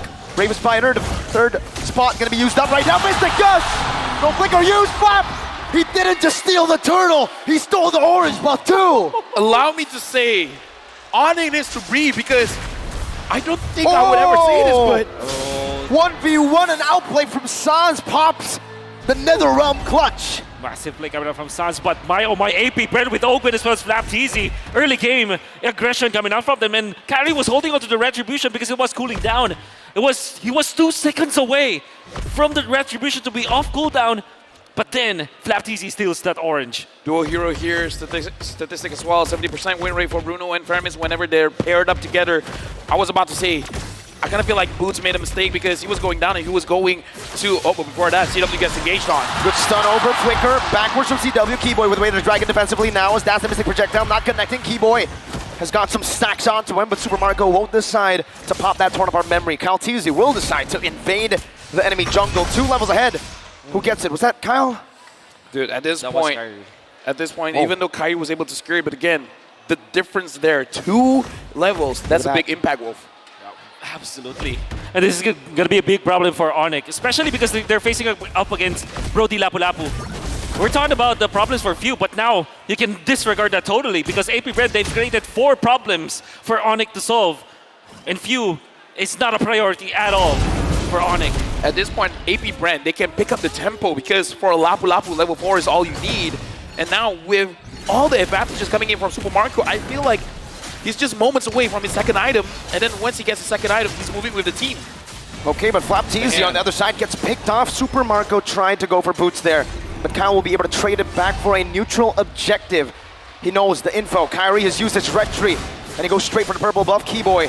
Jikundo not connecting. Ogwen connecting on his first skill. Now, Onyx will lose out on the purple buff. Kyle Teasy steals it away, invades Onyx jungle. Right now, I think it's a little bit rough for Kyrie, but I think it's fine for him, especially as an Akai. But right now, the space given to CW having 1 kill, but I kind of feel like they're still targeting him here. The turret eater, Super Marco Keyboy finds a Jikundo away the dragon, but it's only onto the offside. Super Marco flickers back to safety, and now Kyle's locking Keyboy down. Netherrealm HP dealt with by the Appraiser's Wrath. The taunt connects, and Keyboy will lose his life. But whoa, Ogwen takes it away. Vengeance. At this point, again, AP Brand gets beat up. Flap was caught. He still wants to fight. And he does fight. Getting onto the back, CW forced a slight tackle defensively. AP Brand bought enough time for the rest of the members to come through in the mid lane. And even with that play, that's going to be net positive for AP Brand, forcing out the heavy spin. And Suns cannot do anything at this point but to wait for their moments. Kaltisi with the blade armor pickup. This is going to be massive. 3.4k compared to Kyrie. He's only secured 2,500 gold. And even the XP is going to be bad. This is going to be a snowball. The AP Brand, especially their jungle, this is what they need and this is what they get. Oh man! A flanking maneuver on the CW, a bravest fighter from Flapteezy. No, it's Onyx. Ogwen gonna be kicked back to the turret range right now with the Helm of the Shadow Stampede. Bringing them back all the way through his side. Mystic Gush from Phil! Melts them down. Keyboy falls, but Boots gets a double onto Flapteezy now. Suns looking for another opening in this skirmish. Super Marco with an aggressive dash forward. Kyrie looking to go for this orange buff right now, and Appraiser's Wrath secures the orange buff away from Kyrie. 2 levels ahead, and they're looking to go for the purple buff next. Dude, right now, I'm worried Super Marco just got that Malefic Roar. This is what all he wants. This is what all he needs. At this point, AP Brand can say, you know what, I'm not looking at minions, man. I'm looking at heroes. Use the red tree, though. Kyle Teasy, because he knows there's no way Onyx can contest. He knows it. That's because Carrie's half HP. No matter what happens, they will be able to win the turtle fight. And even in Onyx wins the red tree battle afterwards, it's not gonna matter. They're gonna be taken out. AP Brent's snowball is just online. Dude, look at that cheer, man. Kyle Teasy secures the turtle. At this point, AP Brand, huge power spike. Absolutely huge. Because not just Super Marco securing that Malefic Roar, but Few as well getting that Ice Queen 1. And now Keyboy has to get away. For Onyx, what are they waiting for? Well, what is going to be the power spike for Onyx that gives them the green light to fight back? Maybe when they have level 15 on Kyrie, maybe if they have level 15 on CW, that should be the only option. And when will that happen ever? 16 minutes, 18 minutes? They have to buy the time. They have 9 minutes to buy everyone. And Onyx definitely not in good shape to fight now. Yeah, looking at the items as well, a 1-item lead for the mid laner for AP Brand. Yeah, it's a 1,000 gold lead between the mid laners. That's something we don't get to see a lot from, but Few on this board so far, absolutely lethal. Ogwen trying to chunk Keyboy down. Meanwhile, the rest of the team trying to look for a dive. Yeah, right now, Onyx, they're in turtle position. This is Onyx being defensive. This is Onyx understanding the game. They can't take unnecessary damage. They can't take unnecessary risk. So try to feed as much gold as you can. But looking at how AP Brand is playing, Kyrie is going to be a little bit starved. So he's going to get that level 15 much, much later. 3 levels down. Keyboy now going to be engaged on his signature Cho. Final slash canceled away as Shunpu. Getting out, but not from the taunt and the Mystic Gush. Even the Netherrealm comes in late. Super Marco, turn of our memory. Boots gets out in time. Ogwen diving in. Petrify, locking him down. Suns pulls Kyle. Ogwen flickers out of the Stampede. Up top, a turret traded in. CW finds it, but Flapteezy might be looking. No, he falls back. The good thing about that is AP Brand were able to force out some of the battle spells, the Petrify coming up from Boots as well as Sans' Flicker. They did have to spend some of their flickers, but the fact that they have forced Onyx to remove all of their resources means that they can take the Lord fight so easily. 12-9. That's the difference between Kaltizi and Kyrie. Right now, looking at the formation here, Lord Dance initiated by AB Brand, doing quite a lot of damage to Lord. Onyx, they're spread out. AB Brand, they're clumped up together. Ogwen sees Boots. Conceal coming down. The Rectory will be won by Kyle Teasy. And now they're looking to collapse. They're looking to punish any maneuver. Kyle Teasy locking Keyboy down. Kyrie walking on the other side of the map, and Onyx will be able to disengage. The Lord given over to AP Brett. Suns now having the Lightning Truncheon is going to help him out when he wants to defend the base. But is it enough, Wolf? Yeah, it's not going to be enough for now, for sure. I think that the best scenario now for Onyx is if they don't lose any of their inhibitors. It's going to be a tall order. One stab, Kyle takes it. Dude, damage dealt? Is this for real? It is for real. Ogwen doing the most. Ogwen doing the most, few second place. But the damage from Suns looks like it is going to be enough. So I kind of feel like I agree with Wolf, just Lightning Truncheon can't do it just yet, but Keyboy goes in. That's a lockdown, but a Mystic Gush connects to the backline. Flapteasy will fall before Onyx frontline does. Now it's a lockdown. Oh, Suns gets wiped. AP Brent blitzed him down, bursted him out. And now AP Brand, 7,000 gold lead. Moving forward, they're looking at the inhibitor. Holy defense use. Oh! Again back to back! A quick stab from Kyle Teasy. And Onyx is lost again on one member. The laser not quite in range. Onyx still able to defend from the first lord of the game. Mystic projectile, side tackle for CW, but it's not going to be enough to get him out of range.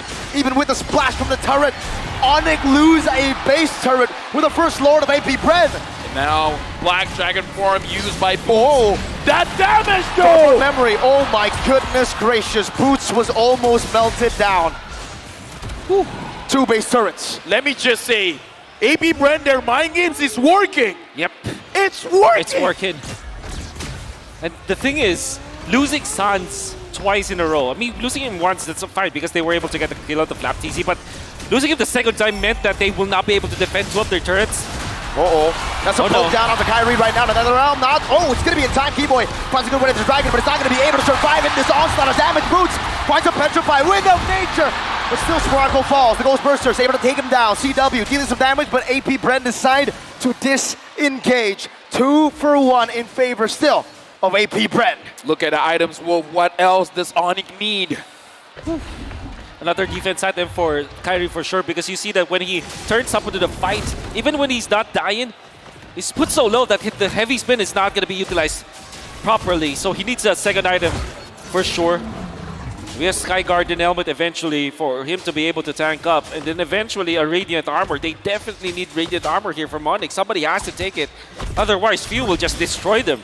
CW looking like he wants a Demon Hunter Sword as well to be able to deal enough damage, because Kyle Teasy has been soaking up so much damage coming in from CW. Right now, Onyx, they're at the back foot, but again, they've been in this situation time and time again, so I kind of feel like AP Brand, they can't fall asleep here. They got to make sure, tighten the gameplay, and make sure they don't make a mistake coming in. Stampede from Suns. A resource used up. Kyrie poked down by Ogwen. And also by Few. Kyle holding the Lord. Pinned down. Final slash used up already. Suns. Shadow Stampede once again. Mystic Projectile connecting. Chunking Suns for a bit. Onyx are still hovering over. Watch out, Marco. Yep, right now, Keyboy used the conceal, but immediately found out. I don't know how Keyboy can go in, man. He has to make some kind of miracle play. Suns, even he can't find any angles. He has the flicker. Onyx looks like they have to disengage. They have to. There's no way they can contest an AP Bren. Capitalize. A free Lord in the 13th minute. Right now, Onyx, they have to defend. At this point, too much damage, man, being dealt out by this Gord. They got the Yuzong, but the Yuzong can't even go in. He flies, and immediately AP Bread strikes and force him down to the ground. Boots can't do much here. Radiant Armor picked up by Kyrie. Keyboy has his flicker back. Suns is the most important hero for now for Onyx. And he might be Final Slash. That's going to be a problem for the side of Onyx. Ogwen looking for an angle right now. Mystic Gush on Kyrie. Heavy spin with another realm right now. The Lord's going to be dealt with right now. Ski Boy jumps into the back, not able to find an angle. Stunned up Chain CC. P-Boy taken out. Sauce with Flicker. Shadow Stampede. A Bracer Splat connecting on CW. But it's going to be able to dish out some damage. Flap Teasy with the Brave Spider. Onto the back with the Flicker as well. Boost finds a better fire on the Cal Teasy. Final splash, bringing it back, but he finds the kill. He dies instead. CW going for the waves right now. One more for the wave coming down. Saz taken out by Super Marco. It's CW versus the world. A slight tackle back, but what is the member supposed to do? Will AP Bren just lock on to the turrets? AP Bren strikes back. Even though Oni won the previous game, but they're like, we're in this. The score now, ladies and gentlemen, 2-1 for AP Bren. And who needs the 5th ban, right? Especially when you drafted this Lapu-Lapu together with the Gourd. And we kind of criticized at the first try with the Gourd, but the Lapu-Lapu made so much sense. In combination with his art at the tempo that AP Bren played in, Onyx just can't breathe. I gotta say, man, this mind games is crucial for this best of 7. With that being said, here's the thing. A lot of things happen in this game. We got to throw it over to Leo as well as Gideon.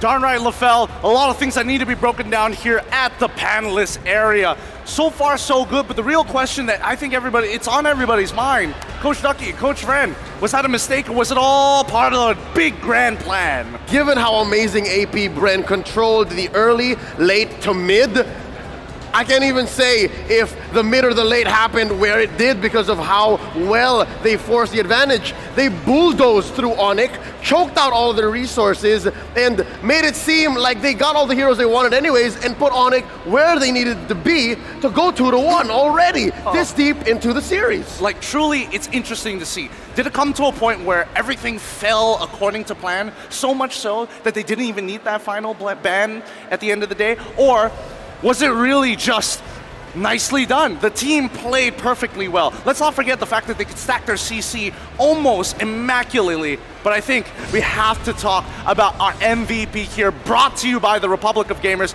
Give it up for your boy, Few, leading the team, but playing hard to get.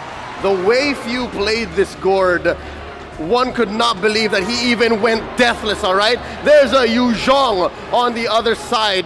There is an Akai on the other side. All heroes meant to find and displace Few, but still he went 4-0-5. Hell, homie's not even rocking Wilderness Blessing. He's not. He's being greedy with it. Just the quick agility. He even takes Mystery Shop on top of it all.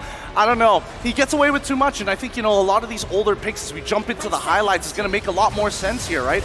Early stages of the game, you have to admit that Ogwin was doing a great job, not only disrupting recalls, but better yet, slowing down Kyrie in his own jungle. Not just, you also have Kyle Teasy, who's constantly pushing the advantage. He knows that if I can take everything away from Kyrie, his heavy spins are almost always constantly going to be defensive. And if that's one out of the equation, the Yu Zhong isn't even really a problem. Exactly. Now, the best part about the composition is that you have a lot of these enablers with strong CC, but you can't cash it out without the right damage. And that's where Few comes in, right? Great communication between Ogwin and Few. Great communication between Kyle Teasy and Few. And I would even make an argument that even Flap was being part of that equation.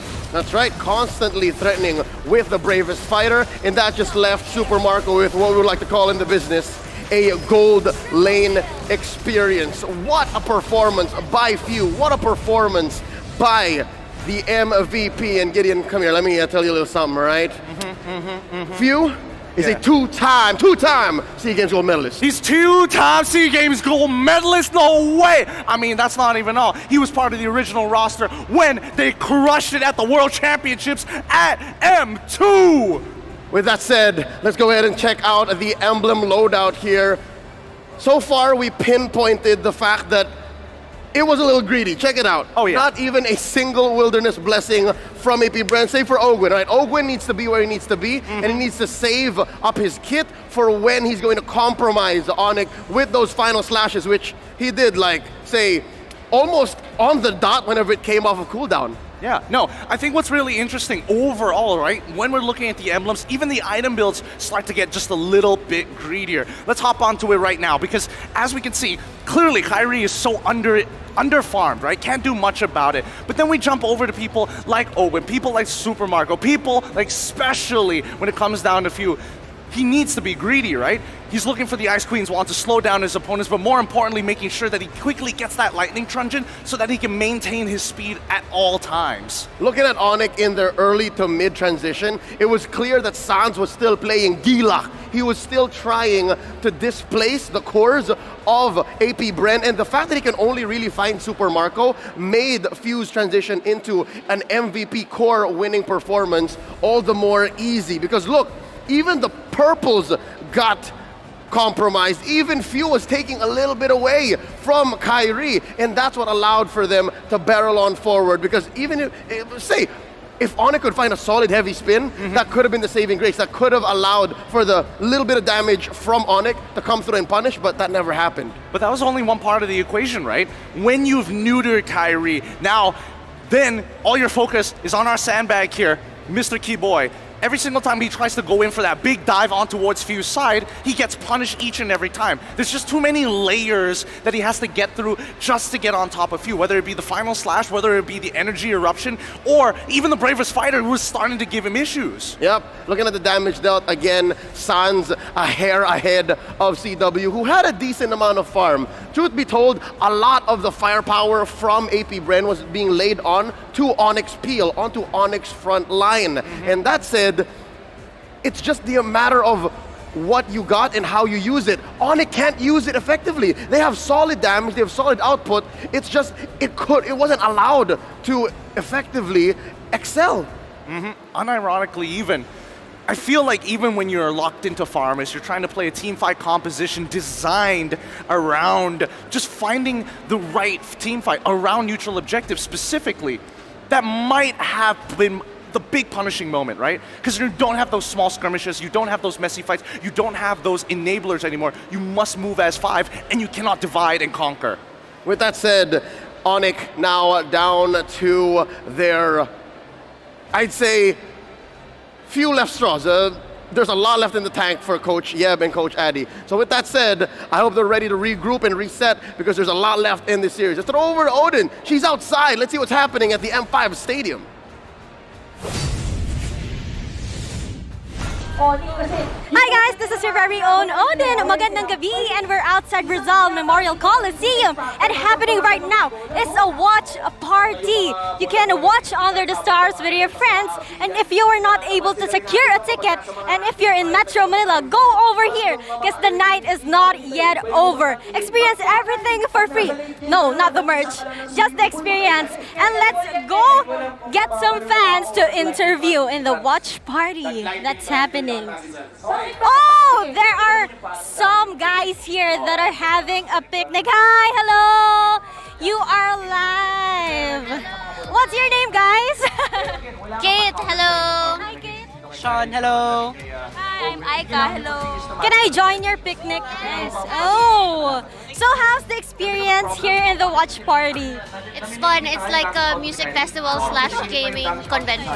Wow, it's like the first time that we're holding it here. Yeah, super saya. So, punta kayo dito. Super saya is super fun. Yeah, actually, mas maganda feeling ko kasi damo ko yung Tagalog cast, so mas na-energize ako manood, lalo na grand finals eh. He's getting energized watching here because we are watching the Filipino broadcast here in the watch party. So guys, who are you rooting for in this grand finals? Ako basta Pilipinas panalo naman eh, kahit sino manalo dyan eh. Pinas for the win.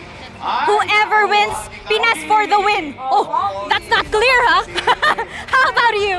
I'm rooting for the ROG phone. You want the phone? I also want that too. How about you? Ako andito ako, support na ako si Kyrie. Go Kyrie!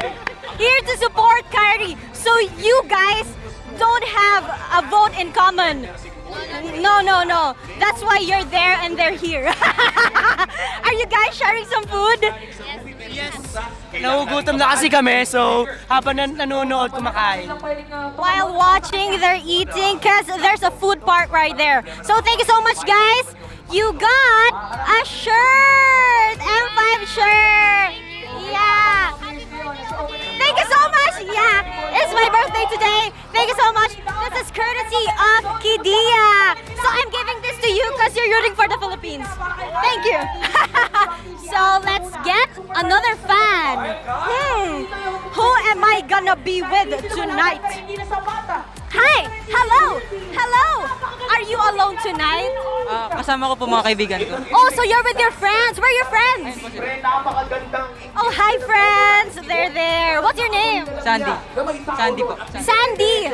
What a cute name. So who are you rooting for tonight? Actually, ano po, Onyx. Onyx! You're rooting for Onyx. Why Onyx? Ano po, based po sa playstyle po nila. Tsaka po kay Oh!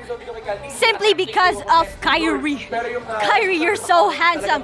Even boys vote for you. Yeah. How is the experience here in the watch party? It's good po. And basta po masaya po dito. Basta, it's fun. So, we're gonna give you a signed shirt courtesy of Kadia. Congratulations, Sandy. Any message to Onyx? Show it, show it. Onyx, galingan po sana ng Onyx. And Kyrie, ganti mo po yung AP Brand. Ganti mo po yung blacklist. Okay, anyway, Kyrie get a revenge for blacklist, according to Sandy. Thank you so much, Kadia, for this very beautiful shirt. Thank you po. Thank you. Thank you, guys. And that is the watch party happening outside Rizal Memorial Coliseum. Experience this now. Let's go, guys. Hi, guys. You know what? Two things I want to shout out. First of all, happy birthday, Odin. And second of all, shout out to the crowd here. They're very responsive. AP Bread, yay! You don't see AP Bread? Boo! I like, you know what I like? I like the fact that they boo Onyx, and then once the camera turns to Kyrie, they're like, yeah! Kyrie! Oh man. Dude, it's an experience being here at Rizal Memorial Coliseum. Oh man. I mean, for you guys that's not here, you guys are missing out. But if you don't want to miss out anything more, make sure you guys catch the TikTok drops. Watch for 3 minutes and you can win 1 TikTok viewer chest. Watch for 5 minutes or more, you can get TikTok Deluxe chest and you can wish Odin happy birthday. Yeah, well, you can do that without doing it, but it'll be cooler if you supported her job, right? Yeah, just tell her like, hey, Odin, I got a TikTok Deluxe chest. Yeah. I'm sorry, I couldn't read. I don't understand. Did you read? Yeah, it means that the Philippines is still strong and M5 is here. M5 the championship will be for the Philippines. Ooh. Oh, you're translating now? I feel Wait, like you understand Tagalog? Yeah, yeah. Are you Filipino? Yeah. Are you Ocho Cahaba? Wait, That's sorry. that's not related. No, sorry, We tried. That's not That was a related. good curveball. NT. You know, what kind of can I use now? 5th anniversary sa M5. What does that mean, Wolf? 5th anniversary in M5. You understand Tagalog and English. And English. Congratulations. Sana all. That's a massive Sana all. Do you understand Indo? A bit. Wow. How do you understand Indo? Have you worked with any Indonesians? Now I listened to We Own This many times. All right. Now going back into the game here. Again, the score right now is 2-1.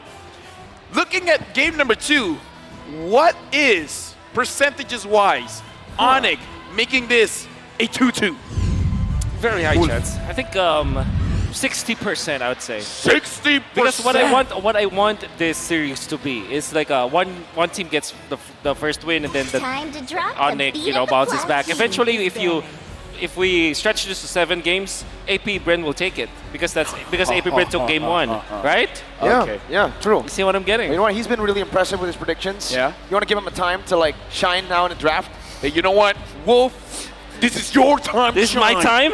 This is your time. Wow, this is okay, The world, good. let's watch. Maybe we'll wait for the first 3 bans. All right, Because go, I go, go. think Okay, I think that it is important because so far very early Minotaur because they want Onyx because Onyx wants to take away maybe Fredrin or maybe take an assassin or Guinevere for example. Or Claude. Or Claude maybe. And AP Bren immediately will answer that with their Fredrin because it has been successful so far. Game 1 and Game 3 were because of the Fredrin. Then in combination with the Arlet. And what value do you get out from Arlet? It's a flex pick, right?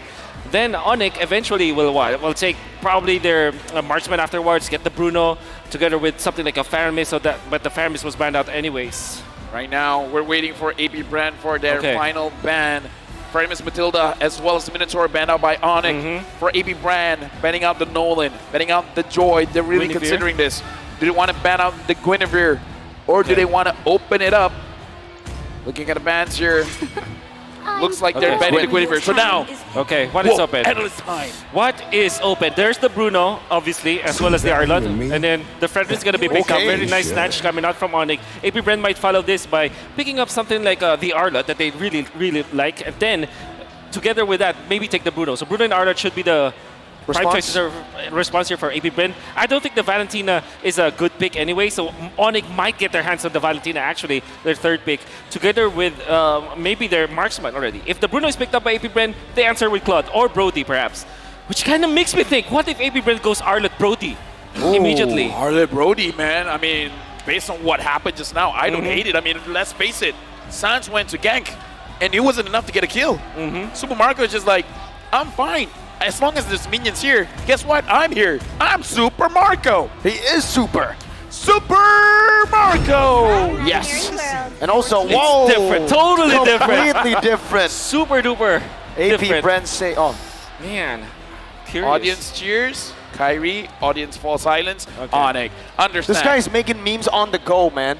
That was just literally a few minutes ago. Wow. Dude, Meme dedication. machine. But now, the 1-1 as well as the Akai. Talk us through this pick. Oh, obviously, the Akai secures the fact that you can get the stacks for the ultimate of the 1-1 for the crossbow tank. But that opens up. I think at least the Claude we still got correctly. And then the Valentina is open for Onyx. I still think it's good, right? Especially going up against this Akai. Unfortunately, imagine if they had the Minotaur right now for Onyx. That would be great for them. Curious to see, Valentina as well as Lilia. But instead they go Kaja. The constant ban of AP Brand now let through. Here's the thing. I was thinking of the Kaja, the classic matchup against the 1-1. I hesitated to say anything because there's an Akai. Wouldn't the Akai be a problem for the Kaja? That is definitely 100% true. But I think that they just want to make sure that the 1-1 will be locked down. And the flicker as well as the ultimate coming out for the Kaja. It doesn't matter whether or not they get scrambled because of the heavy spin, they can dive in. So I think that Onyx will eventually close this draft out with 2 dive heroes. Let me just say, it's usually the cat going after the bird, but it looks like the bird wants to go after the cat. The Angela. The puppet. As well. The puppet. All right. Now with this, right, they have so much sustain. The 1-1 already very hard to kill. The Akai, same thing. You know, you had an Angela. Even if Onyx get a Divine Judgment, right? It's going to be tough to lock anyone down. Yep. This 1-1 would feel like has 9 lives. Yeah, maybe 5. Because it's M5. Better than Great Man. Wow. If Ren becomes a champion... Oh, I didn't see it. Yeah. We're I think hoping for you, man. It was too fast. I think if Ren becomes a champion, he will ask somebody out to be his girlfriend. Something like that. You're the only Tagalog speaker here, so we're looking at you. But now we're looking at the bans. Kadia ban out, and now for Onyx banning out the Paquito. I like both bans here because, again, very good synergy coming in with the Kaja, and the Paquito has been proven to be a problem. If AP Brand does not get any dive heroes after this, maybe Onyx might consider something going really, diving deep into their hero pool. Maybe a Farsa, actually, because Farsa is traditionally a hero that you combo with the Kaja to take out the 1-1. My question to Marco, you don't like the Fredrin EXP, right? No. I'm just throwing it out there. What if? What if? Is it okay? Is it not okay? I think for this case, it's okay, right? I think Onyx are the only team to have proven that the Fredrin can be played in the XP. Yeah. But in you a still good don't way. like it.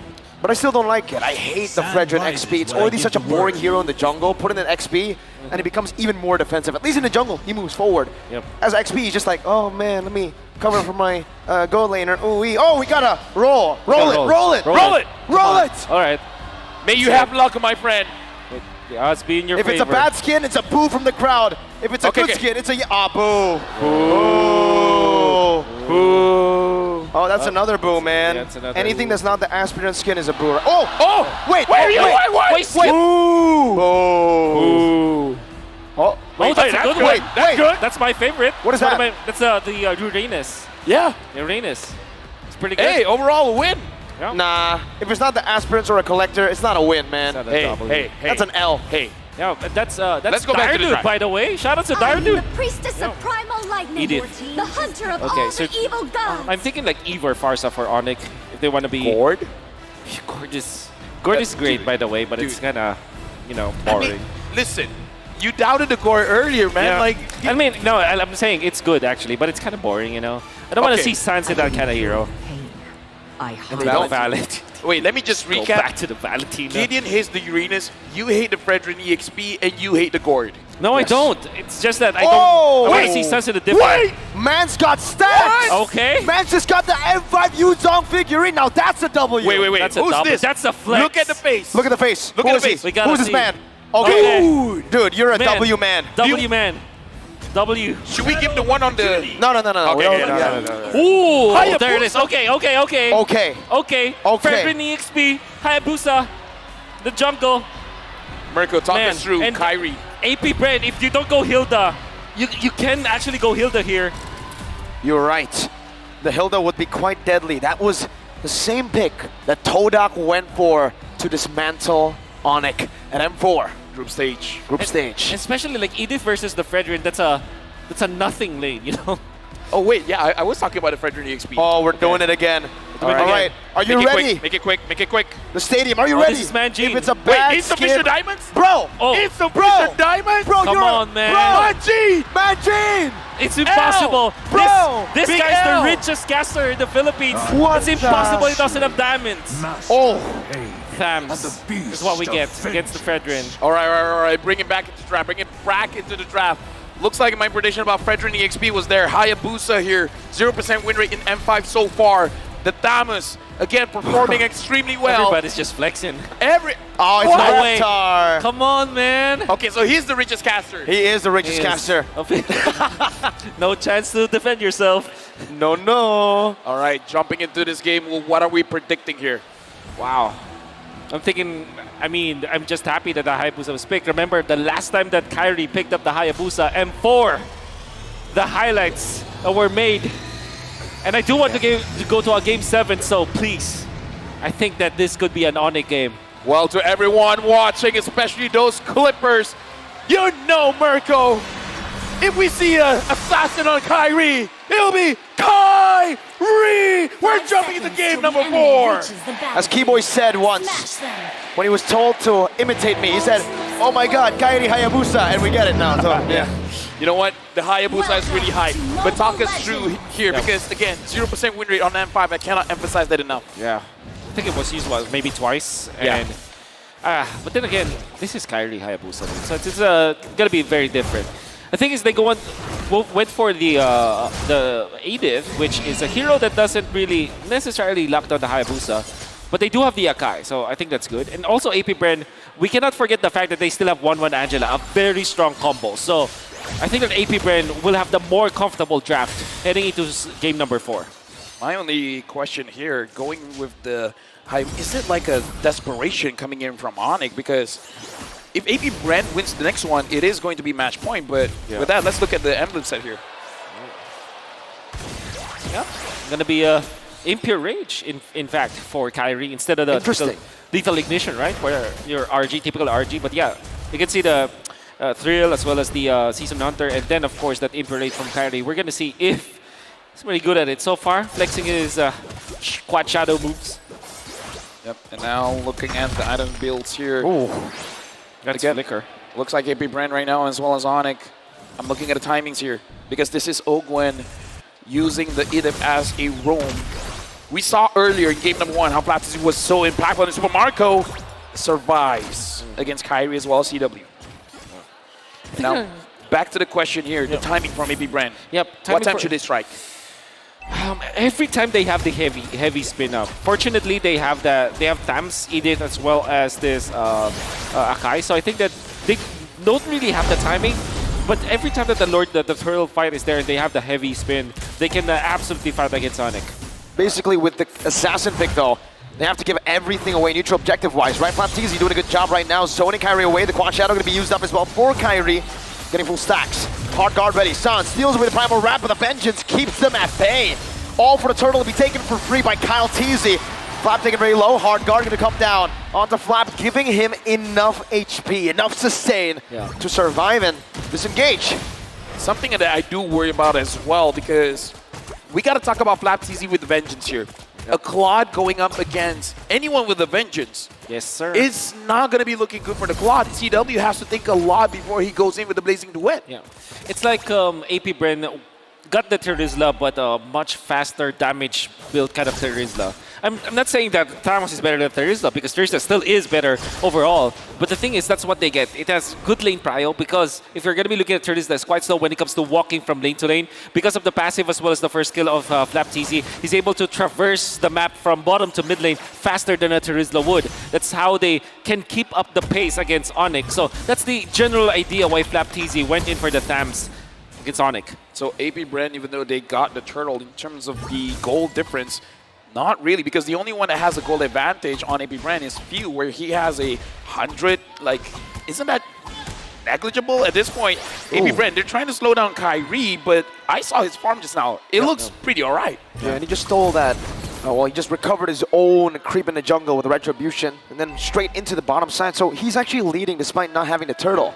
Yeah, it's going to be the trend now for Onyx. Try to find ways to get something out of the map and do not contest for the turtle fights. Maybe if they find a good opening on keyboard, maybe they could try to contest. But I think that overall, AP Bren, this is their jungle. This is their river in a way.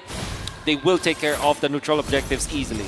Well, I kind of feel like if AP Bren, as long as they're moving with looking at the map here, they are separated. So if Kyrie finds a moment where AP Bren is not moving as a unit, he can get his snowball going by catching the mistake of AP Bren. But during this turtle fights, it's going to be a little bit difficult. I am wondering if Kyrie wants to contest for this, because we've seen him on his assassins, man. He wants to try. Flicker, everything used up on the Keyboy, taking first blood. Super Marco gets it.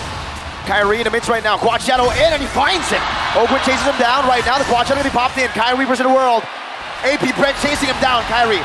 Shadow kill. Boots is here. Sans also with the Primal Wrap. Kyrie going in the back with the crossbow. A tag for Super Marco, and the heavy spin from Kyle Teasy locks them all down. The Turtle traded in for 3 with Keyboy. 4 minutes in. AP Brent move as 5. Yeah. That's very quick timing there. It just so happens that top lane, there was the Turtle, and obviously the Goldaners were there. See, for Onyx, my main reservation for the Hayabusa is that if you get the neutral objectives, he can easily be taken out. We got to look at Kyrie. Does he have the purple buff? No, he doesn't. He doesn't. Okay. Stolen away. AP Brent has started this. He's just 100 gold behind. That's actually very surprising. Where is he getting the farm?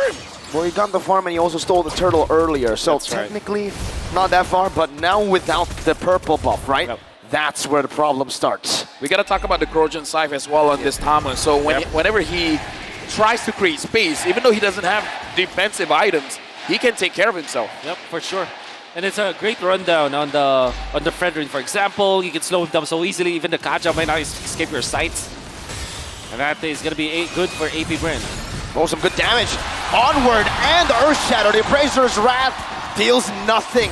Not even helping Boots sustain. And AP Brent find another kill on Super Marco. Looking for the siege in the mid lane, tier 1. Another Shatter down. Kyrie with the Quad Shadow and the Retry to keep this turret defended. They will eventually defend. Another problem here that this Hayabusa might face is the sustain that you can get out of AP Brand. Angela just going to be a big problem there on. That's why later on, they definitely need both Kyrie and CW to deal the damage because it's gonna be CW to kind of mess with the shields as well as the sustain, and it's Kyrie for the sweeps.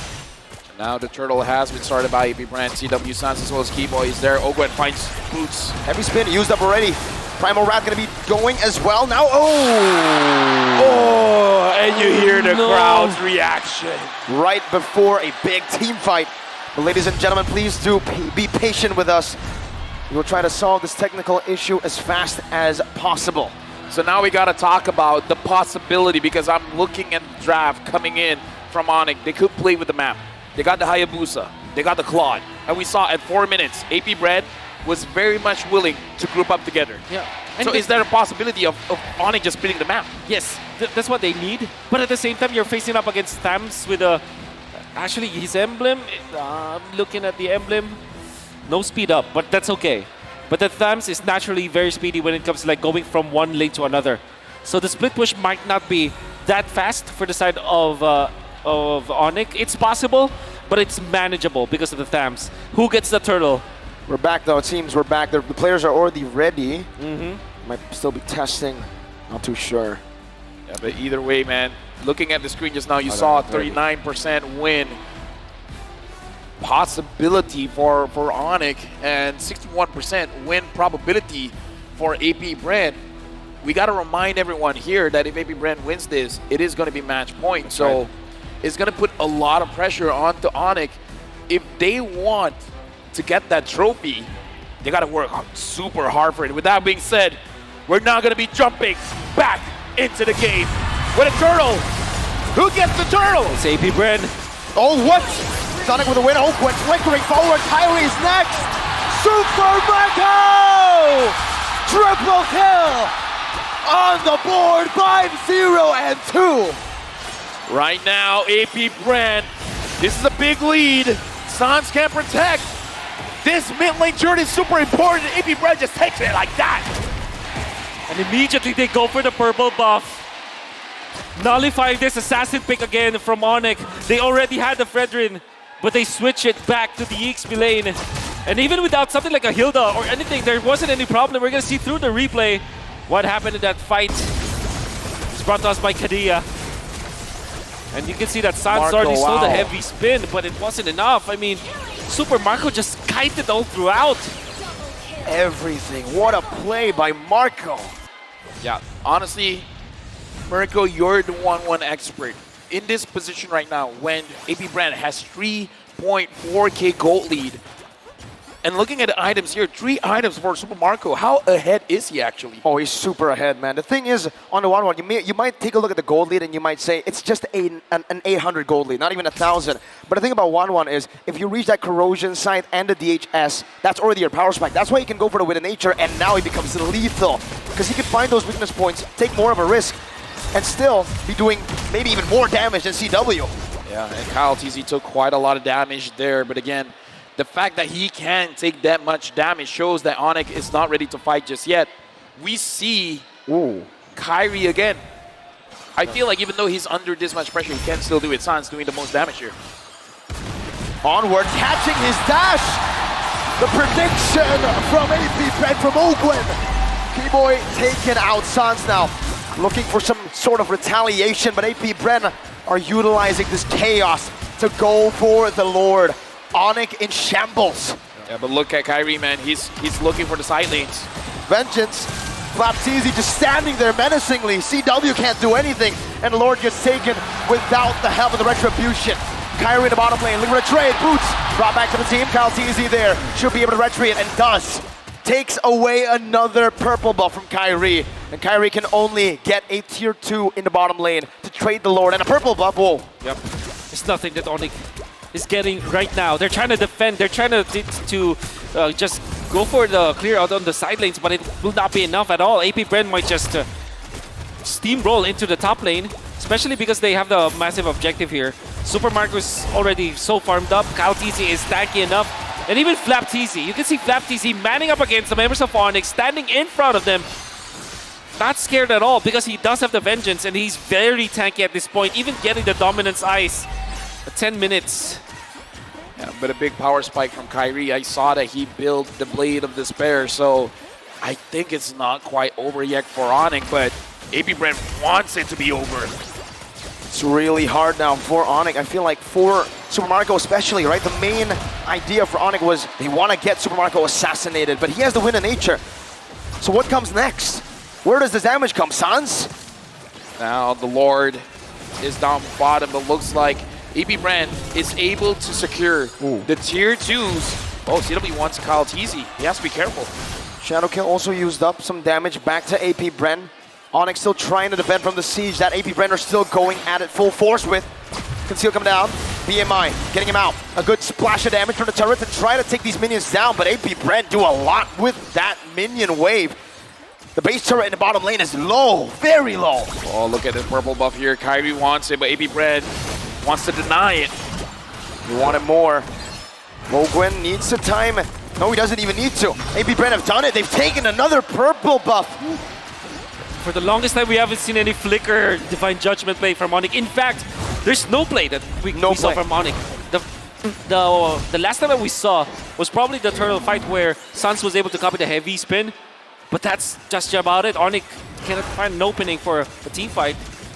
And this Kadia pick, even when it's like one of the best heroes that Keyboy has ever played, it seems like he does not have an impact right now.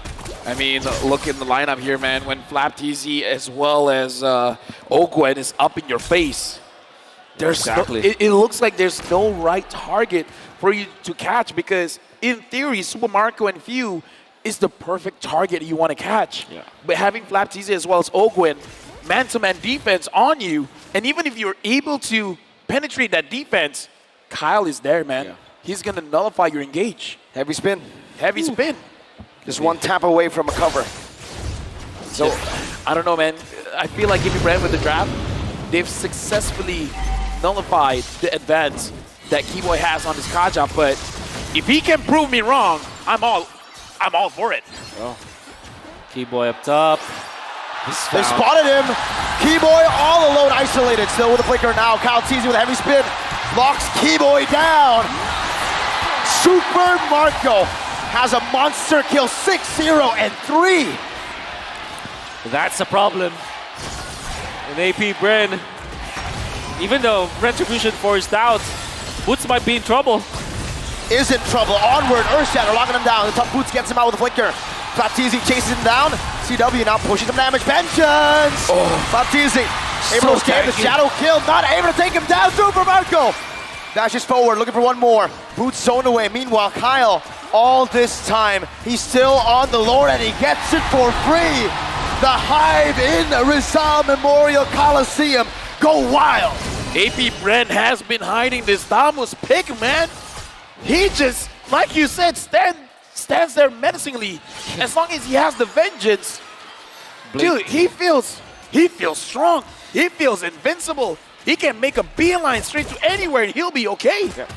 It will take so much from Onyx to be able to take down Flapteezy. DHS, the Trinity actually available now for CW, gets the Malefic Roar, much needed in this particular game, but they might not be able to utilize it because AP Brand, everybody else is tanky. Everybody else is the problem. Lord march down, gets a good charge on. The Primal Rat stolen away. Sans trying to deal some damage. Ogwen, Earthshatter out already. No onward just yet. He onwards to the back. Kyrie does a bit more damage onto him, but AP Brand will stay disciplined. They have a 7,000 gold lead. They'll look for another wave in the mid lane this time around. AP Brand still with a lot of resources. Sans coming down into the mid lane with a splash of damage. Boots standing in the front. Flapteezy looking for an engage. Kalteezy soaking the damage in. Divine Judgment on the Flapteezy with no vengeance this time around, but he has it back on cooldown now. The base turret cracked open in the mid lane. Ogwen gets the immortality. Keyboy with a whip. But that's 3 base turrets down for Onyx. And AP Bren are still lingering. That's Kyle! With a truncheon by Sans, but it's not enough. The mage, the Gila Sans, has been taken down. Now it's AP Bren 5 against 4. Super Marco looking for all the weakness points. Mid waves, they're going to be cleared away. 2 waves coming down though. AP Bren looking for a match point. Boots up to blazing to from CW. A vengeance. With a truncheon by Few. Still able to survive. Kyrie marching back and forth. One more minion. AP Bren. The Wild Bees. The Hive. Match point. Match point for AP Brand. One more win is needed to keep the trophy in Philippines. One more win for them to be the two-time world champion. Just one more. That is what the crowd is chanting. They can feel it. The first hometown champions, it's just one win away. Dude, the storyline. No host country winning the M series. Right now, AP Brand is looking at it and be like, don't you know who we are? And now, a lot of things happen, man. We gotta talk about Flapteasy. But we're gonna give it over to Leo as well as Gideon.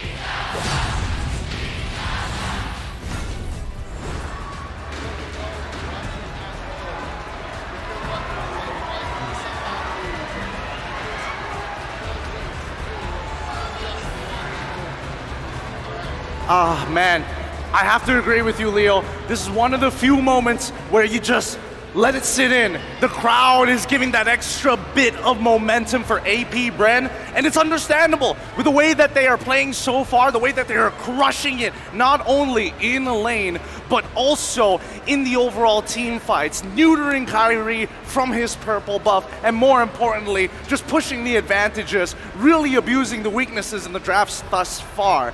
As much as I would like to believe that Fredrin is going to be the solution to a lot of their problems, unfortunately this time around, I think that even the Hayabusa could understand he couldn't go further than this. Angela being able to protect the right targets at the right time, and more importantly, Few making sure that even Sans felt it in lane. Things have changed so much, but we have to talk about the MVP, Leo. My mic made like the Hayabusa in the jungle. It was very difficult for Kyrie to do anything. And it's because of our MVP that the tempo actually got pushed up. It's Kyle Teasy coming in with the Akai. He's actually able to do more than just split up Onyx in those team fights. He's actually able to choke out once more Kyrie. AP Brent's performance in game 4 here was a combination of what they did great so far in the first 2 games they won. Yeah, and again, Kyle, with one of the most important spells in the game, the heavy spin being the biggest deterrent, a nuke, some may say, for Keyboy to stop him from going in. And worse yet, even for Sans, he's got to be extremely careful because the only ult he could really take was the Primal Wrath. And this is where we see Kyle really push that tempo once he got even a slight EXP lead. Didn't even notice that he was sitting at 100 KP. That's just a testament to how well Kyle Teasy used the map and understood the assignment, that he has to do more than just take these objectives. He has to take him away from Kyrie and punish where he can to get that lead bigger than ever. But let's remember, at the end of the day, as much as he likes to oppress, it's about their win conditions, and that's where you see Super Marco and as well as Flapteasy really kind of take that early game into their hands. And when you see Super Marco with 3 kills immediately after this cleanup play, the one opportunity that Onyx had to try and even things out, had they walked away, maybe, but Super Marco said no.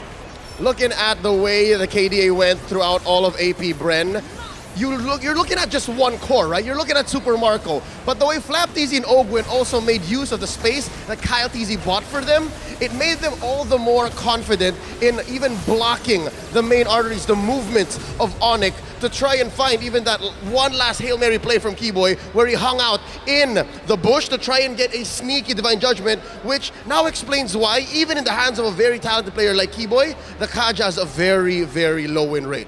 I don't know what they ate today, or better yet, what preparation that AP Bren has done. They are reading movements across the map extremely well, being able to foretell a lot of the movements, and more importantly so, it's not necessarily just about Kyrie, it's about the big playmakers, it's about Keyboy, and it's even about Boots. As soon as he's out of that lane, they find him a punish.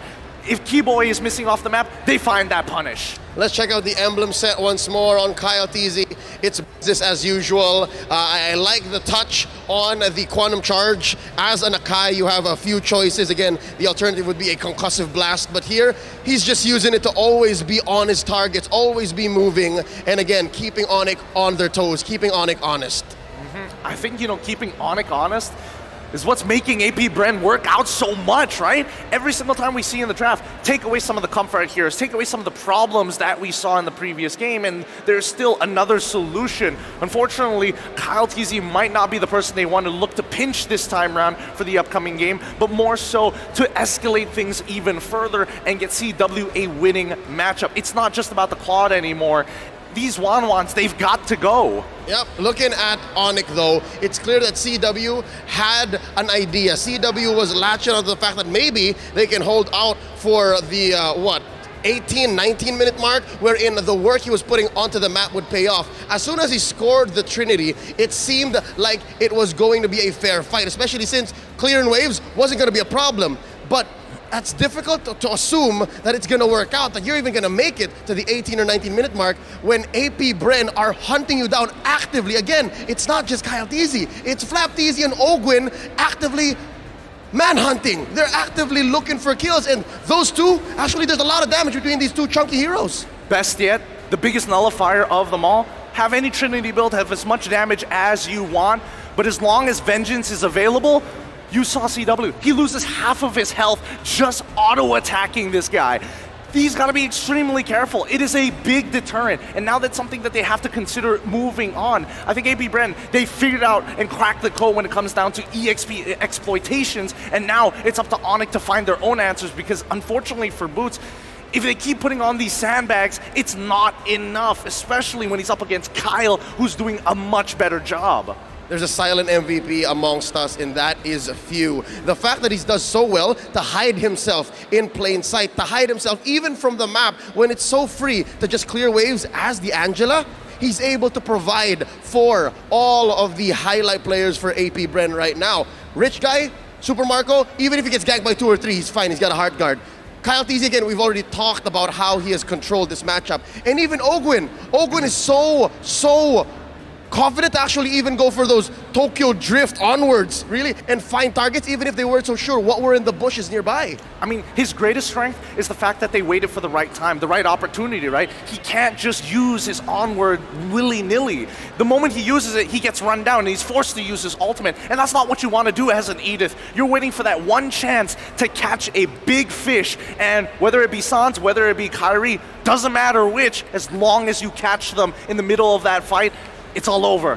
All right, here's where the oxymoron, the paradox comes in. Look at the amount of damage Super Marco dealt, and look at how dominating he was and how many kills the young Stephen Marco Requetiano got in this game. Compare that to how much CW and Suns were putting on the board. That just shows how effective AP Bren's front line was, how their peel was used for more than just protecting their front line, how they used it to bulldoze on through, coming into the base. What was that? Maybe a wave later, just taking all the inhibitors. No, that's absolutely true. We're seeing that there is almost double the damage coming in from the side of Onyx, and Flap TZ, 35,000, still being the second highest damage dealer on his team, really begs the question, how impactful is your damage? How well distributed is it across the board? Kyrie could already barely participate in these fights, so unfortunately for good guy Boots, he's taken the brunt of those hits. Something in me is wanting to ask, I want to know if the Fredrin has always been the plan, if putting it in the XP was always in the books, or was it a mid-draft situation wherein, okay, we already stole it, you want to push the advantage? You want to make things spicier? Okay, go get the Hayabusa. I don't know if that was the plan all along. I don't know. It's one of these moments where you're starting to lose faith in your EXP laner. I think that unfortunately for Boots, he's getting shafted in these drafts. And for Kyrie, putting him on a Hayabusa in such a high-stakes game, worse yet, we haven't seen Hayabusa come out as hard. It comes down to that purple buff, right? Your purple buff is so important for these assassins to get ahead. And if you don't actually have a winning lane, and in this case, it's not winning. Both sides, both EXP as well as gold. Something else to note, check it out. Flap TZ's Tams, he was also on the charts, top 3 minimum for damage dealt and damage taken. That explains why there is a sudden appearance of Tams in the metagame. For a fact that a hero with no CC, compared to the heroes that usually dominate in the XP lane, like the Lapu-Lapu or the Terizla, Tams is just a damage, soak, and dispenser. Is that a term? Yeah, it's a damage Yes. dispenser, right? Given the fact that you have a vengeance and you're able to just get in the backline free, willy-nilly, plus the Angela, that just makes for a puzzle that Onyx has just failed to solve here in Game 4. Yeah, it's a difficult puzzle as well, right? I think a lot of it comes down to the fact that so far, early to mid-game, AP Bren's overall gameplay seems almost pitch perfect, right? It's hard to punish, and the most you're going to get is an equalization. But so far, they haven't taken any losses on these trades, and unless Onyx is able to, I don't know, really double down on that early game, I feel like it's hard to actually bounce back. To play for those 20-minute games really is exhausting.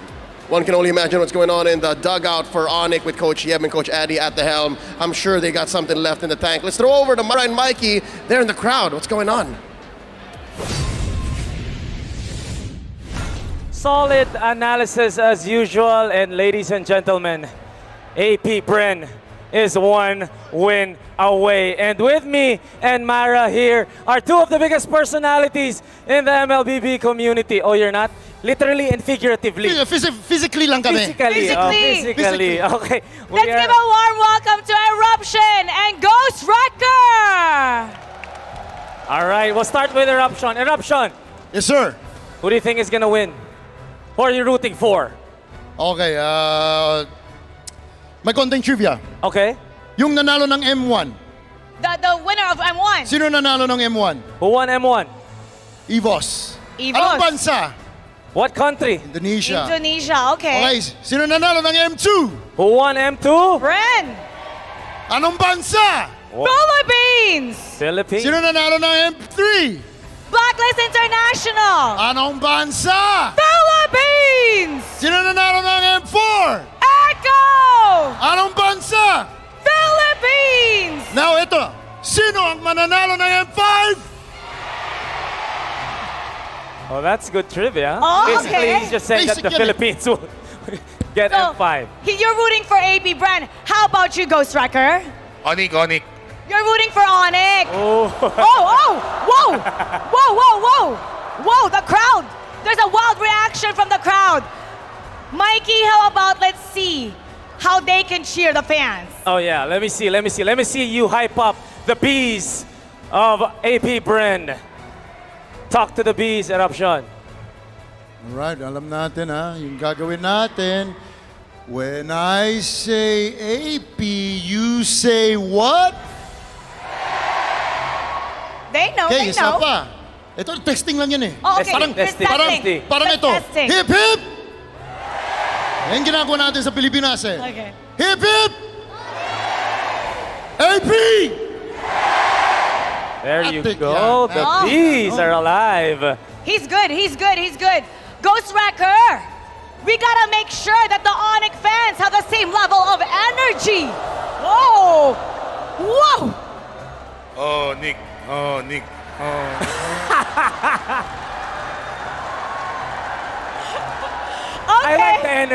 like the energy. Oh, Nick. Okay, you know what, Ghost Wrecker? Let's see if you're gonna win this game because we want to give prizes to the fans. How about this? We have this signed shirt. This is from Kadia, and we're gonna give it to 2 lucky fans. Wow. Okay? You're gonna lead the fans. We're gonna play a game. And if your team wins, separate team, they'll win this prize. How about that? Who wants to get the shirt? Oh, we'll see what our personalities can do. You gotta help these fans out to win the shirt. Let's pick your people. Let's pick your players. Let's pick anybody from the crowd. Anyone for the... AP Ito na, dito na tayo. AP Bren, yeah. Okay. I stay in the middle. The fans stay in the middle. There you go. Anong pangalan mo, sir? Roger. Anong team mo? AP Brand! Oh! Ikaw naman, what's your name? Lars po. Your energy. Like you gotta yell your name. Lars! Lars! Who are you rooting for? Lars? Onyx. Oh, Onyx. Okay. Gusto ko Alright. Okay. Meant to be kayo ah. Meant to be sila. Let's see who gets to win this signed shirt from Kadia. Now, all you have to do is name as many items as you can, all right? In-game items. In-game items, Eruption versus Ghost Wrecker. So the fans, you can coach, of course, the personality. You can help them. Give us much. Palitan tayo, we go alternate. Right. We go alternate. First team who can't give us an item, an in-game item, loses. The other team Within wins. 5 seconds, parang Within ganon. okay, within 5 seconds. Within 5 seconds. Are you ready? Oh, pato, Vic. Ready. Rock, paper, scissors. Who goes first? Okay. Nalito ako dun. You go first. You go first. You go first. All right. All right. Here we go. All right. Welcome to Mobile Legends. 5 seconds till the enemy reaches the battlefield. Smash them. Immortality. Twilight armor. What? Armor boots. Radiant armor. Malefic Raw. Divine Glaive. Oh. Warrior boots. Ice One. Ice One. Ice Queen 1. Ice Queen 1. Almost. Queen one? Almost. Good. Let it pass. Ano yun? Let it pass.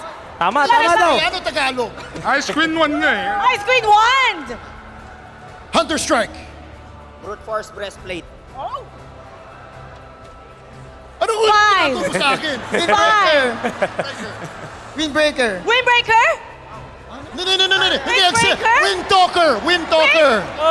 Eh, sa motor yun, sa motor. Sa motor. Mali. Sa motor ata, sa motor. The windbreaker is a jacket. Jacket. Eh, kasi uwi na siya eh. Uwi na.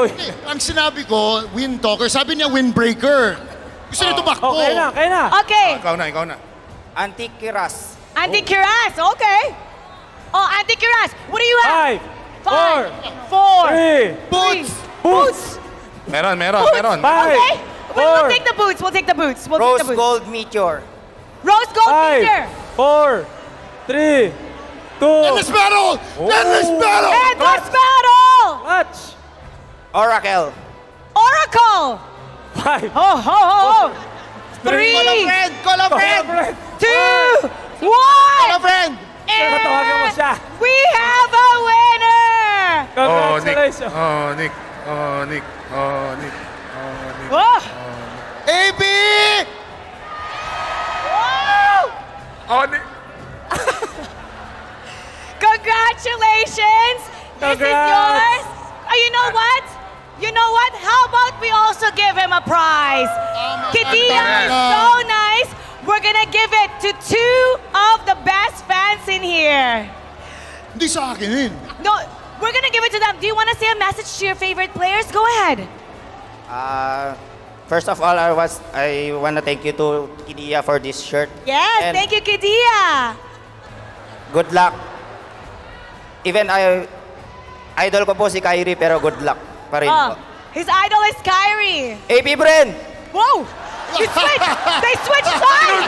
They switched sides! They switched sides! May t-shirt na eh. May t-shirt na. Ayos na. What do you want to say to your favorite player? Thank you, Kadia, for this shirt. And let's go, AB! Before we throw it over to the casters, we're gonna do it one more time. All right, Onyx fans, go! Okay, how about the brand fans? AP! Brand! It's gonna be a tough one in here. Who's it gonna be? AP Brand or Onyx? We're gonna throw it over to our casters all over the globe. Casters, pasok.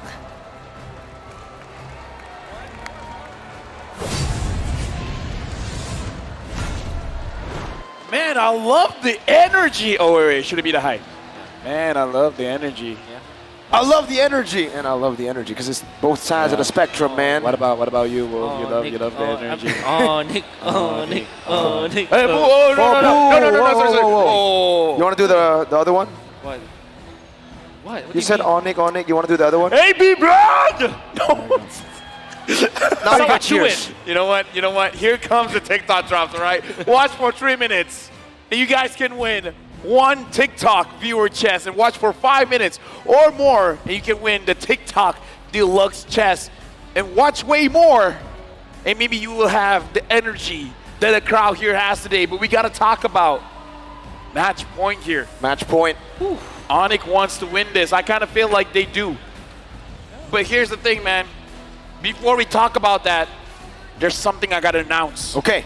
I want to tell all of you guys here, the M5 Battle Night will go live on the 30th of December and last for 2 days. With plenty of battle bonuses waiting for you.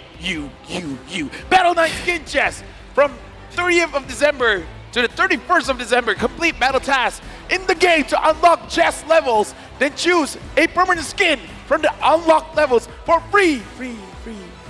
Awesome battle bonuses. Play games and enjoy Team Star Protection for 3 matches. You can also enjoy double star raising points, double protection points, double EXP, and double BP for 5 matches. Heroes and skins free to use also from the 30th of December to the 31st of December. Enjoy limited time free access to all heroes and variety of epic skins. Hey, we get it. We don't. Luckily, we're not on. We're not on. All right, but now we're going into the drafting phase. Potentially, ladies and gentlemen, the final game for tonight. AP Brand. If they do it, it's gonna end here. Onyx, this is their last chance. This is their last. Hoorah! Hoorah! I'm thinking about many things here for Onyx. The way that they can solve this problem that they have. Maybe if they go back to the blue side, could be totally different. And with the ban on that Phobius, they're signaling that they wanted to go for the 1-1. Right? No Paramis, no Phobius? Exactly. And they do. Signature pick for CW. So, fun little fact as well, right? Onyx have lost on the blue side. It was 100%. And then now, Onyx have lost first loss on the blue side today. And an immediate answer of the Claude, as well as the Fredrin. I can hear some Kid Bomba. I mean, Kid Bomba called it, man. He says it's going to be AP Brand. Yeah. Looks like he's coming true here. AP Brand again, picking up the Fredrin as well as the Claude. Very quick responses here. I'm looking at the mid lane. Should they go for the Valentina or Lilia right now? Oh, could be Valentina, could be Lilia. But maybe they just settle for something like a Martis or a Nakai. They go Minotaur. Oh, Novaria. Okay. Novaria Mino, very classic combo. But that means that they will not go for anything like an Angela. This will be their. This is a very honest draft coming out from Onyx. And the problem that they have right now is that they might see the Akai as well as the Martis be banned out by AP Brand during the banning phase. I mean, at this point, I'm just worried about Boots because our panelist was talking about how Boots has been shafted in the draft, given heroes that is going to make plays, but is not winning the lane. So I'm looking at the draft, and I'm thinking, will Boots be having an easier time, or will he be the sacrifice lane? Well, good thing is, he will be the last pick anyways. AP Bren, Kai is still open, the hero that kind of is good against the composition of AP Bren. We know for sure that those are the kinds of heroes that you pick up against the Fredrin. There's also the Direct factor for Onyx. And knowing that they have the 1-1 anyways, all they have to do is to make sure that the other laners, the XP lane as well as the jungler, should be self-sufficient. Heroes that don't rely heavily on the farm. So make sure that the 1-1 will have the farm in the end. That's the thing right now, right? For AP Brand, they've been doing really well at shutting down Kyrie, whether he's on a utility, especially when he's on an assassin. That Hayabusa pick seems like a very desperate pick now that we look at game number 4. And AP Brand, now they're starting to nail Boots. They have heard the thoughts and they have seen what happens when Boots doesn't get a playmaking hero as well. Yeah, because I was thinking of the Terizla as well, man. Without... What? We landed today from the US? Oh! It's on time from the USA. Hey, welcome! I mean, I'm not Filipino, but welcome! Yeah. Welcome. Welcome. You want to say welcome? Welcome. There you go. Mabuhay? Mabuhay. All right, now the Dyron, you were talking about it as well, Mirko. Banned out. Dyron getting banned as well. I mean, at this point, does Boots have the Tamos in his arsenal? He does. Actually, he does. He does. I mean, I think that Boots can play many kinds of heroes. Going up against the Claude, they might... What does this say? Jauh ke Filipino to tengok Indonesia juara. Yes. What does that mean? It says he came from Indonesia, far away to the Philippines to see Onyx win. Oh, thank you, man. I couldn't understand that. Your backup was well Yeah, appreciate it. 100%, man. Valentina is open for AP Bren, a valid option for this case. I mean, Few is phenomenal with it, but I will not be surprised if they go pick up something like a Kadia actually for AP Bren because they need a hero for Few to kind of eliminate heroes instead of Onyx. They need a burst. So Farsa, Kadia, although the most reliable hero might be the Valentina for AP Bren. What about just the Paquito here, right? The mid lane is already revealed. For the side of Onyx, they pick Novaria, so Valentina won't be contested. Picking up a Paquito here, sure, it does stop that flex from happening from the Arlet, but hey, it's a strong pick.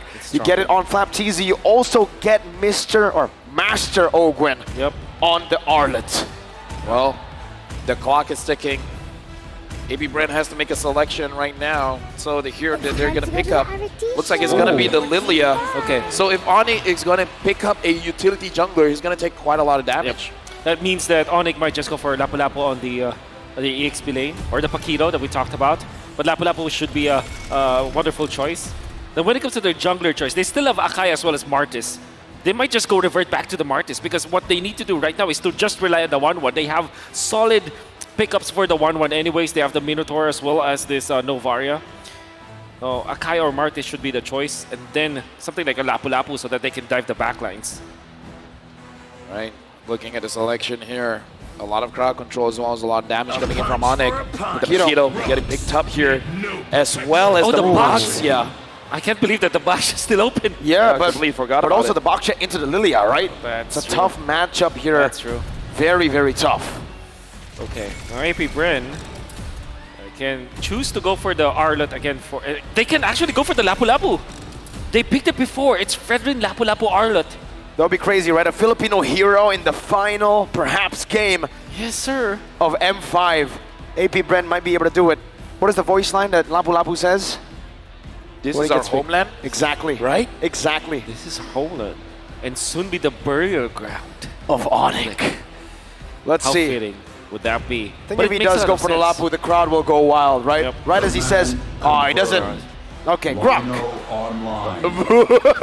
They want the Lapu, man. They want to hear, this is our homeland. All right. Well, you want to show off your skin. Let's hope we have time.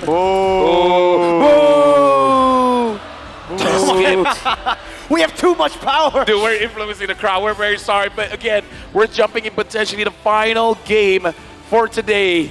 Looking at the drafts, Wolf, do you feel AP Bren's got it? Absolutely. They have a good hero they have a good standard matchup. Just especially because they have the Lilia anyways, and they kind of I think that this backshot was kind of forced. But at the same time, there's no other reason. I dare say though, for Onyx, all they have to do really is to rely on Chewe this time. Just rely on CW. They have a very standard draft, Minotaur as well as Novaria. It's going to be great in the early and the late portions of the game. All Carry needs to do is to make sure that he at least trades for the first few turtles and not get destroyed in the early stage, and they're going to be A-okay. The host country has never won an M series. Will AP Bren be the difference maker, or will the Sky Kings ascend and then continue this best of 7? We're jumping into the game. We're hearing it already from the crowd.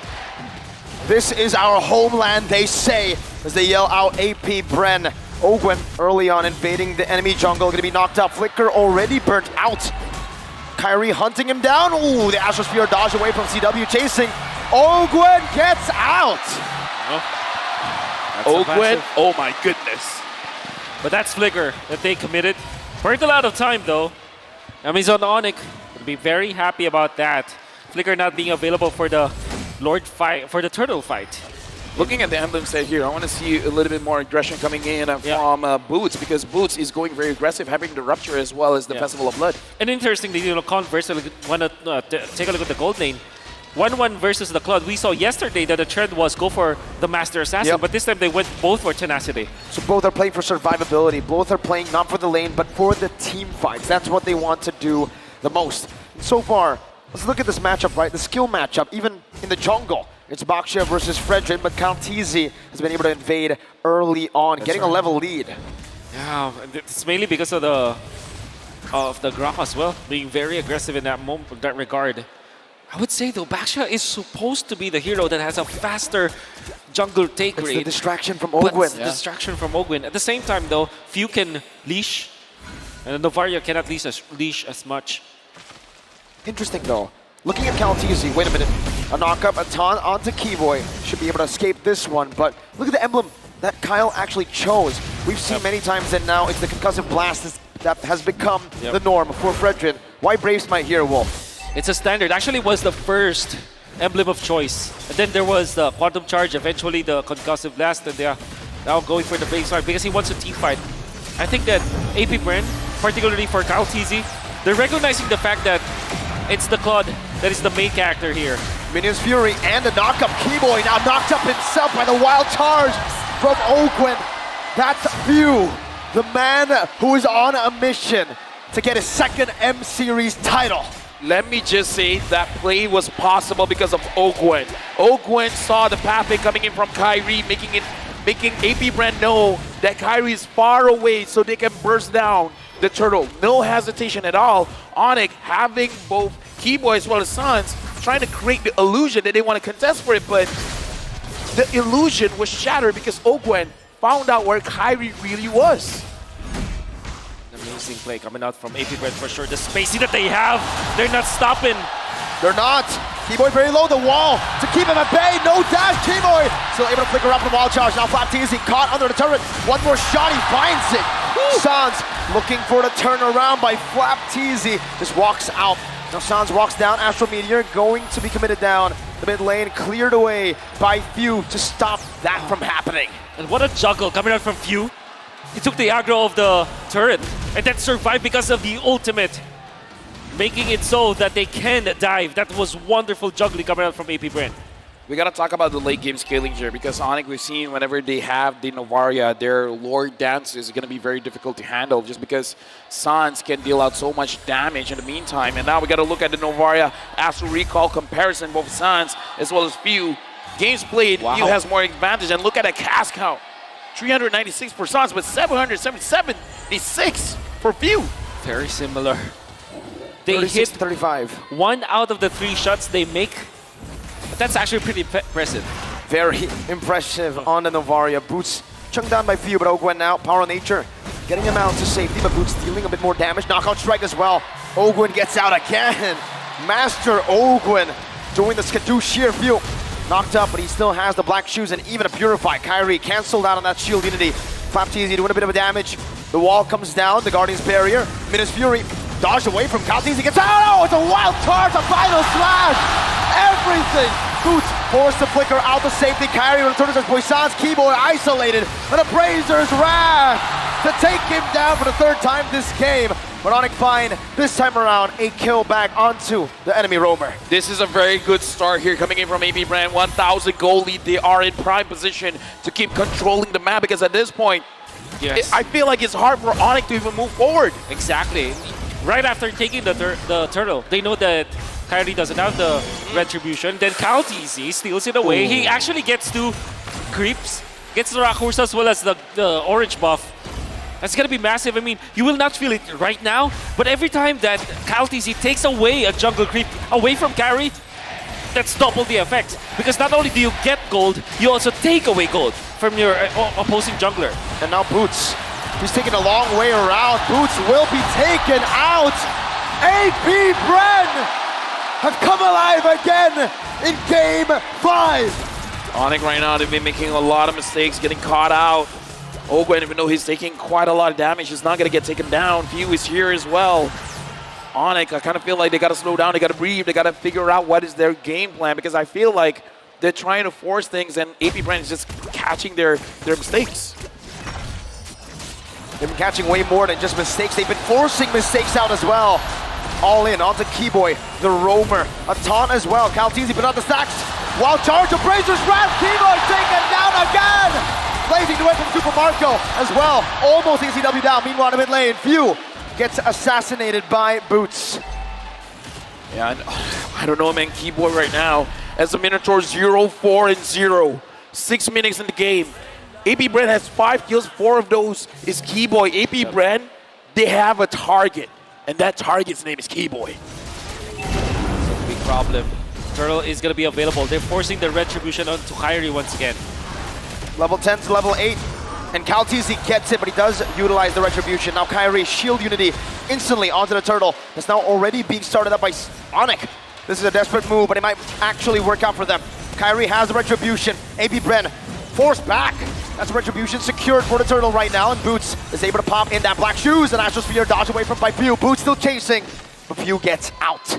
Let me just say, AP Bren has been doing quite a good job avoiding all the damage coming in from Sans, because we see the U-turn coming in at the end of their movement, making sure that Sans is not going to make that big of an impact. So I kind of feel like that's also a small thing, but it's really stacking up. Yep. It's really making it so that AP Bren is not really all that fearful getting into those fights.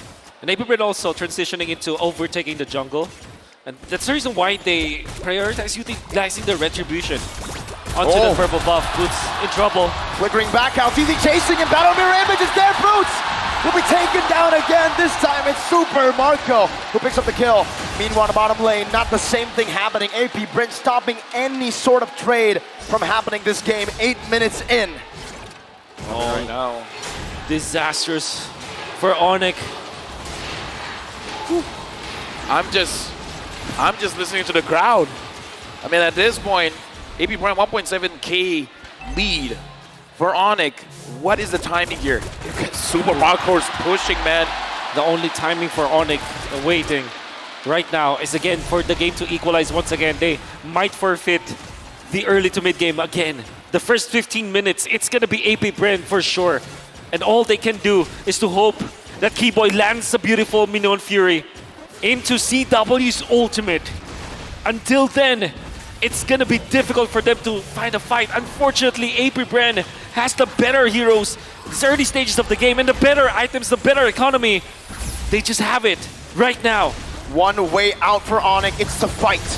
But AP Bren are doing the best they can to stop that from happening. Yeah, and right now, again, Onyx, their mechanics are going to be tested here because AP Bren, they're definitely winning out when it comes to the macro. The Lord has Pawn. Boots up top with Super Marco. The Lord dance is initiated by Kyle Teasy. Keyboy probably looking for an opportunity. That's a good shield unity into the Astral Spear. Crossbow tank gonna be locked in. CW on the Kaltizi, who's taking a half HP right now, but he has it. Brazers grab! Wild charge from Oakwood! Kaltizi very low. CW launching forward, a few dealing some damage as well. CW, once again, doing a lot of damage. Boots in the leg. That's a concealed play. Kyrie gonna be able to secure this Lord of the game. Oakwood very low. Conceal. Trying to get out. Knockout strike locks him down. And that should be a kill over. Boots, the Heavenly Fist, is what we call him in Indonesia. Now getting it. CW finds another. Onyx needed to fight. They fought. Marco. With the nature. Oh, that's crazy. Oh, I couldn't even finish my sentence there. Yeah, me neither. And that's a teamfight that Onyx badly wanted. We're looking for an opening. They have found it. They made it, actually. Uh-oh. Boots taken very low. So Marco backed up with the Battle Mirror Image. Now Kyrie with the shield unity. Looking low. My goodness gracious. Every single time he throws this one, man, it's panicking, but CW gets a turret up top. Mirko, breathe. We need you. We need you, man. I'll breathe. All right, so now we're going to give it over to Wolf. Looking at the items here. Yep, a rush onto the Wind of Nature. Interesting choice coming out from CW. But that's the reason why they were able to last the fight. At the same time, deal the damage. And now Onyx, they all of a sudden get 2.4k. What? Wait. Rubber band. From 400 gold to 2,600. 5-man Astral Echo. Onyx looking to steal Minion's Fury. Yep. But Kyrie will just secure the purple buff. They're getting chunked very low. That might be a bad endgame. Easy. He went in a bit too aggressive. Super Marco, a great Battle Mirror Image to escape from this onslaught of damage. Another shot down, threading the needle, Sans. I would say here, Onyx has been winning those fights where Flapteasy made a bad engage. And I don't know, AP Bren, they gotta stop that, because every time we see Flap goes in, and then Onyx feels like they're having an advantage. His HP, you have to look at that, man. Yes. And my smart translation to that is that the box that was set up by Onyx was already so rigid, and AP Bren goes into their box one after the other. Especially when Flapteasy starts it, they're waiting for Oakwood to go for the jump, but unfortunately Onyx has established this box where Keyboy is in front, CW is waiting for the stacks. When they do have the ultimate, they will be able to pop it. And I think the real game changer here for Onyx is Sans. Yes. Every time he lands the Astral Echo onto many members of AP Bren, Onyx will have the better decision making. because Ogwin can't find any wild charges. The wild charges become very tame. And that becomes very powerful. Kyrie knows it's time to go in right now. Flapteezy, crossbow tank already. Final slash not able to be casted in time. And he gets bursted down. And Ogwin cannot do anything. Didn't do anything. Because even if he uses the wild charge, it's just a waste of an ultimate. And what's going to happen is that Ogwin will also be taken to the grave. Let me just say, man, this is not a fun game to be a frontline. Because every single time you're just doing your job. Just doing your thing, man. You just get punished too much. It's like, excuse me, sir. Let me play the game. This game turned out to be a battle of mechanics in the end because both teams have good heroes. And when I say good heroes, they have the 1-1 on the side of Onyx. They have the Cloud on the other side. Meaning to say, no matter what happens, there will be the late game insurance. And it's just 12 minutes of the game. Boots now, I gotta say, I don't think he's been shafted by the draft. He's been getting a hero that can make a difference, man. And he's performing on it so far on this Bakito. 2 deaths, but with those 2 kills now, they're looking for a little initiation. Astral Echo once again revealing 4. Boots flanking around, just making a miss. Kalteezy going to be chunked down by the Astral Sphere. Kyrie still on the Lord. Flapteezy not able to enter this. Final slash only on the Keyboy. Bitter Fury! Keyboy finds 3. That's another knockup. Marco still holding down the Fear by Mako! With a lazy duet, but CW with a crossbow of 10 into the Astral Sphere. Now CW chasing Few down, forcing another big punch from Boots. 4 for 1. He got that? Unbelievable.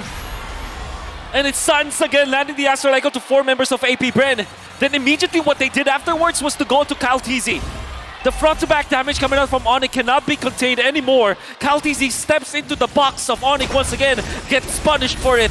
Wait, they're going for the end. 1 base turret up top, 1 base turret in the mid lane getting dealt with. Super Marco gonna be chunked down. 1 second on Flapteezy. Can he do it? Coming down, CW focusing it. But Onyx will decide to disengage. It's a bit too risky with all the members coming back. They don't want to risk a 1 straight push, but they have another Lord. Yep, the Lord is here. Astral Echo connects onto everyone. Future Mako taking a lot of damage. AP Bren still protecting their base. Onyx doesn't find a way to go in. Amazing defense from AP Bren.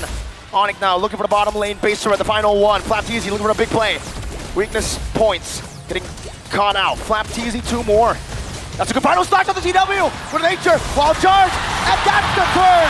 3-man with his fury into the blaze into it. Boots in the cast over the hell of the Keyboy. That's an Astral Sphere, dodge away from once again. Flapteezy very low. Boots in the midst of it all. Dealing some damage, getting some shields. Able to disengage, and the base turret, the Windians, take away the final base turret in the bottom lane. Only the base left standing, but AP Bren are fighting. The defense there from AP Bren was really good, but they did lose a lot. And the thing is, Onyx, all they need to do was to make sure that CW is cleared for takeoff. And AP Bren finally are able to stop them. Flicker is going off cooldown on Ogwin. And AP Bren punished, they get 1 turret. We gotta live to see another day, another Lord Dance for sure. It's gonna happen in less than a minute. Well, what we were talking about how they will. Another big shot out to Ogwin. Kyrie unable to take him down. It's ticking, but Ogwin survives. Pops the power of nature. Oh my goodness, this game. Onyx, they're in a position where they push AP Bren. Now, looking at the base, half HP, basically. Right now, I'm looking at Boots as well. I'm thinking, Onyx has a lot of ways to play this. They can wait for the Lord. They can go for a fight. They can go for a split. Exactly, because they have the Paquito anyways. There's a lot of options here for Onyx. The pressure's on to AP Bren now. They got to figure out what Onyx wants to do and be 2 steps ahead. Well, look at the draft. Remember what Onyx did to AP Bren. Now Few is the one on the Lilia. Now they are the ones who have good wave clear. Could it possibly happen? 1 big fight to end the game from AP Bren. There's so many possibilities. In fact, right now, I'm curious because Super Marco as well as Ogwin, they're grouped up together. They might punish Boots. Wild charge into everything. Boots able to dash away. Forward now with the That's wall. the play. Catches him and Few takes the kill.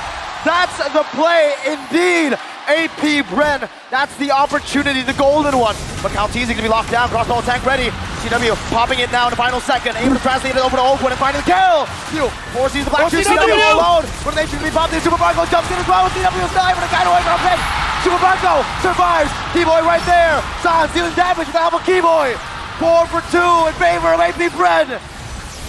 Keyboy very low, another one. Winner Truncheon from Pyo. A flicker back. What? Sans and Keyboy looking for the miracle play. Looking for a snipe down. Teasy with a dodge. With that vengeance, Keyboy running Ogwin down. Very low, has the immortality. Does he buy some time? Astral Media, but look at the minion waves. An Astral Spear connecting. Ogwin flickers out to safety. The crowd goes wild. But the base is still wide open for the minion waves to come crashing down.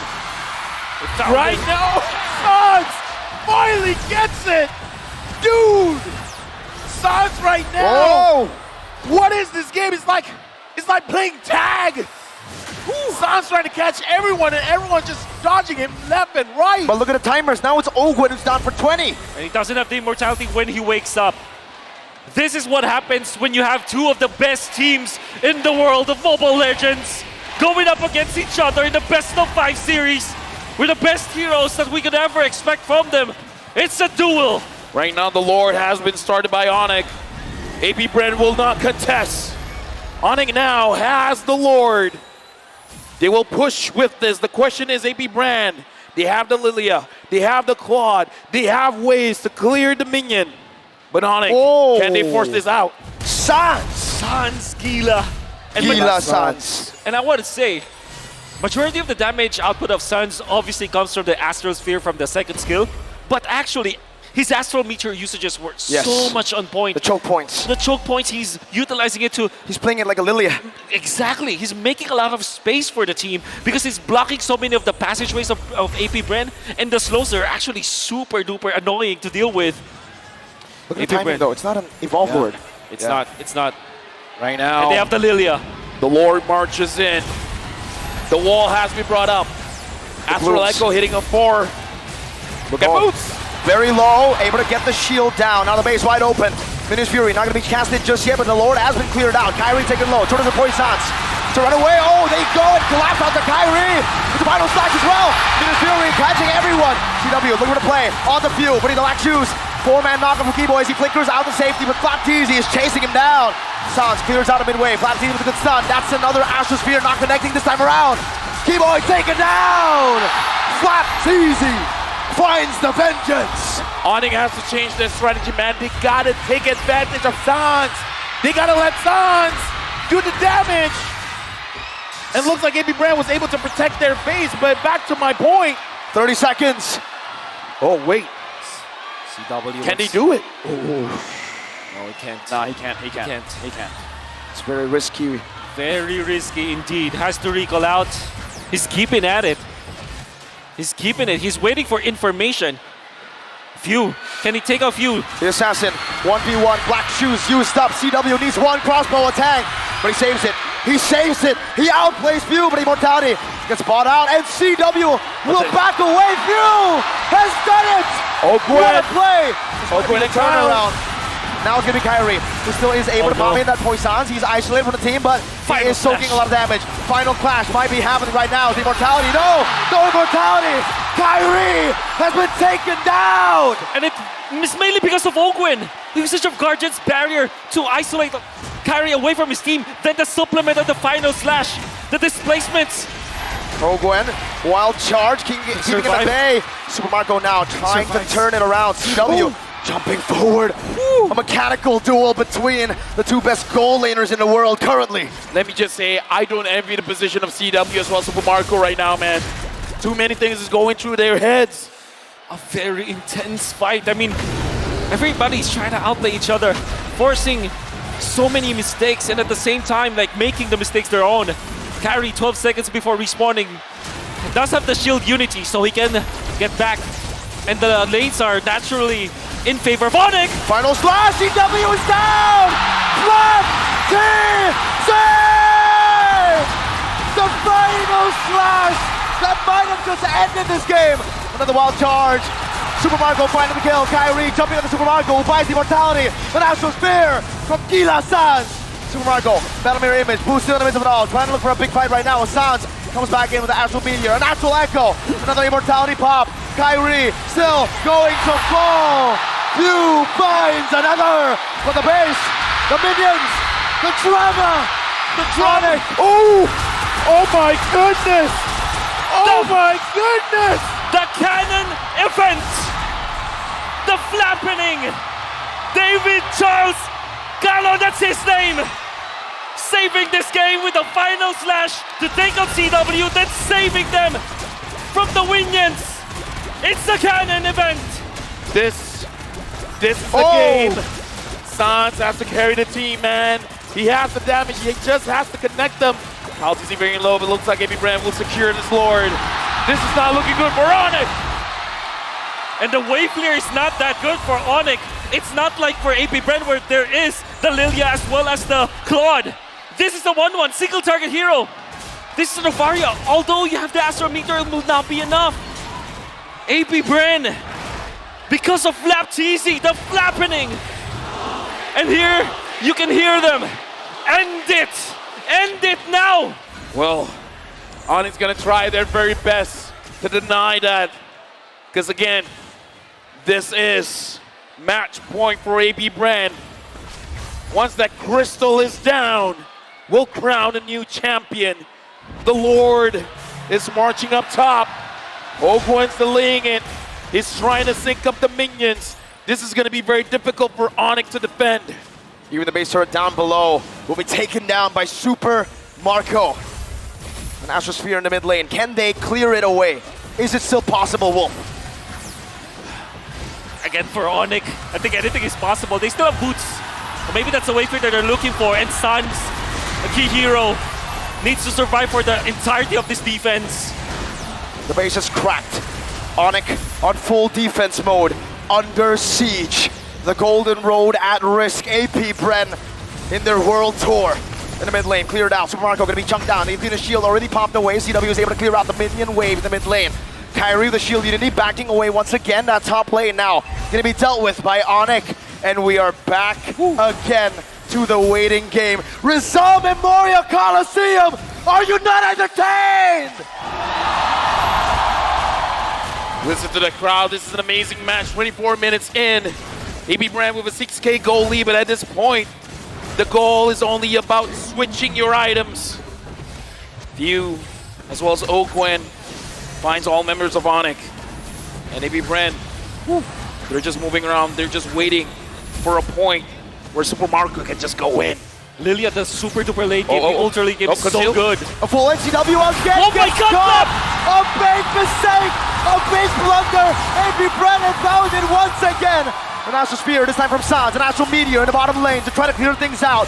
Super Marco knocked up, has the Battle Mirror Image. 55 seconds on CW on Calvin Winata. Oh my goodness.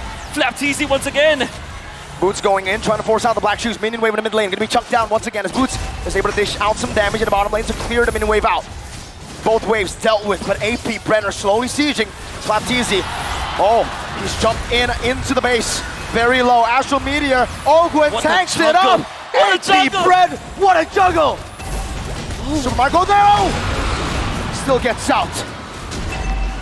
And for some miracle, Onyx holds on to two of their turrets. They might let go of the other one though. Bottom lane base turret. Hey. They might be taken down. That is a big resource, but they are able to keep it at bay. Flap TZ up top, clearing up the wave. Onyx looking for another way to reset this, to stop AP Bren. Right now, 4 members are caught in Astral Echo. Boots is from the side. The Few finds him. Slap wants to go in. He wants to find a target. It's back up, Astral Sphere. Keyboy in front of it all right now. Kyrie's gonna be chunked down. Super Marco boots! Finds knockout strike. Finish Fury onto 4. CW's now here. The Lord, who gets it? It's gonna be an all-out fight. CW marches forward to shut down the redemption. For Calvin without a guy. Buys the retreat. AP Bren scrambling. Sans! It's found Super Marco. Now CW is looking for an angle onto Ogwen. He's running away. Boots finds a kill. Now it's Pew who's still going. CW! Pew! Mortality bot. Black Shoes. Dude, CW, man, as long as he survives, there's space for Onyx. Right now, they got the Lord. The minions have spawned.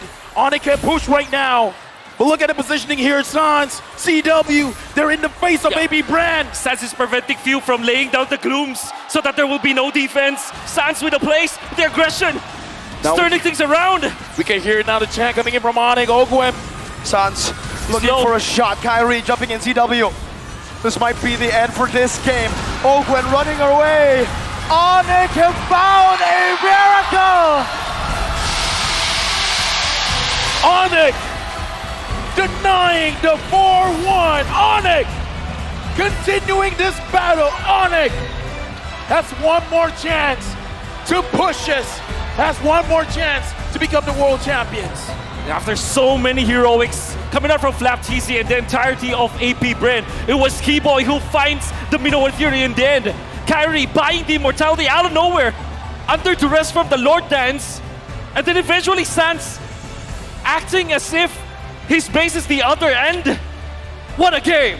We need a breather, man. Mirko needs a breather. We need towels. We need everything. For now, we're passing it over to our panelists.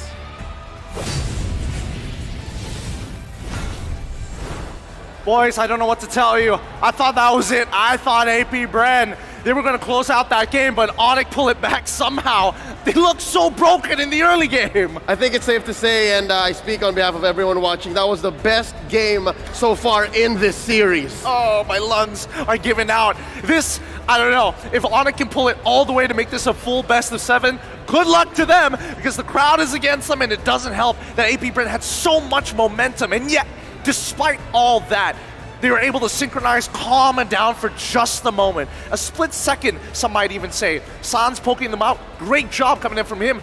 The final play with Keyboy and the whole team, the synchronization like no other. All throughout, early, mid, late, ultra late, there was but one shining beacon for Onyx to hold out for, with hopes of not ending the series just yet. And this series was Gilak, and he is Gilak Sans, your MVP for game number... I even lost track of what game this is. It's game number 5, technically, right now. Game number 5.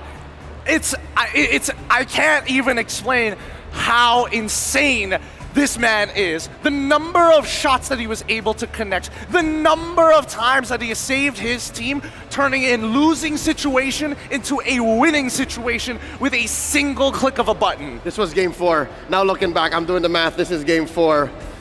3-1. Looking back at the highlights, you'll see exactly how Sans all throughout was not just but a vision getter, a source of damage, and a reason for AP Brand to scramble. Anywhere Sans was in the map was a hot zone for AP Brand to either engage or to reinforce. The fact that Few is a short to mid-range mage means he can only really interact with so much from Onyx. Compare that to Onyx, who's playing on so many different ranges of both engagement and damage. I mean, in a lot of these moments, right, you're looking for the big playmakers, and I don't think it comes down to the playmakers anymore. It's about synchronization of your abilities. If you're using that knock-up strike, and if you're using a double knock-up strike, it still counts as CC. Even if it is what some people might call a micro stun, it doesn't matter because everybody else is piling in on that damage. You saw that the only losing situations coming out from AP Brand is when Super Marco happened to get caught by the knock-up from Keyboy. And if that doesn't happen, then AP Brand has a lot more in stock. They can overload on CC. As for Onyx, it was but just one big turnaround. Again, a big knockout from Keyboy, boots coming in from an angle. Those are the ways Onyx win. Yet, some way, somehow, they're able to clap back from this almost unwinnable position. FlapDZ was fishing homies out of the base. He was pulling people out with the final slash, and if you get pulled out that way, the way the CW did there, a lesser team would have crumbled. A lesser team would have just crumpled up and said, you know what? All right, it's over. Most people would give up at that point because this is such a creative way to fish people out. To use Conceal in this manner. Conceal, send the person who activated the Conceal to run into your opponents while you have one person to fish, walk outside, walk back in while he gets distracted just to find CW. Who thinks of that? You know who? Let me tell you, you know who? Who? He's the season MVP, season 11 MPL ID. Oh my goodness, no way. Don't tell me that he used to be a mid laner. No, a jungler that turned into a mid laner. He was rocking with the Astral Recall. Every time he hits it, Gilak Sans makes that difference. And when we're looking at the emblems, it's the same exact story time and time again. This time, no Master Assassin for any of the laners. The story can be told based on the supports, and not only that, the EXP laners. Because good guy Boots, I mean, he was taking a pounding. And in this matchup, especially when you're up against Flapteezy on an Arlet, it's a pretty skill-based matchup. I can't believe that he also was not rocking the agility. It was the penetration and the wilderness blessing. So that plus the astral recall allows for him to weave in and weave out the way he needs to. Looking at the item build, though he ended up with just the same build. Again, this is how confident Sans was that no one was going to get to him. Didn't even need to juggle the Trunch or the Immortality. But let's also talk about the supports here, because again, for supports, once you're getting to those final items, you really have to think about cost efficiency. It's not about how many items you can switch out because you just don't have that kind of money. We look at Ogwin making a very smart decision, deciding to go for the Guardian's helmet because he knows he's going to get hit by the poke, but if he can regenerate and if these fights go on long enough, he can then walk back in and participate without having to recall. You know who else was a testament in this bout was Kyrie. I saw the young man from Bataan now playing for Indonesia under Onyx juggle so much towards the late game. I'm looking at maybe post 18 minutes. He was so willing to die that he would just put himself in the way of harm just to protect Sans, just to protect CW, and then the odds be damned, he will just wait until he comes back, because once again, I remember getting a shouting, he has no money, he has no money. He can't even juggle with the Trunch. And then, again, that just shows how well connected Onyx is. They're able to make these sacrifices and not get punished for them. I mean, it's coming to a point where we are seeing some of the greats learn from their past predecessors. We all know Karteezy from M2, and even when he won during M4 on Echo's side, switching items is no new concept, but to be able to play from a kick butt style of assassin to now a more utility jungle, I think Kyrie is going through the exact same phases. Oh, wow. To be following in the footsteps of such a great in Karteezy. Hey, they're both in the top 10 greatest, so I'm not even surprised. Looking at the damage dealt again, you'll see that it's a majority on Sans, that's no question. But what is surprising to me is the fact that Super Marco dealt more damage than CW, even when you're looking at a map that was controlled completely by Onyx. Where was that? Are we looking at a point wherein the turrets was, you know what? It was a very long game. That's why it led to that. That's why this looks this way, is because the Minotaur was healing up. That motivation roar changes the math when it comes to an ultra late game. Absolutely, you're absolutely right on that one. And let's not forget, the big problem that unfortunately AP Brem was trying to solve was how do you catch Sans? He's never there. Half the time, he's not even on your screen for a majority of the game. And the only win condition that they could have was to take out Mr. Calvin Winata in the first place and then hope to maybe outlast the onslaught coming in from Sans. With that said, it looks like we're in for quite a ride. This series must have waken up something inside of Onyx Indonesia. As for AP Bren, I guess they're saying, gloves are off, pal. Now the series has gotten closer than it has ever been. Score now, 2-3? 2-3. This could be the equalizer for Onyx. This could be the game ender here, and we might crown a new world championship. Regardless, this has been one of the best series we've had thus far in the entirety of the M series. It's been so long since it was not a sweep for the very first time in a long time. Something to note, now it seems like mid has been reactivated for Onyx. And in the games that they've lost so far in the series, by attacking both the jungle and the XP, AP Bren has been able to minimize Sans' efficiency. Now Sans is back online. The question now falls onto Coach Vren, Coach Ducky, and AP Bren. What do they do now? What else is left in the tank for them to choke out parts of the map, parts of Onyx lineup, for them to once again stop the Gilak, to stop the madness? I mean, they're going to have to dig deep as they possibly can, and more importantly, choke out that mid lane. They did it once before, they had that checkmate, and if they can find it once more on that blue side, well, casters, you know what to do. Take it away.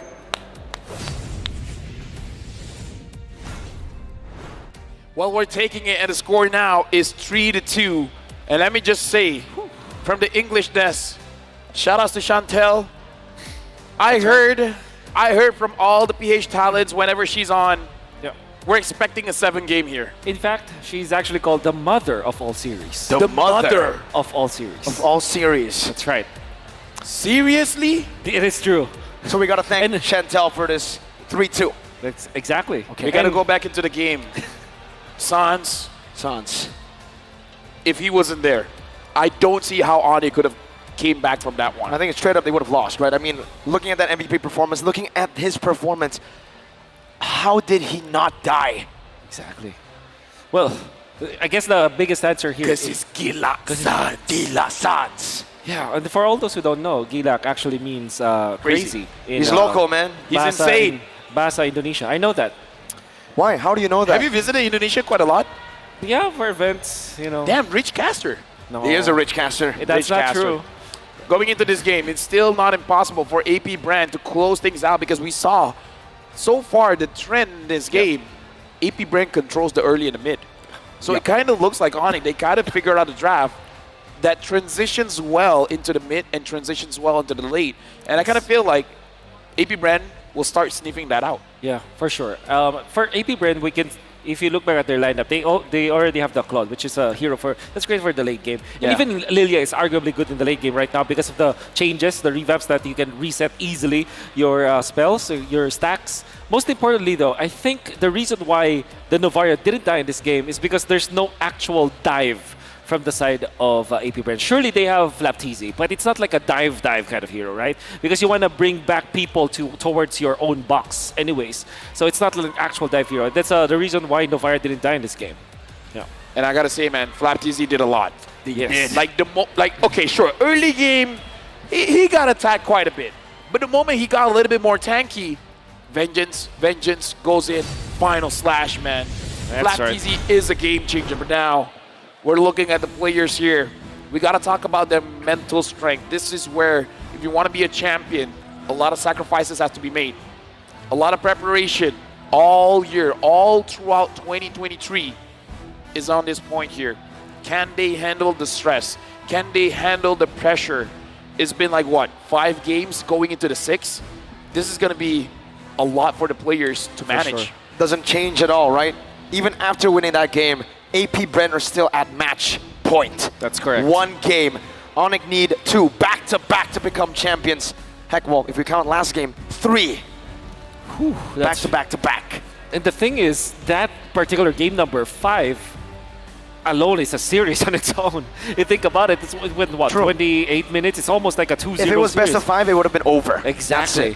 But the thing is, there's a lot of fight in them. It's what we could say about Onyx. Even CW getting, what, 3 times killed back-to-back-to-back by Flaptizi and the gang, and still managed to land a beautiful crossbow of Tang in the end, right? And then Keyboy suffering 0 and 4. And all throughout the game, always having to be forced to use the Minoan Fury, but also lands the game-winning Minoan Fury at the Turtle Dance, right? And Lord Dance, I mean. And then lastly, Kyrie was under duress. He was in the middle of the Lord Pit, but he still managed to secure an immortality for some reason. I don't know if he bought it or if he sold something, but he didn't have the immortality before the fight happened, and then he had it afterwards. So there were so many micro gameplay that you have to take note of that game. Mirko, right now, there is one similarity between you and Kyrie. Okay. Both of y'all are sweating, because look at Kyrie, man. Like, he's drenched. Like, he's not been having a great series. And it's not because he's making mistakes or anything like that, but the constant pressure, man, is like, I know you guys love me, but come on. Imagine if he was wearing a 3-piece suit. Oh, yeah, well, there you go. Well, it's for the trophy. So all the sweat and tears that may have come along the way to get to this point, it's all for the trophy. But you guys, everybody in the stadium, everybody watching at home, y'all have been amazing. 4.45 million. That deserves a clap. Come on. Come on. That deserves a clap. Thank you very much, everyone. Let's go even further. Let's try to hit 6. That's right. Oh, 6 would be... Hey, if we go all 7 games, man, We You're got right. Chantel in the building. We do have Chantel in the building, and we have this wonderful crowd as well, right? I feel like Sif is doing something as well. I kind of feel like this will go all the way. Yeah. You want to ask the crowd? I think they'll say no, right? Because Right. they want, or no, technically they can say yes because 4-3 could be for the team that they're supporting. Yeah, but before that, man, like, I don't know. I want to save some of my energy going into this game because even I'm starting to run out of breath because looking at this game, Onyx, what else can they do? Do they really have to just let go of that early game? I don't think so. I think that they've been doing a great job securing the early stages. And there's no reason for them to change up their strategy anyways. So maybe, you know, remove some of their habits so that it will catch Onyx off guard. But I think that AP Bren, even after losing that match, they're still at match point, like Mirkov said, right? There's nothing in exchange. It's just a hard reset, perhaps. Well, here it is. You guys are seeing the countdown as we're going in to draft of what? The 6th game of this best of 7. Where again, the pressure is not stopping, it's not slowing down. As we look at a trophy, reminding both teams what they're fighting for. Yep. And what already is good for AP Bren is that they have secured the blue side. Yes, and AP Onyx Bren blue. So far, only one on the blue side, so they take that away. And that means that they will be the first ones to take the 1-1. Will Onyx ban it out though? They won't. 1-1 or Fredrin should be the pick here for AP Bren. If they pick up the 1-1, Onyx can pick up the Faramis. That's true. And maybe eventually the Phobius. Exactly. Faramis and Phobius, Faramis Wait, Arlet. Guinevere is open. Yep. Guinevere is actually open. Wow. They pick up the 1-1. And that's Faramis Guinevere or Faramis Arlet that I'm seeing Onyx will pick up. I feel like Guinevere is a solid pick here, no? Yep. You don't want to give both the Guinevere as well as the 1-1, right? Yeah. But then again, yeah, Gwyn Faramis or Arlet Faramis is what I think Onyx will pick up. Just because of how good AP Bren is with that hero. Yep, There's the Gwyn. Maybe the Faramis to follow. Yeah, Faramis is a solid pick, but I think they're taking their time here. Yeah, because there's Valentina anyways. Yeah. Oh yeah. But still, they pick it up. So Gwyn Faramis, Arlet Valentina, perhaps from AP Bren. A lot of spins here, folks, but sorry, this draft is this draft is cooking. Congratulations to all that got the amazing skin. But now, I'm thinking Arlet. Oh, no skin at all. Oh wow. Wait, he says. All right. Can he get it? If he, no. Yep, no, we gotta look at the draft because again, this is the 6th game here. Yep. Onyx, very good start. How is AP Bren gonna supplement this 1-1? What if they pick up the Akai, I think. So maybe Akai or Fredrin for AP Bren for sure. But I think they might be leaning towards more the Akai. Then pick up the Faramis, the Valentina as well, so that they have an answer to the Faramis. Yeah. So another option might be Arlet. There it is. And Arlet. There it is. Akai Arlet. That's the combo here with the 1-1 as well to try to cover for her and also to try to punish this clump up composition that they are going to try to look for with a Faramis. Yep. If the Phobius is not picked here, he's gonna get banned. Yep. You go Martis where they pick up the Claude immediately because you don't want to not have a game-winning hero on your side for Onyx. And Onyx will just ban out the mages here for a few. Perhaps the Valentina, because it still is a pretty good hero, and it's a hero that can also one-shot the Claude later on. If the Claude does not pick up the Rose Gold Meteor or the Athena Shield, Valentina is a hero that can one-shot that hero. Then the Gourd, which... Or Novaria? Yep, that's also true, that Novaria. Because I kind of feel like if they don't have a hero that can dive... Oh, he got it! Oh, yeah, Spirit Root! No way! No way! He did it! The draft was... From 0 to 100. Even the draft had to go down for that one, man. Congratulations, my man. Dude, shout outs to everyone getting the skins. Sana all. Sana all. Actually, I do have every skin as well. All right, rich guy. It's just, well, either ways, looking at the draft here, looking like Minotaur getting banned out by Onyx. So now it's on to AP Bren. Whether they want to ban out the EXP or the Roam, kind of feel like banning out that EXP is going to be a safer choice here. Yeah, definitely the safer choice, right? You want to take Boots out, but also same Khalid. That's going to be the Khalid ban coming through. Maybe Terizla as well. Terizla Khalid would be solid to take away from Boots, but after that game on Paquito, do you want to respect that, right? That's my question. They can pick it up for them. Wait, no, first pick on red side. Yeah. So that is a viable ban actually to go for. Paquito. So was the Benedetta. So, well, also the Teresa is a pretty good hero, but usually what you counter with the Arlott, against the Arlott, is the Terizla, right? You pick it up. It's a good hero to go up against the 1-1 in a way. So yeah, the court, as we expected. And I think Onyx are willing to give the Valentina at the side.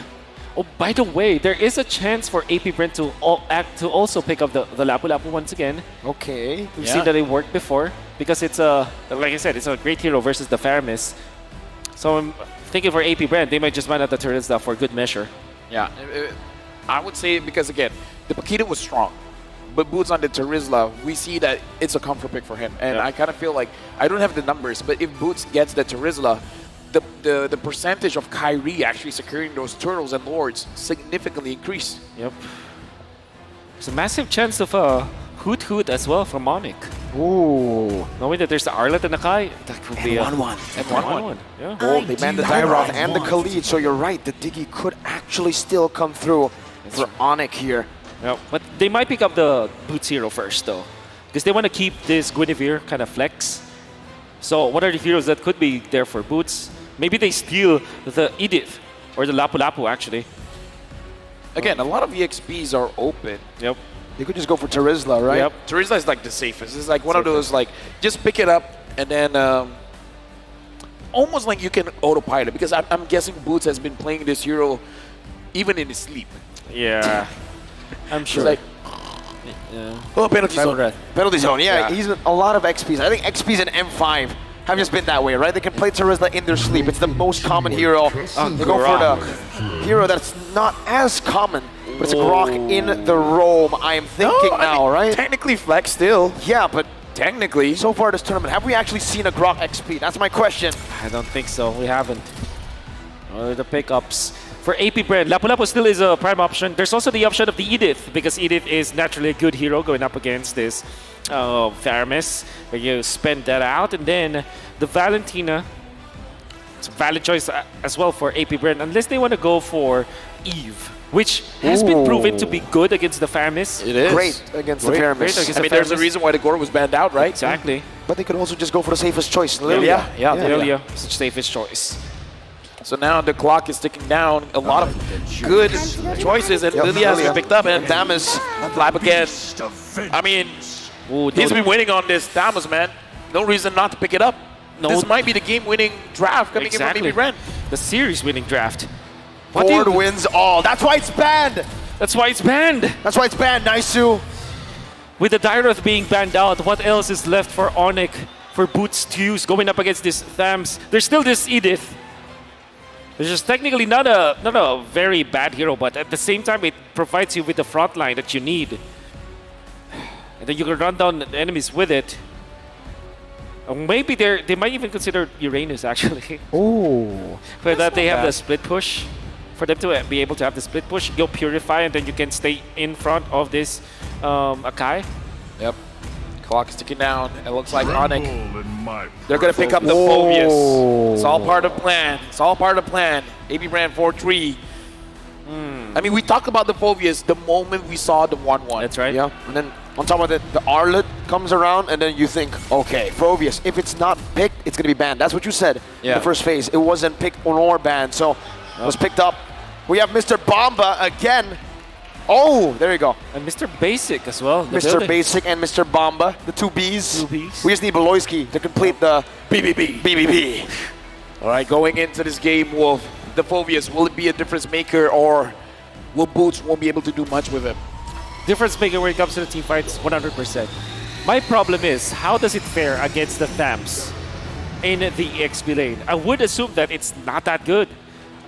Well, there are many few heroes that actually win against the Thams in the laning stage.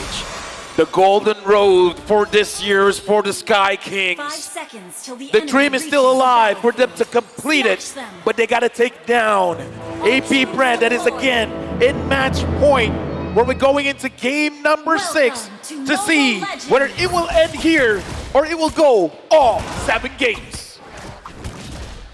At the start of the game, it's Kyrie who has a significant advantage on the Guinevere. This is the reason it's so heavily prioed in the draft. Baptiste and Ogwen, though, very aggressive start of the game. Actually clears it out very well. Kyrie has already rotated. This might be a miscalculation. Sans as well is here. Flicker out from Ogwen. Baptiste holding on to that orange buff. But in the end, will disengage. Yeah, interesting idea, because we know that the Phobius will not win against the Thams, but he gets level 2 now, so it's gonna quite an even matchup. And the reason why that happened is because Keyboy did the anti-glue treatment in M4. If you remember, they used the Grok to block the minions twice, so that the minions will be in favor of Boots. And that was a genius move coming out from Onyx. That's why they drafted this Grok earlier on. We gotta talk about Super Marco again. Now using the Master Assassin, where before this, he was a tenacity, but Kyrie trying to go for the invade. Spatial migration, retribution secures the invade steal over to the gold buff now. It seems like he should be able to find this for free unless, nope, Kyrie takes it. Yeah, looks like looks like Flapteezy still again wants to go for that corrosion scythe early and maybe try to bully out Boots, because the Vovia is strong, but if the Vovias can't do much in lane, then it's not going to be that big of a problem. Kyrie again, always getting pressured by AP Brand. AP Brand has a thing for Kyrie. Yeah. They know. I mean, he is cute, but you know. Even the fans in the building, CW versus Super Marco 1v1 battle. Oh my goodness. Marco able to escape, regen pop by CW. Does this mean Marco has already used it? Oh, a diamond tap! CW needs one, Super Marco gets away. My God, every little fight. I feel like after this game, they're going to be best friends, man. Yeah. They are. I mean, like, that kind maybe not, you know, I mean, dude, you bonded over a best of 7 like that? That's true. You gain respect, man. They have an even better or more special connection for sure. Flapteezy jumping forward. Violet Requiem locking few down. That's a lot of damage. Black Shoes as well with a heavy spin. Flapteezy secures it. The heavy spin knocks Keyboy out of the frame. Demonic Force though. Now on the Flapteezy. One more shot should do it. First blood secured by Onyx. Keyboy still onto Owen, who still has the Vengeance, but he gets knocked out. Final slash into the Vengeance, into Kyrie, one shot, but he's still able to survive. Ogwen turned around now, still brought back to the team by the Stampede, and it's AP Bren who win in a prolonged team fight. I mean, that was a very prolonged team fight. I kind of feel like Onyx really wanted that kill because, again, he was right in front of them. Who wouldn't want it? But AP Bren was able to buy enough time for the rest of the team to respond. Exactly. The thing is, Onyx will manage to go for double lanes this time. That this is the effect of CW winning some of the early stages of the match, of this laning stage, allowed him to get even more gold for his team. And this is the main win condition of Onyx. Stat pad this Claude, give all of the things to CW and let him carry the game later on. Looks like the first item coming in from Lilia is going to be the Enchanted Talisman, going to help out quite a lot during that turtle fight. Well, CW as well as Super Marco, they're really going at it. Blazing Duet in the bottom lane. Super Marco going to be chunked down. He did get the gold buff, however, and Onyx now tried to look for an angle to attack this bottom side of the map. Meanwhile, Spatial Migration into the Requiem finds a kill in the mid lane onto View. Without the Purify, he was a sitting duck. Going at able to force the final slash or the Purify onto CW. But that was a great pinch coming out from Onyx. They found a reaction coming from AP Brand because there was a massive push in the bottom lane. So naturally you want to defend that, but they cut it off. Right now, Kyle PZ has level advantage onto Kyrie.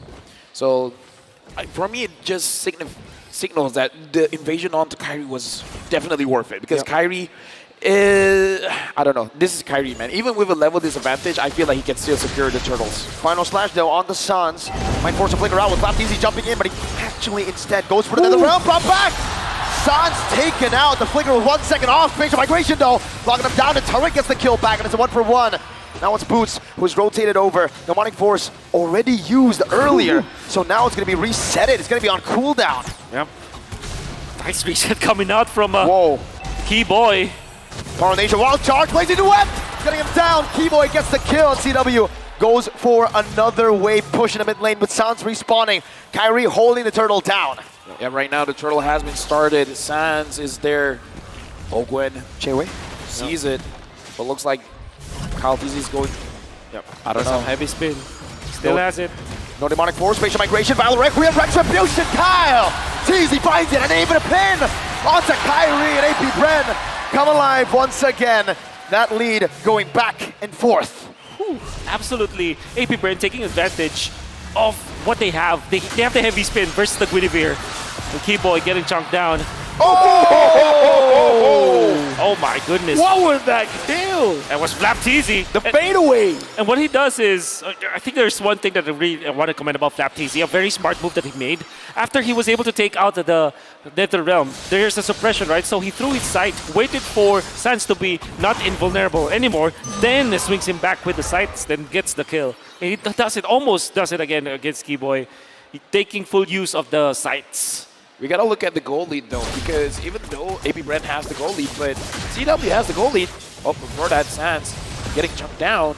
Looks like Ogwin understanding that Sans is not in a good position. He wants to force it, and forcing on CW. Purified now brought back to Ogwin. The vengeance is going to be reset, and he goes back to the other image, and he pops in that blazing duet, but Flapteasy is there to punish. Keyboy, wild charge defensively, and AP Brand take the lead. Significant lead, as they will be able to take out the turret up top.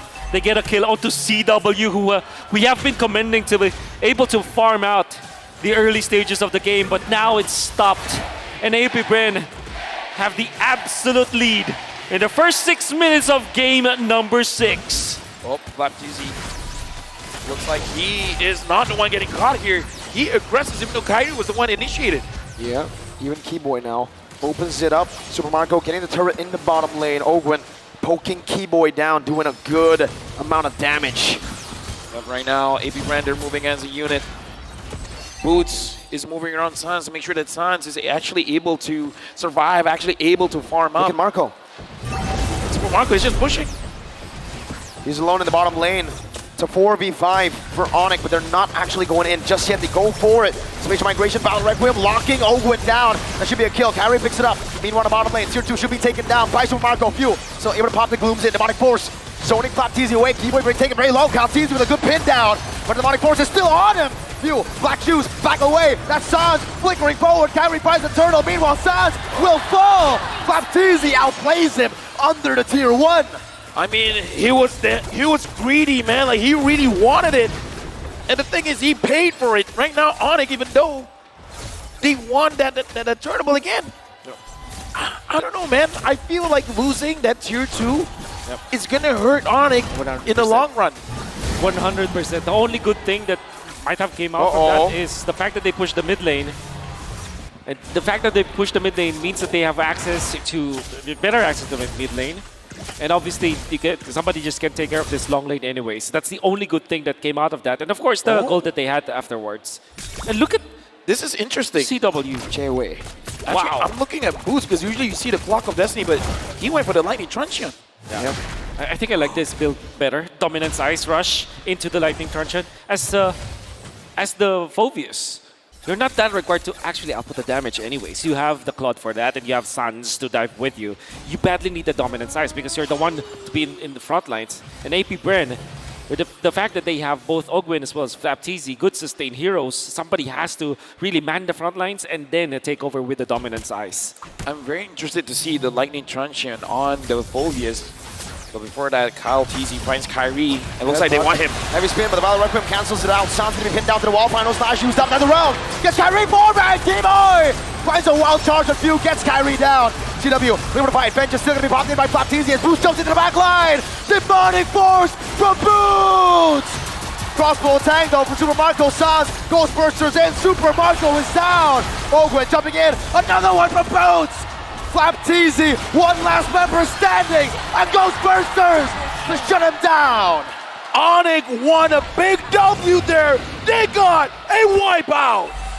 An alpha of AP Bren finding a good jump onto Onyx, almost taking out Kairi. Sans' ultimate was just pixel perfect. Oh, Sans, they're blitzing it here. They're blitzing it, Kairi's already here. Kyle's bot, they are giving it away. They're giving it up. Onyx have taken the first Lord of the game. Look at the live coming in from Indonesia. They're excited, man. Right now, Onyx having the lead here. But again, AP Brand, they have showed time and time again, they can fish out that mistake coming in from Onyx, and we've seen quite a few times. But Boots, let's talk about Boots. 2-0-5 here, Wolf. Yes. Was the last one to get into the fight around the Lord area. But his timing was perfect because now he is able to force out Super Marco. And big shout outs to Keyboy with the flicker play, or the wall charge play, in fact. in the previous fight. That is what allowed Onyx to win that fight afterwards. Right now looking at the items as well, even though a big goal difference coming in from the Claude as well as the 1-1, but I feel like Super Marco can still dish out the damage. For Sans here, he's zoning everyone out. He's just like, I'm a Faramis, choo-choo, I'm gonna hit you. Choo-choo? Is that what Faramis... Yeah. Is the noise, the sound? Okay. Choo-choo. I believe you. I play Faramis a lot, man. I believe you. Faramis, the train engine. Nope.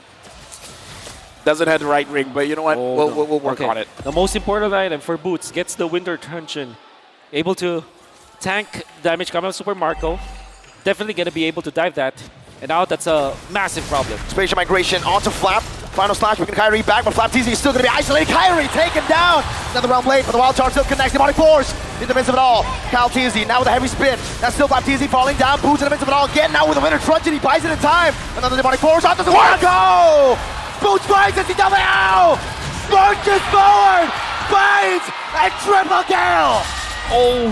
What? Keyboy? Keyboy, the one to tag that, but I think that this is sacrifice to take the Lord, and nice touch from CW again. Boots falls as well, the sacrifice necessary. Sans and CW bringing it back. The damage coming through. CW with nature. Oakwood, vengeance. CW guns him down. It's a wipeout, but Flap has respawned. Onyx need to back away. Okay, what's going on? CW looks angry, man. He doesn't want to back down. He's using a clock, but it feels like he's the Thamus. He wants to sit in front. He wants to deal the damage. Wow. CW. He wants to take his family to Japan, and I think that he's doing everything that he can to do it. I cannot. It is indescribable the way that he held his ground and knew exactly who can kill him. And the fact that Boots already took out Super Marco with the wonderful Winter Truncheon play, that allowed CW to be unafraid of fighting under the base of AB Bren. Well, konnichiwa minasan. Onyx right now having a 5.6k goal lead. And CW again, 8-1 and 5. Very, very impressive here. It does look like Onyx did. Now they have the mentality is that they want to get everything from AB Bren in terms of their skills. All of their survivability once it's gone, CW is just going to go in and he's going to clean job. Now AB Bren, they're in a position where CW is a problem, but you can't ignore Boots and you can't ignore Sans. Kyrie has not been having a great game, but dude, everyone else around him is moving forward. Exactly.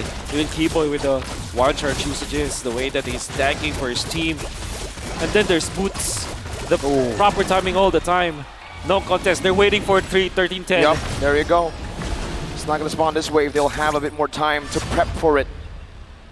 13-40. Yep. Whew. So now prepping the lane, CW has to be careful because I feel like AB Bren, that's the goal. It's like, yo. But I feel like Flap did it. Oakwood, you got to do it, man. Flap did it. He did. You can catch him. You got to find a slash. He's going to be the one that's like, you know, everything's on his shoulders now. Those gold meteor available for the 1-1. Whoa, whoa, whoa, whoa, whoa.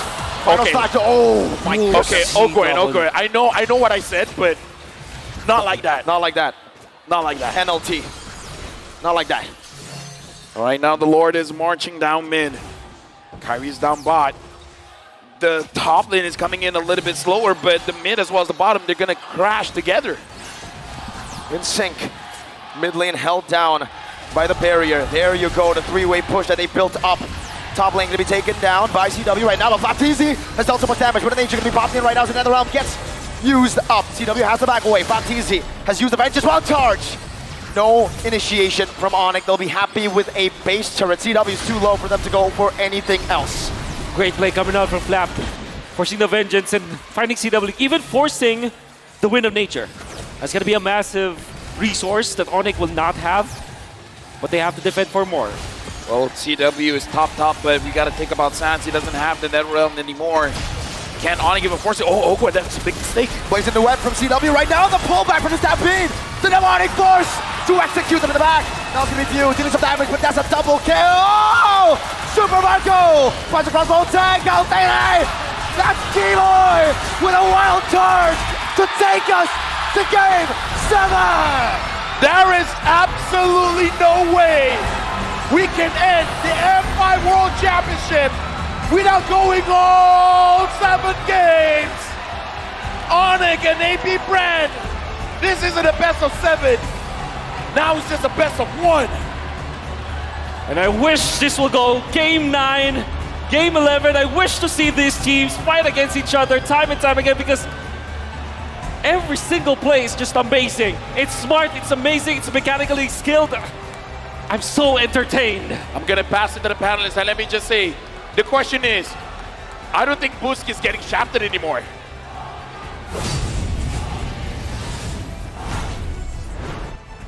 I know for sure now we're in Game 7. We're going to Game 7. Onyx takes Game 6, going all the way in hopes of claiming the Golden Road. What a turnaround. A back and forth in the early to mid, and now here we are. I thought they didn't have it in them, you know? It's easy to lose faith for some of these teams, but I'm just as surprised as all the Onyx fans out there. They found a second win. They're looking cleaner than ever. The fact that Mr. Calvin Winata apparently is aging like fine wine. His laning is getting better and better each and every time he touches the land of Dawn. So I cannot wait to see who our MVP is going to be. Brought to you by the Republic of Gamers. Let's have a look here. I'm just as curious.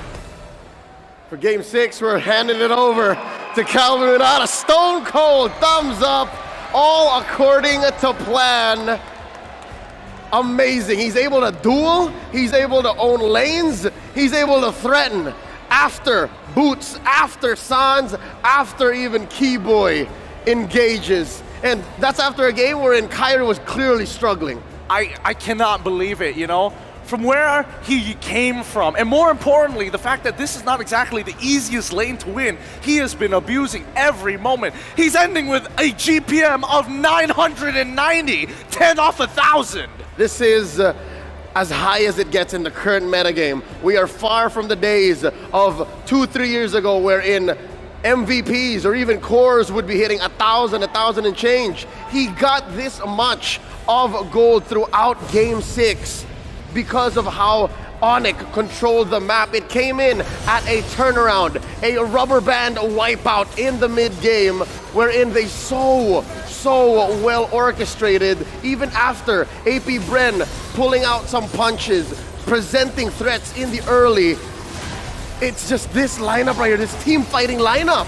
It's insane, right? And I think, you know, the first issue that they have to address is what do we do against Flap TZ's Thamos, right? We know that the early game is played so perfectly by AP Bren, and the solution to that is, you know what? Take it. Because Thamos' biggest problem is that he runs out of gas, whether in the late game or during team fights, where he is by far, I would say, he's got a time limit on him. In comparison to Boots on this Phobius, who is able to delay and really stretch out, really get the mileage out of the hero, that's when you know that AP Bren were exhausted in fights. Boots is an unsung hero. You'll see him here making the call. I want to pick up the Winter Truncheon third item and make it count. Yes, he eventually does get punished. Yes, eventually he does overheat, but this is the writing on the wall right here for AP Bren. It was hard for Super Marco to play the way he wants to. It's one thing to try and outplay a Phobius by just walking, but how do you even take the skies? I don't know, man. I really don't know. I think, you know, CW in this particular, you know what, come on over here. Let me tell you something about Mr. CW himself. Before this, Kages used to rule the world. Kages used to be the one coming in from Onyx, Indonesia. And when they made that first change, it was CW who took that place in the gold lane. You know what? We saw his 1-1 here, along with the days of his old Melissa. You remember his Melissa? Oh, yeah. And then he was like, Muddles, and get away from me. Every single time he makes it work. And that's the difference. That's the difference maker here, right? From Mr. Calvin Winata. If we start looking at the emblems, we see a deeper story going on here, because immediately it's about itemizing based on the tempo of the game, and that's what a lot of people don't recognize here. When we start to look at, for an example, Sans, he understands that he needs to be able to rotate fast, but more importantly so, having the CDR to build up stacks so that when he has just enough in the early game, hey guys, I can dive, I am willing to die for this, I'll be right back when it happens. And here's another matchup wherein the Master Assassin really didn't do much to win you the lane. Very early on, Onyx and AP Bren were team fighting, and that's already one emblem null from Super Marco, so he really wasn't able to take advantage of that one bit of extra early percentage damage to try and quell CW's reign here. That's why he's the MVP, is because he was able to make the most of that advantage that he had, wherein it's Onyx playing with numbers. Here you see it ended very, very quickly. Not even enough time for Super Marco to find that window to try and play out of Boots' ult.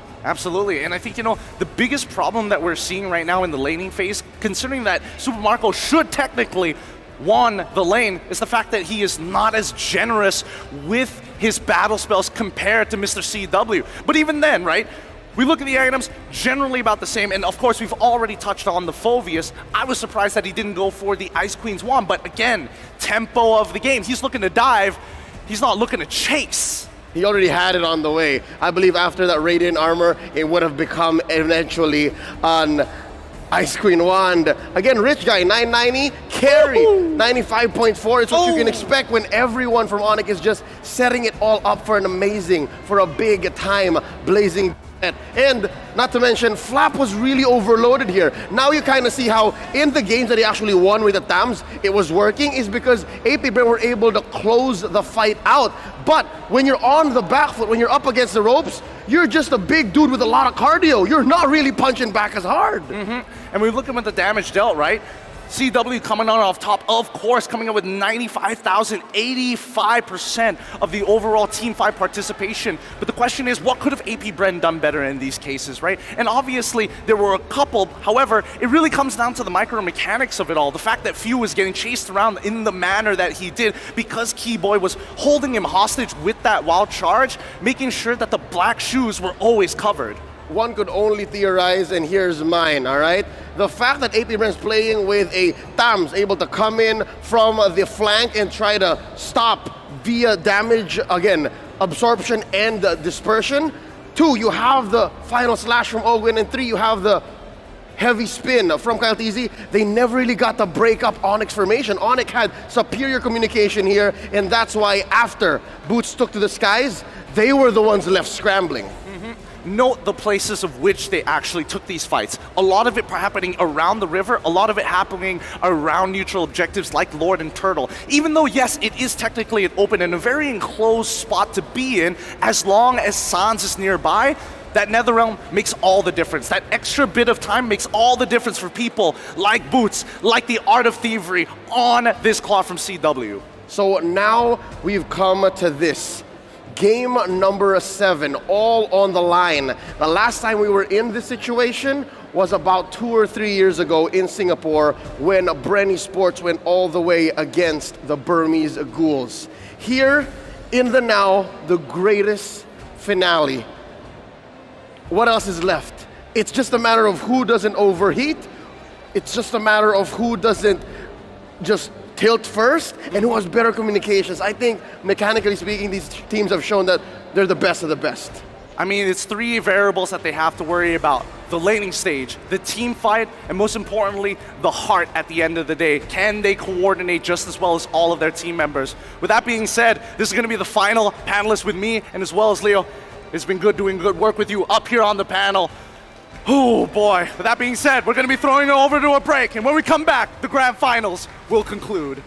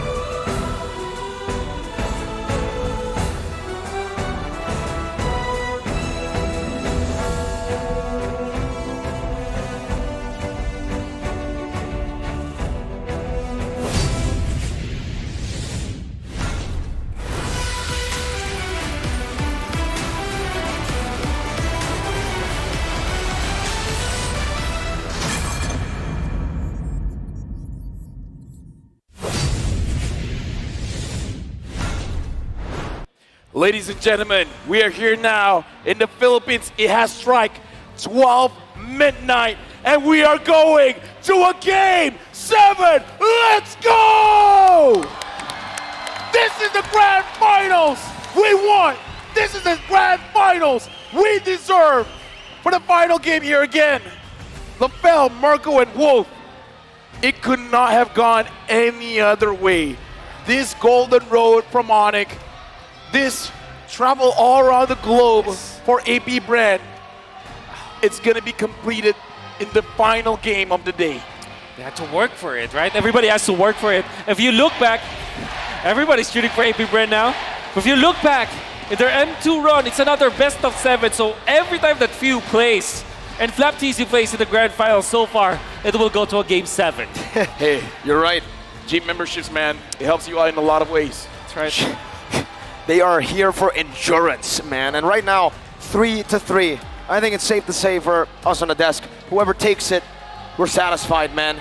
Oh, yeah. Game 7 in the best series that we have ever casted in our lives. Definitely. Is it? True for you? It is true. Yeah. Which also makes it ever We have so an amazing desk, and by the way, amazing panelists as well. Quick shout outs to Leo as well as Gideon, breaking it down all this while.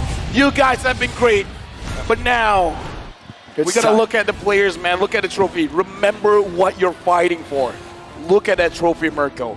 Does that not spark emotions? It does. It sparks more than emotion. Hard work, dedication, everything put the entire year to build up to this one moment. For Onyx, the golden road lies ahead.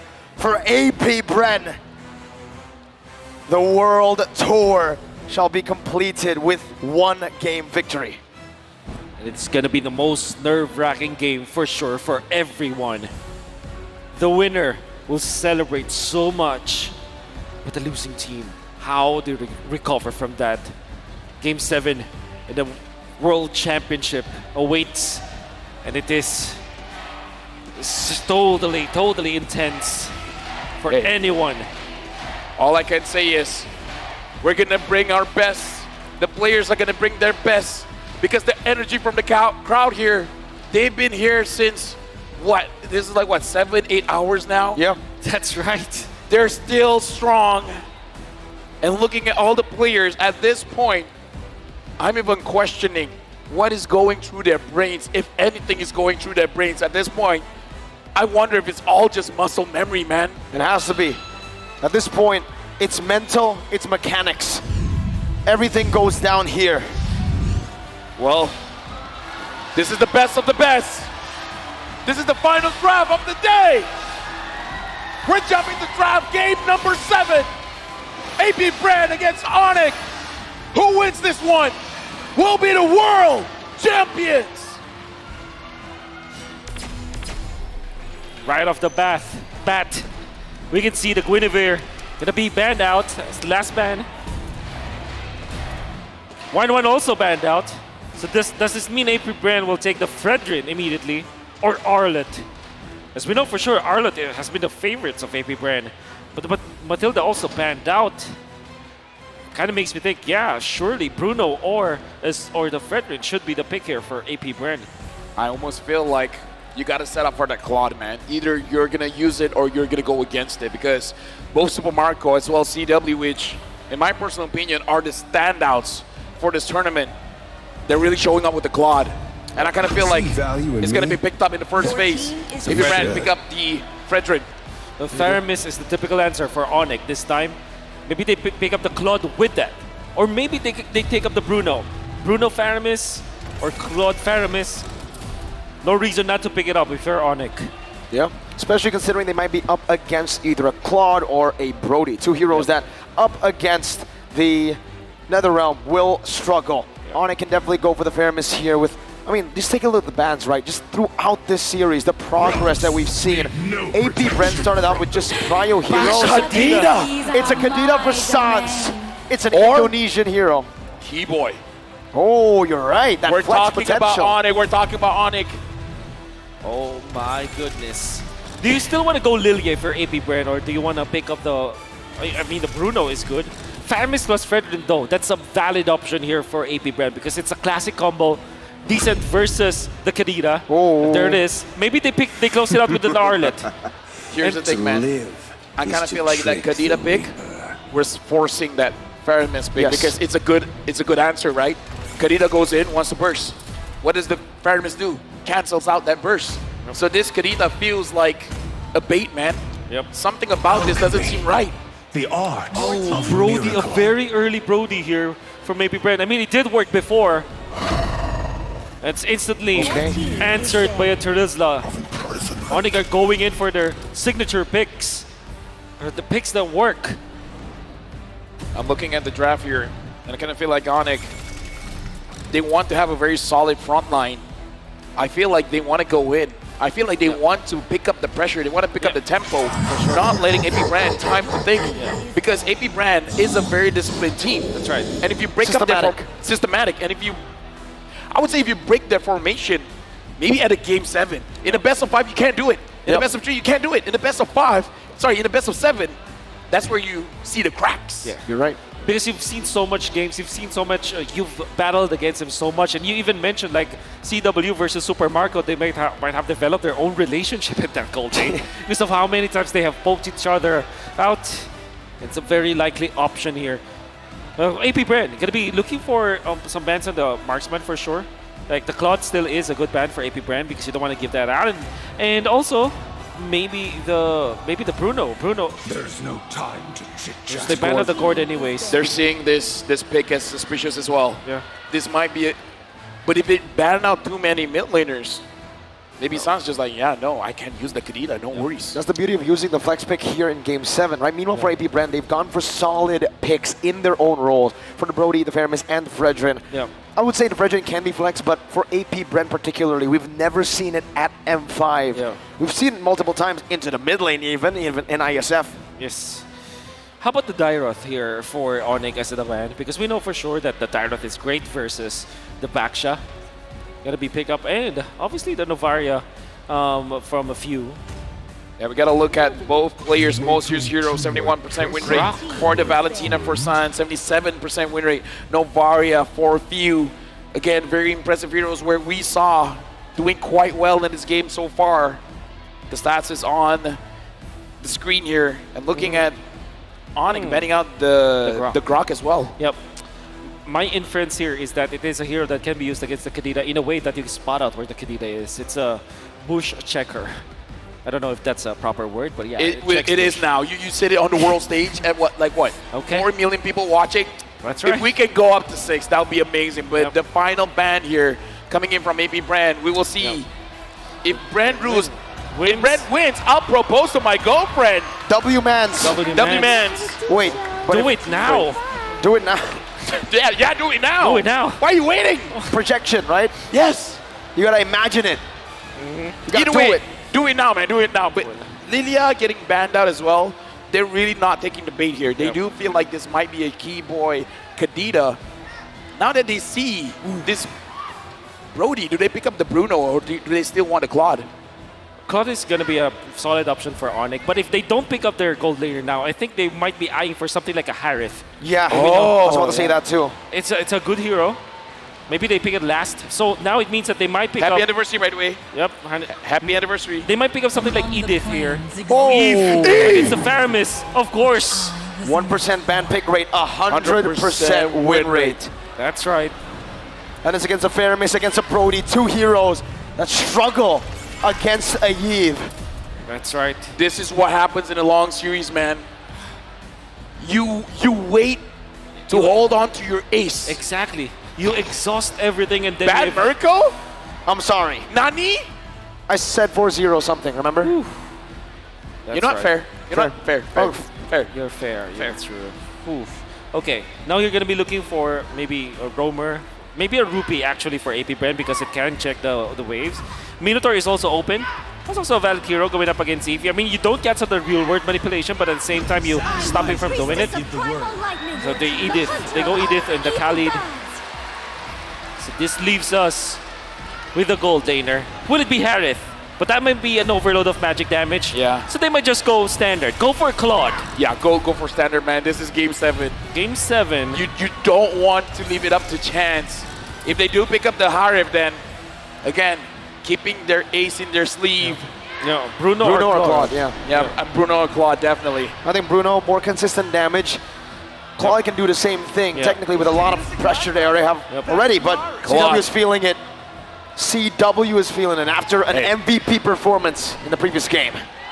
What did he do? He went in their base and he said, fight me, fight CW. He took that fight, he got that wipeout. I mean, at this point, you got the momentum. Don't stop. This is for the World Championship. And the thing is, if you're looking at to compare both of the lineups, we know for sure that this Brody composition from AP Brand is very strong at the early to the mid game. Come late game though, Deceive with the Claude, and then you have the Kadia factor. It's gonna be hard to control the map. AP Brand, they might win this best of 7. They should win this best of 7 only with their standard playstyle, their early game. To everyone tuning in, ladies and gentlemen, welcome to the last game of the M5 World Championship, where either the Golden Road will be completed or the World Tour be completed. We're jumping into the game where this game will determine the World Champions. There's no other way to see it happen. One last time. Rizal Memorial Coliseum, give it up for the two teams! Now, Keyboy as well as Ogwen, man-to-man defense, looking at each other here. Looks like this time maybe Brand is opting not to go aggressive into the jungle. Kyrie, for once, will have an easier time farming up to level 4. CW opted to go for the Purify, knowing that he can be gone upon by Ogwen. And obviously, FlapTZ can go for the Flicker plays, we know. That can eliminate the Goldaner easily. So Wind of Nature might be rushed here by CW. Maybe his third item, or maybe fourth. Okay, some damage placed down. Quick Sand Guard gets him a bit more HP. Kyrie already looking for an invade. But Kaltiz is able to clear it out. Just a big one though. Kyrie looking for a little small one. Retrieves it, gets level 4, and pokes Kaltiz, getting Boots a bit more prio in the bottom lane. And again, we got to look at how Sans and Keyboy, I got to say this duo has been doing well for Onyx, but the same can be said for Few as well as Ogwen. I do feel like with the composition that they both have, the mid duo is going to be a very big impact in this game. Speaking of the mid duo here for Keyboy as well as Sans, it's a tricky duo because you clear the waves fast, but you don't necessarily stay in that lane. It's going to be up to Onyx on how they utilize this, Keyboy, Kadia. And at the same time, AP Brand, they don't have the best heroes to kind of check the bushes. Maybe Kyle TC could be there, but of course Few can save his teammates, but they're not built for this Kadia. Few able to pull them in, but not that much damage. Both Sans as well as Boost just won that level 4. Kyle TZ already leashing the turtle in a position where he can cancel at any moment. Kyrie thinks about it. Both Boost as well as Sans now level 4. Doing the same thing. Kyrie with the shield unity into the back right now, able to connect it onto Ogwen, who has the Earth Shatter. And now the onward. Towards the boy Sans. FlapTZ finds him. The real world inflation is popped in. First blood secured by FlapTZ. Another round coming down as Boost deals some damage. Retribution battle still for Kyrie, but Few finds it, and that's going to be a skill from Keyboy. Ogwen with the Primal Wrath. The Praisers Wrath! Ogwen gets the kill onto Keyboy, and Onyx lose out in the first turtle fight. Oh yeah, definitely AP Brand won the turtle, won the fight. This is the usual story of this best of 7. Look at AP Brand to win the early. Yes. It's the early game for AP Brand all the time. They're the masters of the early game that we saw all throughout this M5. Every time that they win, they destroy their enemies in the early stages. And I gotta say, FlapTZ started the charge once again, going in for the Flicker play.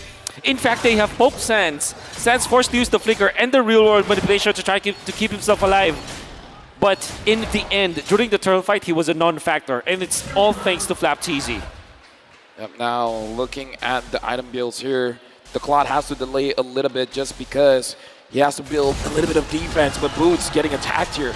Look at that burst, my goodness. The Ghost Bursters as well. Boots, defensive penalty zone. Kaltizi dives, Flicker out. Real world manipulation. Popped down by Sans. Ogwen just posturing, zoning Boots away. Meanwhile, looks like CW just wants to farm up safely here. And again, Onyx, they have to find a way to slow down the game while AP Brand has to figure out how to get these objectives because they've been getting the kills. They got the turtle. The faster they can get the outer turrets, the more space they're going to deny from Keyboy. However, few with 2 assists and a lot of lane prio. Able to get to level 6. It's actually almost a level ahead of Suns. Gonna be waiting for that. That's a massive lead that AP Brand has. More resources, more EXP means that in the early stages of the game, yeah, surely they have the advantage and they can team fight. And eventually, they will activate Super Marco. Fortunately for Onyx, the turtle is onto the bottom lane where Super Marco is not at. It means that they might not suffer from the Brody, but at all the same, Onyx, they don't have the best tools to go up against AP Brand anyways. Yep, and now we're looking at a turtle. Kyle Teasy initiated. Kyrie finds Flap. The Flap just wants to wait a little bit of time. He sees Suns. Hooks him down. There's a good amount of damage. Calteezy as well there. Both junglers at level 7. Flap on the turtle. No quick sand guard this time round. Kyrie picks up the gold buff. Meanwhile, up top, there's also a little bit of a gank. Oh, going to be caught. Taken down. Kyrie versus Flap versus Kyle, and it's Flap who takes it. Kyrie brought back to the team in the Shadow Stampede. The real world manipulation, not enough to take it down. Kyrie with the juke. Whoa! And that is a trade. 1 kill up top for a turtle for AP Brent. Kyrie is one of the only junglers that can play a utility hero like an assassin. How the hell did he thread the needle? He gets out and into safety. Unfortunately, still missed the retribution. So, still massive coming out from AP Brand. Almost a free turtle, if you think about it, because they didn't lose anything. At the same time, Onyx had to just back down after all the investments that they did. Few in the mid lane, very low, Netherrealm. Popped in, Kyrie brought back to the team and onward. They're shattered, not connecting bomb, game high! With a rough wave! Oakwood falling, Few as well! Now it's Kyle! With an Abraser's Wrath! Keyboy finds the oddity! Another one on the Marco! Oh! But Sans picks him up! This is why I say, man, Super Marco, as well as CW, they're developing a relationship. Super Marco came in and was like, I want to go down, but you're going to come with me. And that's a positive trade, obviously, for Onyx, as they switch back toward their side.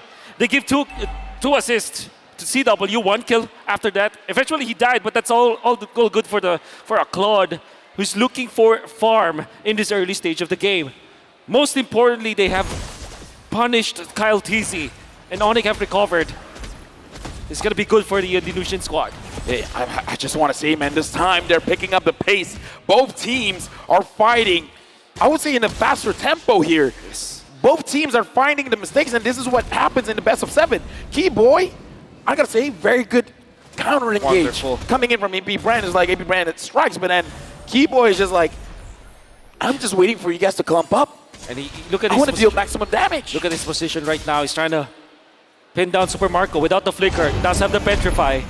Super Marco not feeling so confident, walking towards that bush, and that's a smart decision on his part.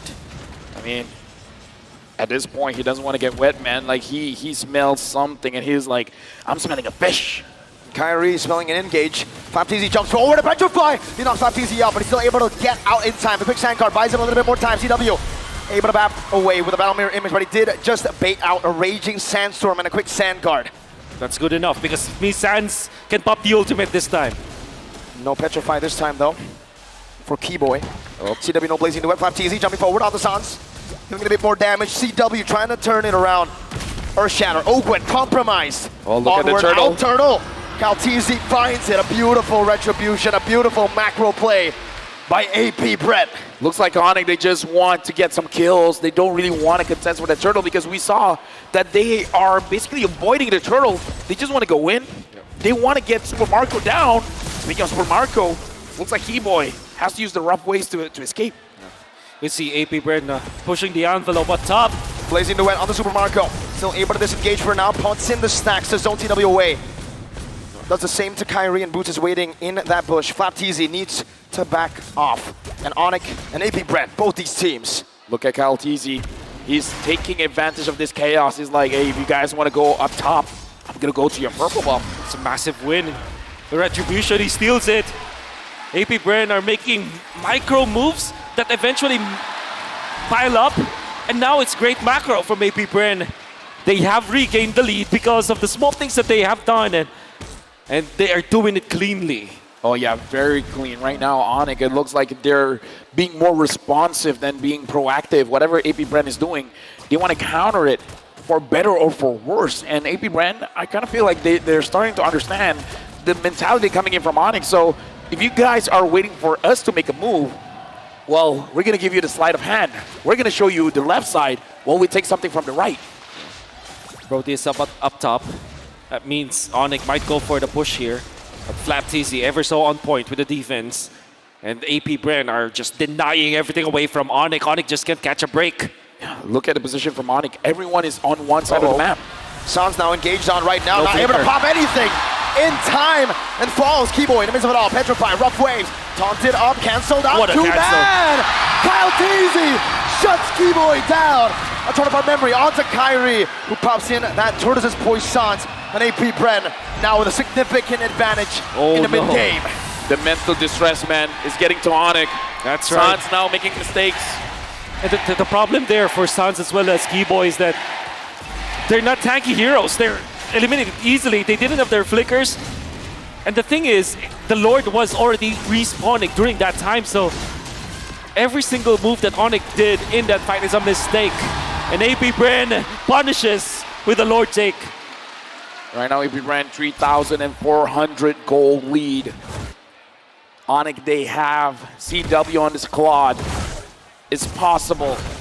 But AP Brand, I don't feel like they want to wait that long. They're waiting for that point where Onyx will concede a team fight, and then they might try to push to end. Stampede, Kyrie with the flank. A weird angle, an off angle to catch AP Bren off. The Purify going to be used up by few. CW claims the orange buff. Keyboy gets out of the taunt. Lord spawning back in the land of Dawn, this time on AP Bren's side of the map. It'll be the defense for Onyx. Fortunately for them, they have all the tools to defend. They have an Eve. And this is something that they can use to bridge the early game to the mid game. At this time, Onyx needs to go full anti-disaster protocol now. They need to just regain their part of the map at least. Yeah. And they can use the Eve for that one. Super Marco able to get the turret up top. Kyrie so far is taking the opportunity of AP Brand setting everything up for him to farm for himself because he understands that he needs to get as tanky as possible. Hold up, that turret, ooh, still kept alive by Onyx. Now looking at the mid lane, tier 1, Boots holding it down, but the turret should fall. Tier 1 over to AP Bren. You see that move coming out from Kautizi, zoning out the members of Onyx by just literally walking down, and AP Bren are taking an easy turret in the middle. Further increasing their lead to 4K, and of course they're gonna get another turret. Now Onyx, their base falls. This is not looking good for Onyx. You can hear the cheers coming in. AP Brand has the energy coming in from the crowd. Boots goes in, Kyrie as well. Does the same, now taunted up, brought back to the team. Tortoise Poisson's gonna be used up. Kyle Teasy has the Appraiser's Wrath, gets chunked down. Penalty zone by Boots. Flap Teasy, raises hands to the back. Keyboy looking for the flag right now, goes in, but doesn't find anyone.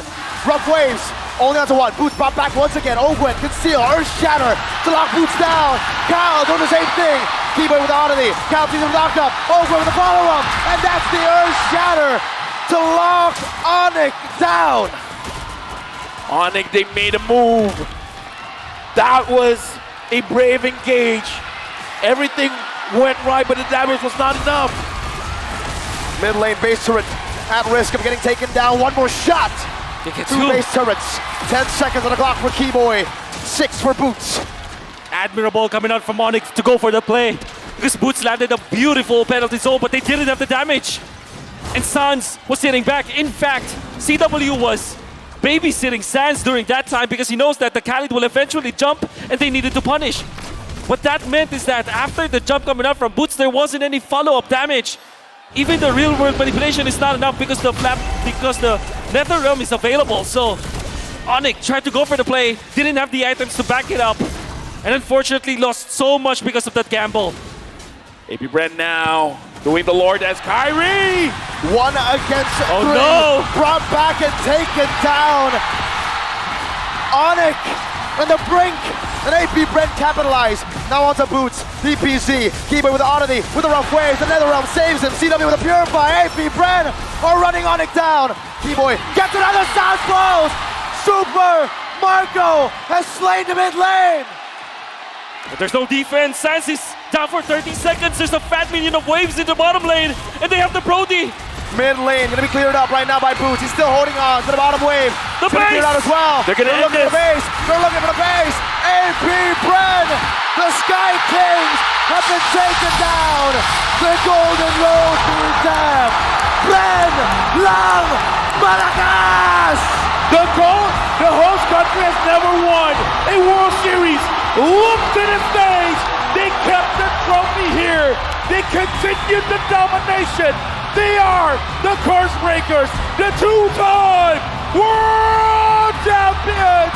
They are AP Red. It's a pleasure working with you, gentlemen. My name is Abel. Alongside with me, Wolf and Mirko. It's a pleasure serving all of you here. But now we are throwing it over to Mara with our world champions.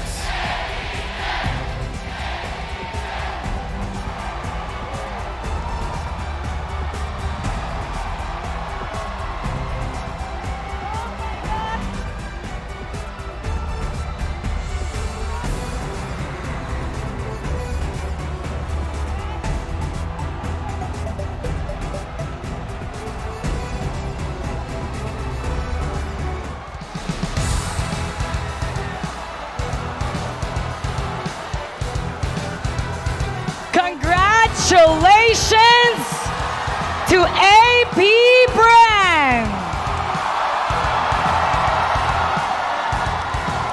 What a recovery.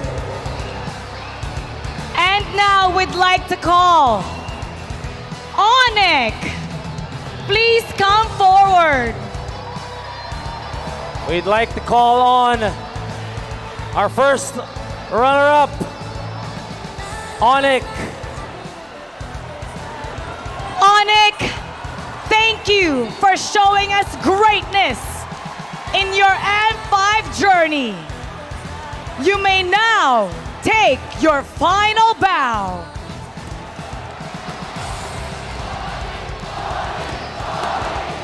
You may now take your bow. We admire the grit, the determination, and we hope to see you guys stronger next year.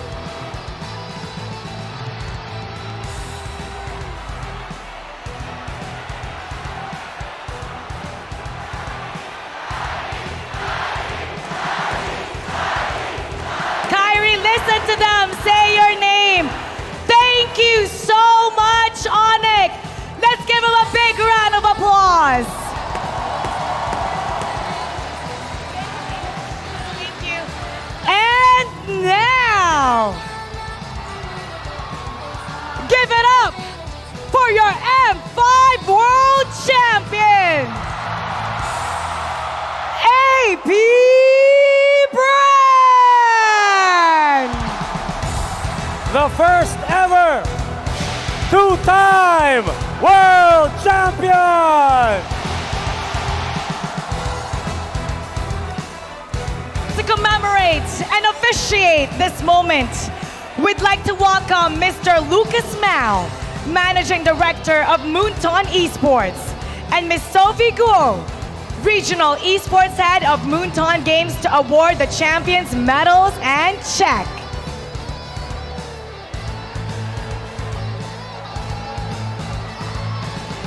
The Bees return to cement their legacy as their first ever two-time world champion.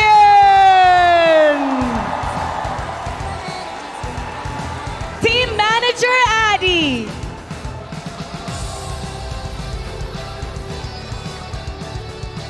Pando.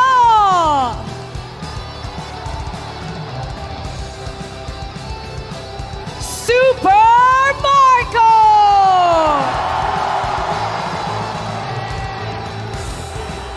Kyle Teasy. Flop Teasy.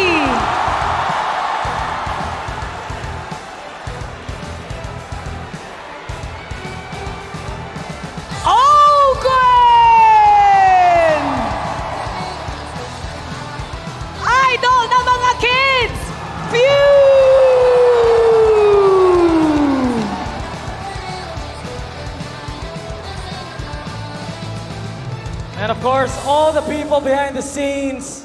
Coach Bren and the legendary Coach Ducky.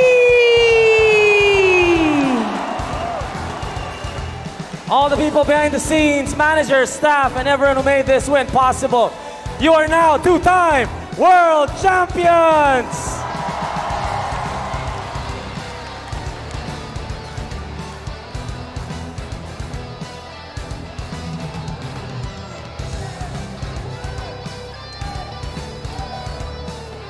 And let us now take a photo op. Once again, everybody, give it up for AP Brand.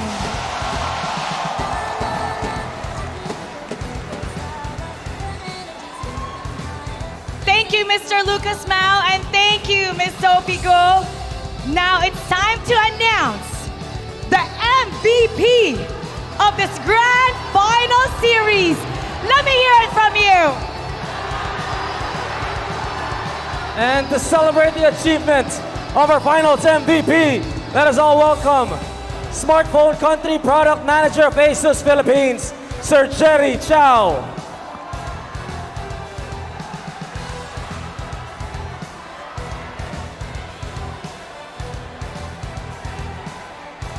Incredible best of 7 journey.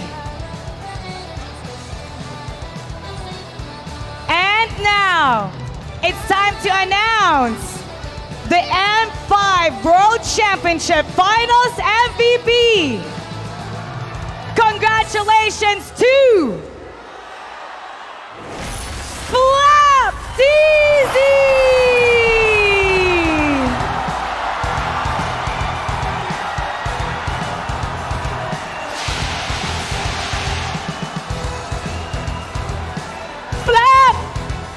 TZ, Flap! Flap, congratulations, Flap! Flap, parang nasurpresa ka! Congratulations! You are now a 2-time world champion and you are the M5 Finals MVP. What's going through your mind? What are you feeling? What do you want to say to everybody?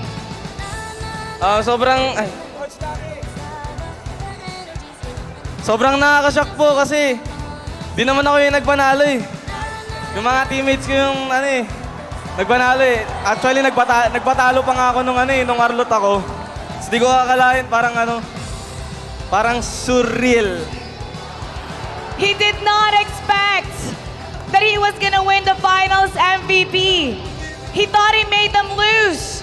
But look at him now. He's the finals MVP. And let's now take a photo op.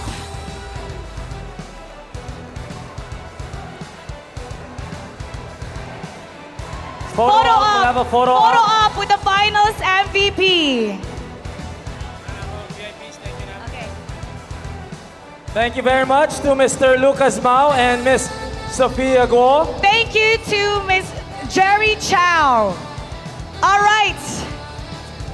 AP Bren, your trophy is right there ahead of you. You may now take your walk of victory. Your pursuit towards greatness has led you to be crowned as the world champion. And now, it's time to raise the trophy that will immortalize this legacy. In 3, 2, 1, ladies and gentlemen, AP Bren, your 2-time world champions.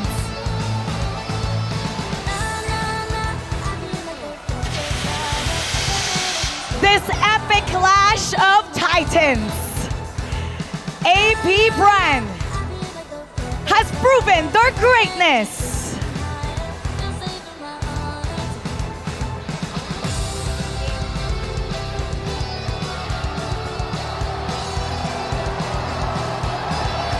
The Mobile Legends Bang Bang M5 World Championship has finally come to an end. We have witnessed history. And let's not forget that M5 is powered by Moonton, presented by Kadia, and supported by ROG, the official gaming phone, Grab, the official super app partner, and Secret Lab, our official share partner.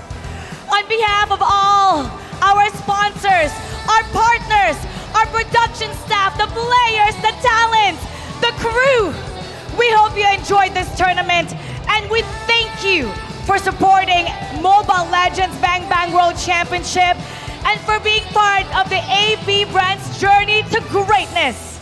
My name is Mara Aquino. And I'm Tito Mikey.